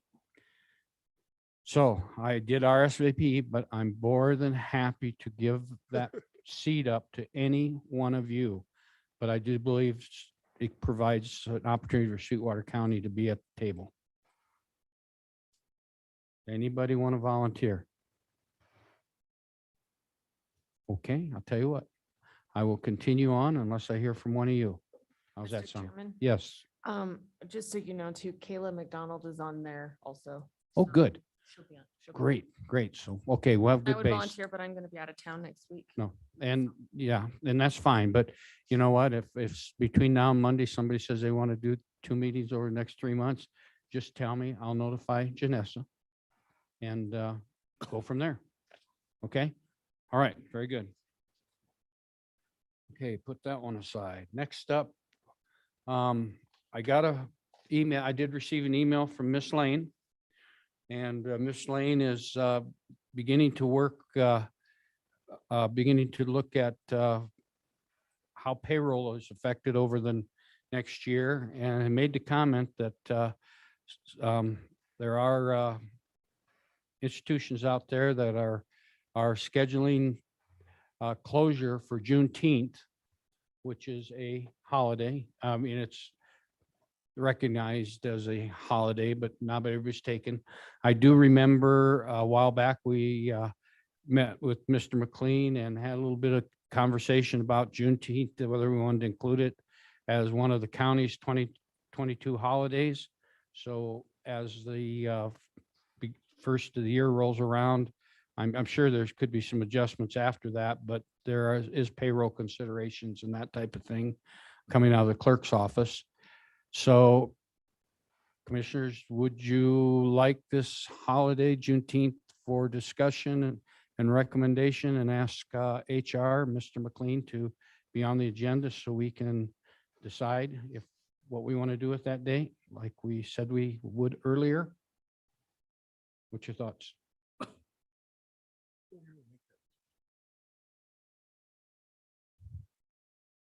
Mr. Chairman, Mr. Lloyd? Just a point of reference, when we met with Mr. Klein and discussed that, did we already kind of make a decision on that, or did we I don't just kind of, recall. did we just kind of leave it up to us what the change of the policy? Yep. Gary? My recollection of the discussion was that we were, we talked about some options, and at that point it had already kind of passed. So I think the point was to come back and revisit it and give everybody a chance to digest what direction maybe we want to go. We talked about some options about creating some floating holiday that could be used on that day or other days, or making it a holiday, or having it a holiday that's recognized similar to the state, which is recognized on the weekend, not a day off of work, but is recognized on Saturday. So we discussed, kind of went through those options. But I think everybody felt like they needed to think about that a little bit further, and that we would at some point circle back on it. So we're happy to address that whenever the board wishes to bring that up. Yeah. Commissioner Smith? Hey, Gary, I remember the question at the time was, I think our policy manual says that we recognize all federal holidays. And with that being a federal holiday now, did that change? Have we changed that in our employee manual? We did, yeah. Okay, that was what it So was. that part was amended That's just what so that it was the board approved. So we did take that action, but that substantively just put it in your lap. And I think the letter is intended to address it. Okay, now that it's in your lap, what do you want to do? Yeah. So, I remember that part. Yeah. Trying to make sure that we did that. Yeah. Do you want to keep kicking the can down the road, or do we want to get it done? Go ahead, Commissioner Tobin. I think it would be good to come with some options, because we just had Indigent Peoples' Day. So do we have a couple that we could offer as floating holidays? I just feel strongly, though, that there has to be a limit where we set a number. Is it 10, 12, 20? How many a day are we going to be able to fund? And then maybe figure out how to make a couple of them floating holidays or something. I don't know. I'm just throwing out a thought. No, we don't need to decide now. No, right. But would you support bringing it forth to the commission Yes, and with options and we settle it? yes, Okay, I do. Do you you? okay with that? Commissioner Lloyd, Commissioner Shankville? Yeah, I like what Commissioner Toman said about it as well with the floating holidays. And I mean, yeah, We kind of leaned in that direction, but let's have it brought forth again and look Okay. at everything and let's not miss something. Okay? All right, thank you. We'll look forward to one of the future meetings. Juneteenth is on the calendar. Okay. I passed out earlier to all of you the water report for November, 2021, that was part of our Sweetwater County Water Users Coalition meeting. There also was an agenda just for you to see that the group's not just Zooming out of pleasure, but they do get together and have conversations about what's going on. The water report, I'll give you a moment to look it over if you want to comment on it. We did start putting on websites, that type of thing, so that people can go and check things and do some reading if they want to.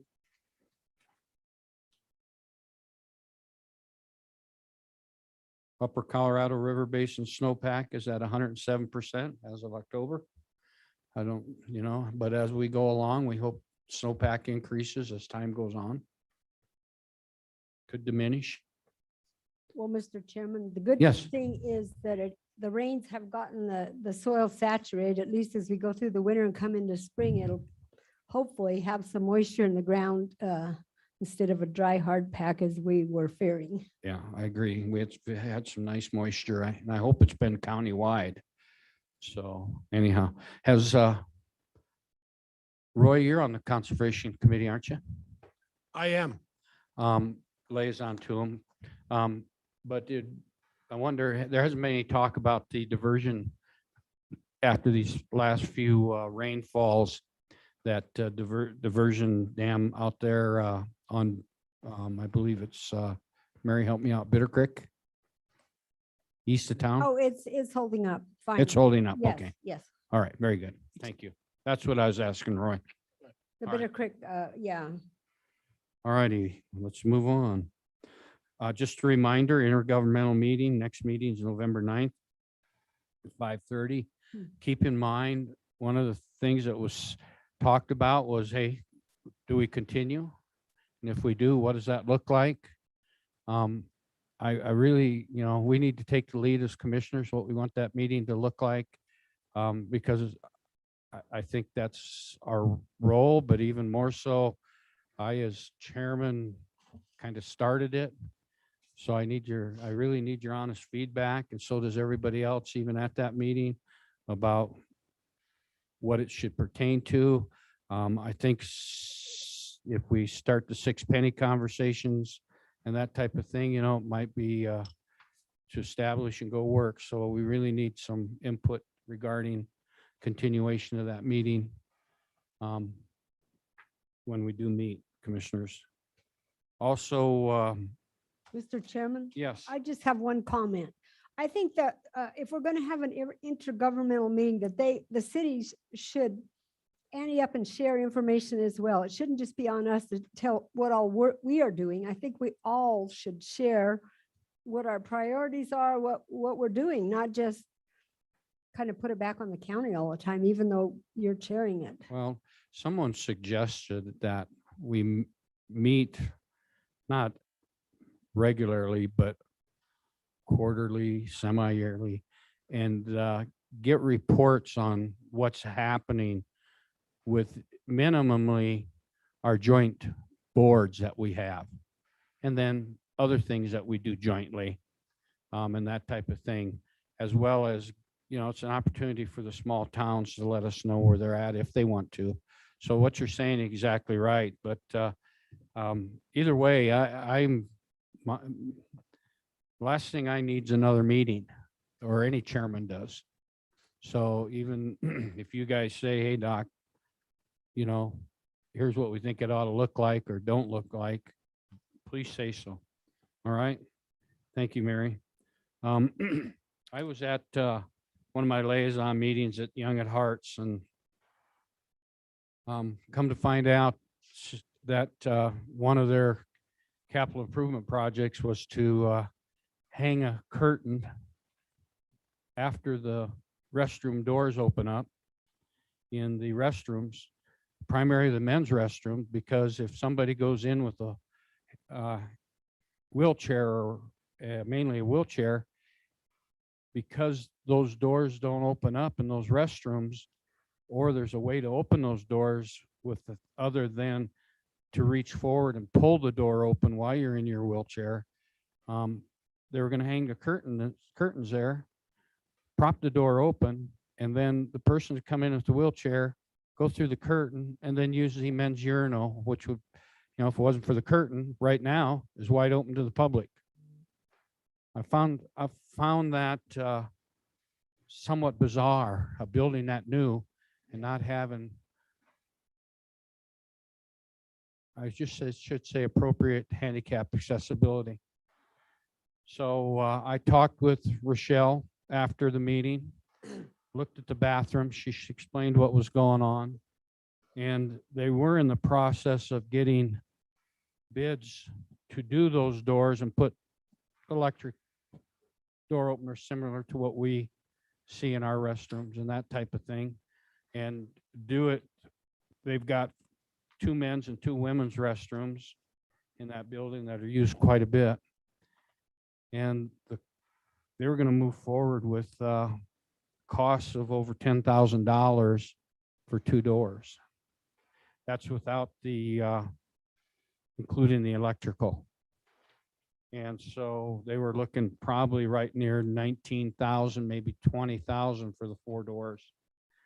I asked Michelle to get me these bids, and she did. And I told her, I said, let me take it before the commission. As you know, our funding of Young at Hearts is primarily to support the maintenance of the building and that type of thing. As we provide maintenance for Golden Hour and that type of thing and that stuff. So what I'm asking is, what's the commission's feelings? And I did talk with the mayor in Rock Springs, and he's going to have to work through his organizations, but the possibility of this commission approving that we do a share cost with the city of Rock Springs to get those doors done and that type of thing. And of course, I'll just use, I don't know what the electrical will cost, and I don't know what in-kind services as far as electricians and that type of thing that even the city will use, or if they'll have to contract it out. That conversation's still got to happen. I just talked to the mayor, and he said, I said I was going to present it to you guys, and he said let him know how ours turned out. So we are minimally looking at well, if you just take a look at the door openers and the doors and that type of stuff, $20,000 divided with the city. And then there will be probably electrical costs. So they're getting more bids, but what's your thoughts, commissioners? Mr. Chairman, Commissioner Shanefield. I think that if they need anything additional, we should require them to come forth and make a presentation and, provide us information on if there's grants available and, how that would look and what their needs are, and give us a cost breakdown, just like we would any other organization. Let me counterpoint that. We don't do that with Golden Hour. But Golden Hour is in one of our I know, but buildings. there's still somebody we fund. That's just my point. I just think if the YWCA or Boys and Girls Club or any of those other organizations were to need something like that, we would require them to come in. And unless there's a prior agreement, I think we're going to open the door up for Agree. anybody to just walk in. And I think it gives us the opportunity also to really evaluate and ask those questions of them, of, like I said, grant funding. I don't know. I mean, I'd be more than happy for us to look at ponying up a little bit to match, and share some costs with the city of Rock Springs, but I just want to ask all those questions and have a process. Okay, very good. Fair enough. Commissioner Toman? I'm okay either way. Very good. Commissioner Lloyd, you're okay with that? Yeah, I agree with Commissioner Shayenfield's thought process and following the process that way. Okay, I will ask Rochelle then to please get the bids put together and that type of thing. And that, talking also with her, they also have a front door that needs a remote put on it. So I'll have her present that as well, okay? Mr. Chairman, Yes. it might also be important in this situation, if we're going to cost share potentially with Rock Springs, is to have something from Rock Springs and in order that says they are going to cost share the project as is presented. So it's just, we don't end up, just gonna throw it out there. I mean, to be honest, like, I kind of want to know if we're going to go into part, or if we do it, we make it so it is we will go if they also, we make the resolution that is, if they choose to cost share, we would cost share with them or something like that. I'll find out. I'll ask. Okay. And that type of thing. So we'll go from there and I'll have Rochelle get on our agenda to present to us as we move forward with that. So let me see where I'm at. Way down at the bottom of the page. Okay. Ambulance board, I did attend their meeting. There's some things that they've asked about that in the former original resolution, the way that board is made up. Basically, when you read the resolution, it's for services and performance, which is basically finances and, did I say that right, John? Yeah, and serve and how they render their services and finances. They kind of went, if that's all, why can't somebody else do it? And I said, well, that'll, they could disband and we could have somebody at the county do it. And I just listened. But one of their former requests was that, and I told him to bring it for you, and I talked with John based on the resolution, is to put on that board our or offer to our Sweetwater County Fire Warden to sit on that board as well, because that's one person that's not on there. And then also to invite Castle Rock and the hospital. Well, that's just not, all they have to do is be put on the invite and they'll show up. Because they were showing up for a while and then they weren't getting getting the invites, but we'll make that request. So if it's okay with the board, there's no consternation, I should say, with expanding that board. Go ahead, Lauren. So, does the city of Rock Springs Fire Chief and the City of Green River Fire Chief, are they on there too? Yeah. Okay. Yeah, Jim Wamsley, and there's representation from Green River there. Okay. Sheriffs. Also Tim Robinson's there, is retired for the council. I got to think around the board. Oh, Highway Scott Patrol. Kitchener from District 1, huh? And the highway patrol is on. there. Highway Patrol's on there, and also Ron Noble from Farson Eden. So really, the only fire leader that's not on there is County Fire Warden. Yeah, in looking at our fire, we're dealing with wildland fires and we don't have any EMT or emergency response other than wildland fires. And so that's the only thing that I was just kind of. Well, and that's a little misleading because we also respond to interstate fires because they're in our jurisdiction, even though there's an agreement with Green River and Rock Springs, primarily for the reason is if that accident happens to move into where there's fires in the road ditches and that type of thing, and that, so they respond to all those because they're responsible for those wildland fires if they occur due to an accident, even though those other entities may respond as well. Does that make sense? Okay. So with that, so I will notify them and I'll talk with Mike and let them know. But again, the ball will be in their court if, basically their responsibilities will be performance and services as oversight for Sweetwater medics only. And if they want to continue to do that, that's, as a board, we've asked that they could, but when you take a look at it, as I send out all the ambulance reports to you, if you take a look at them, they're not that difficult for somebody here to look at and that type of thing. So just to give you update there, then also I attended redistricting last night for the public hearing, and it seemed to go very well. It seemed to be received. They'll continue to move forward. Now, it's not etched in marble, but the way that the committee that worked on it brought it forward, it really is in the best interest and the best representation for Sweetwater County.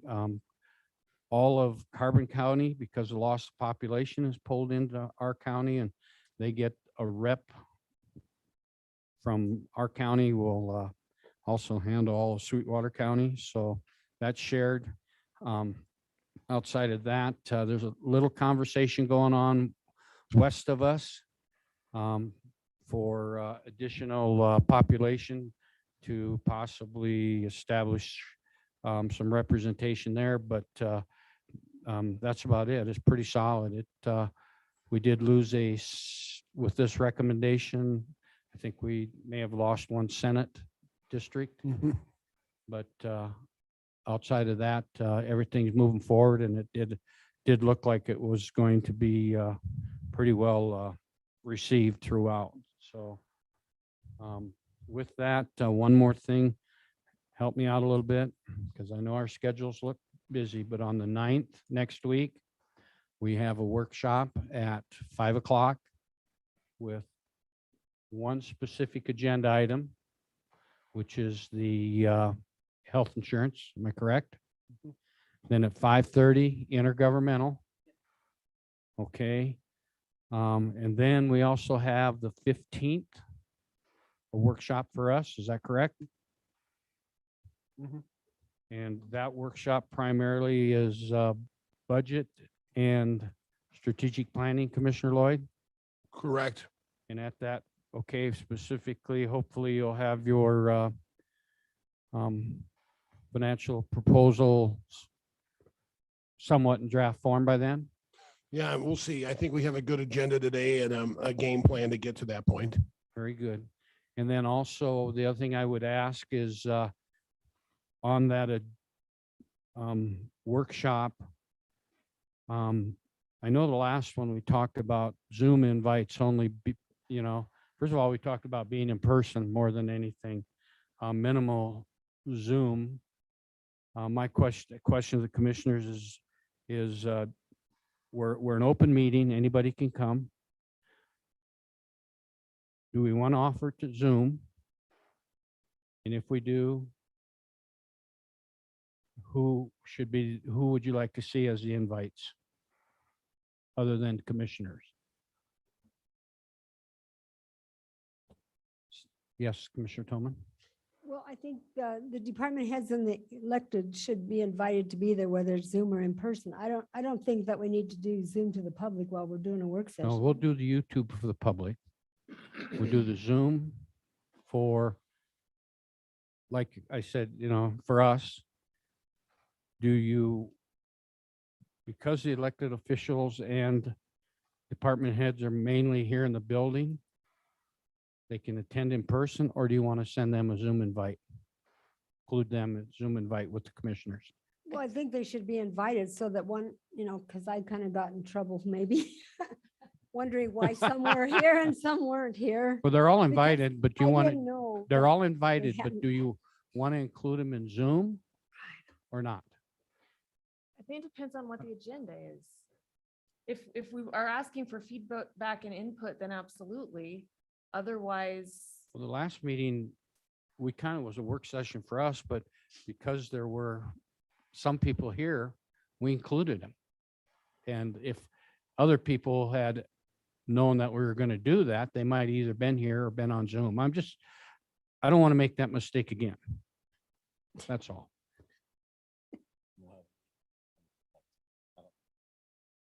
Okay, we'll set up Zoom for commissioners only, because there may be a commissioner at the last moment that may not make it on the 15th. And it will be at 4 o'clock this time? It'll be at 4 o'clock, Commissioner. Just like Sorry. last time. Okay. Well, we debated it, so in my brain, it was 4:30. I'm sorry. We talked about 4:30 or 4, but I we came know, down to and 4. I. You're good. You're good. Sorry. Roy, you okay with that? Absolutely. All right. So Sally, Zoom invite for commissioners only. All other departments, public are invited to attend in person.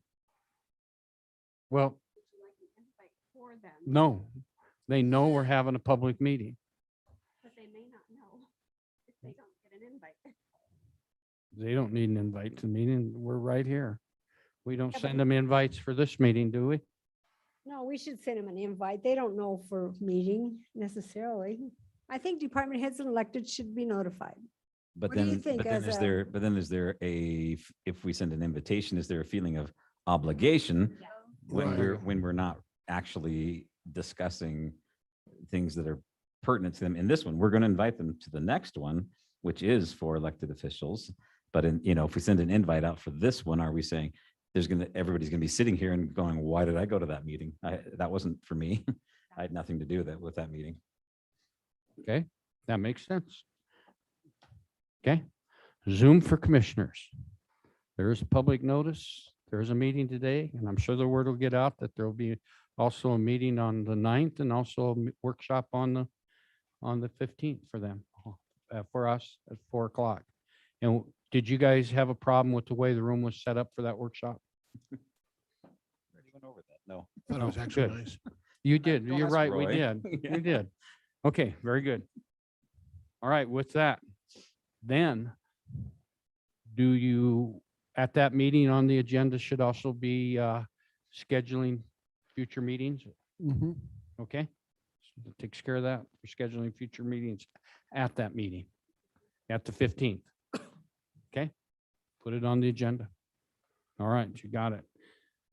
All right, I'm sorry to have taken up so much of your time, but that concludes my report. No clapping, please.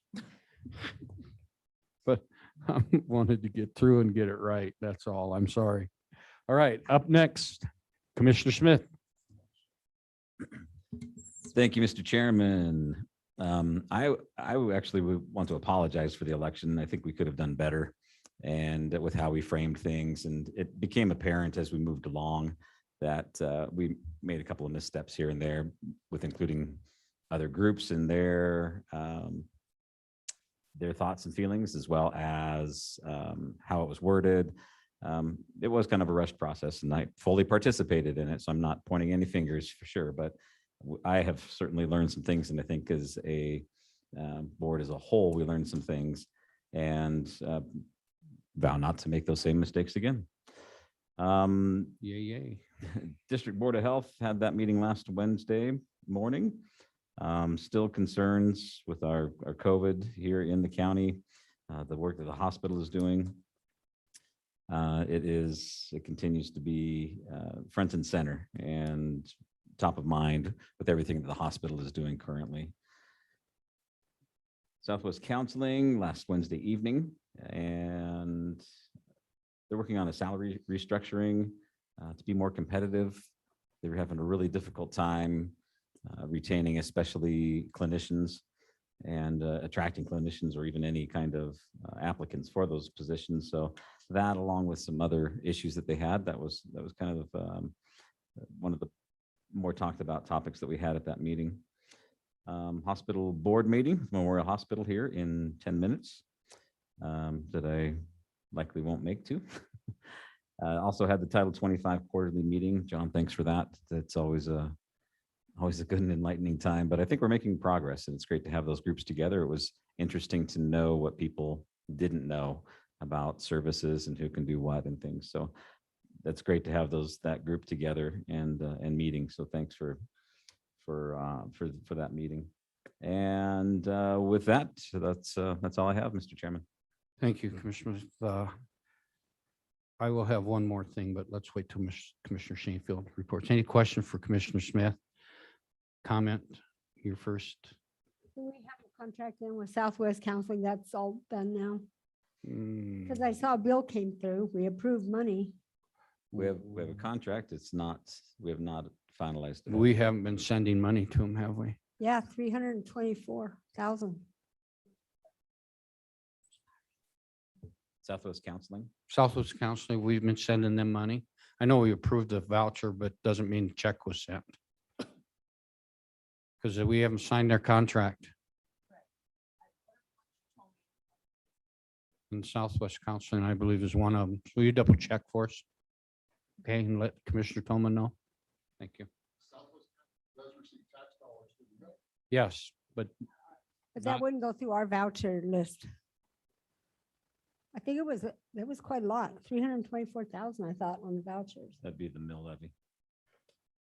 But it wouldn't go We- through our vouchers. Oh, no. Through our vouchers? we don't approve that mill levy money.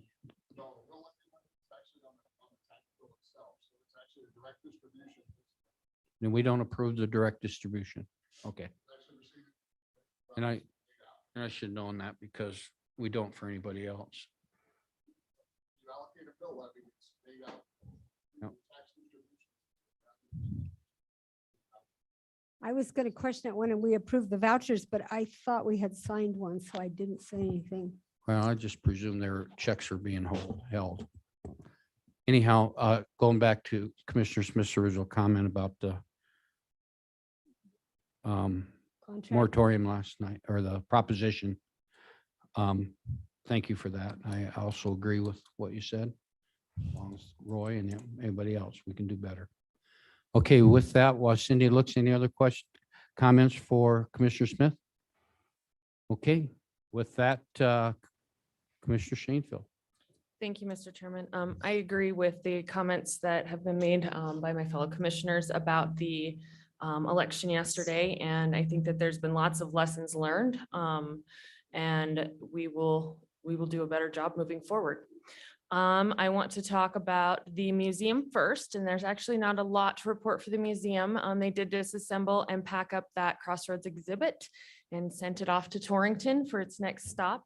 And then they assisted in putting the visitor center back together. They wanted me to make sure that I mentioned that the visitor center is a great venue. And the exhibit was viewed by about 1,500 visitors during its 6-week stay here in Sweetwater County. And then as soon as the museum staff have a quick breather, they're going to start preparing an exhibit for the upcoming holiday season. And of course, they continue with the historic gun research and the other services that they continue to offer.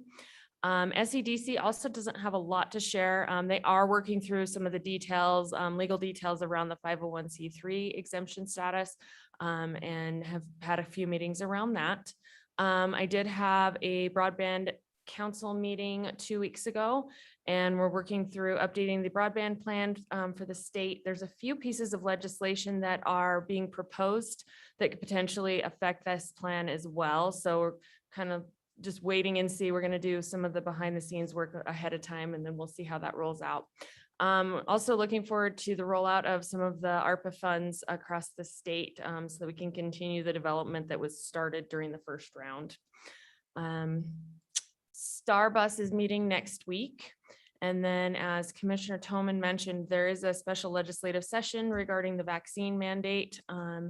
And thank you for the Wyoming County Commissioners Association for providing a daily update. That's been really helpful. We're just kind of sitting back and waiting and watching to see what happens at the state level, and see how that could potentially affect us at the county. And then Commissioner or Chairman Winling also mentioned the specific purpose tax process. And so we've been holding on that as the general purpose was pretty time consuming. I will be setting up a meeting with our local municipal leaders to pick that discussion up again. That was put on hold last fall for a lot of projects, and those projects have are continuing to have a need in our community, and I'm sure we have even more now that it's a year later. And so we'll see where that conversation leads us. That is all that I have. Thank you, Commissioner Shanefield. Any questions? I just want to thank Commissioner Shanefield because I think she took a lot of the heat for all of us and she did an overabundant amount of work in preparing the information. So I appreciate it. And I think we all do. Thank you very much. We do. I do. Thank you very much. Appreciate that. So anyhow, I said I had one. Here's two. First one is historically in the next meeting, we've had the conversation regarding New Year's and Christmas holiday. This year, Christmas and New Year's falls on a Saturday, which means the holiday will be on Friday. But historically, we've had the conversation whether or not we want to grant any extra time and what those options and extra time would be for our employees on the eves as well of New Year's and Christmas. So if it's all right with the board, I will ask Mr. McLean to have that ready for the next meeting. And I'd appreciate Commissioner Lloyd and Commissioner Shanefield if you'll follow up with him also to make sure that we get it on the board. Then the other thing that I forgot in my report is I did get a call during the elections yesterday from a 12-hour worker out at Pacific Corps. And apparently, if you worked a 12-hour shift yesterday for Pacific Corps, there was no time to vote. And if you didn't, you had time to vote. So those 12-hour shift people had no release time to vote. And of course, they were upset about that. I did call in, put 3 calls in yesterday to their HR. I stopped after I found out that the HR person was on, not only not there yesterday, but on vacation as well as possibly going to retire here shortly. So I've got a couple other numbers in the ladder to call.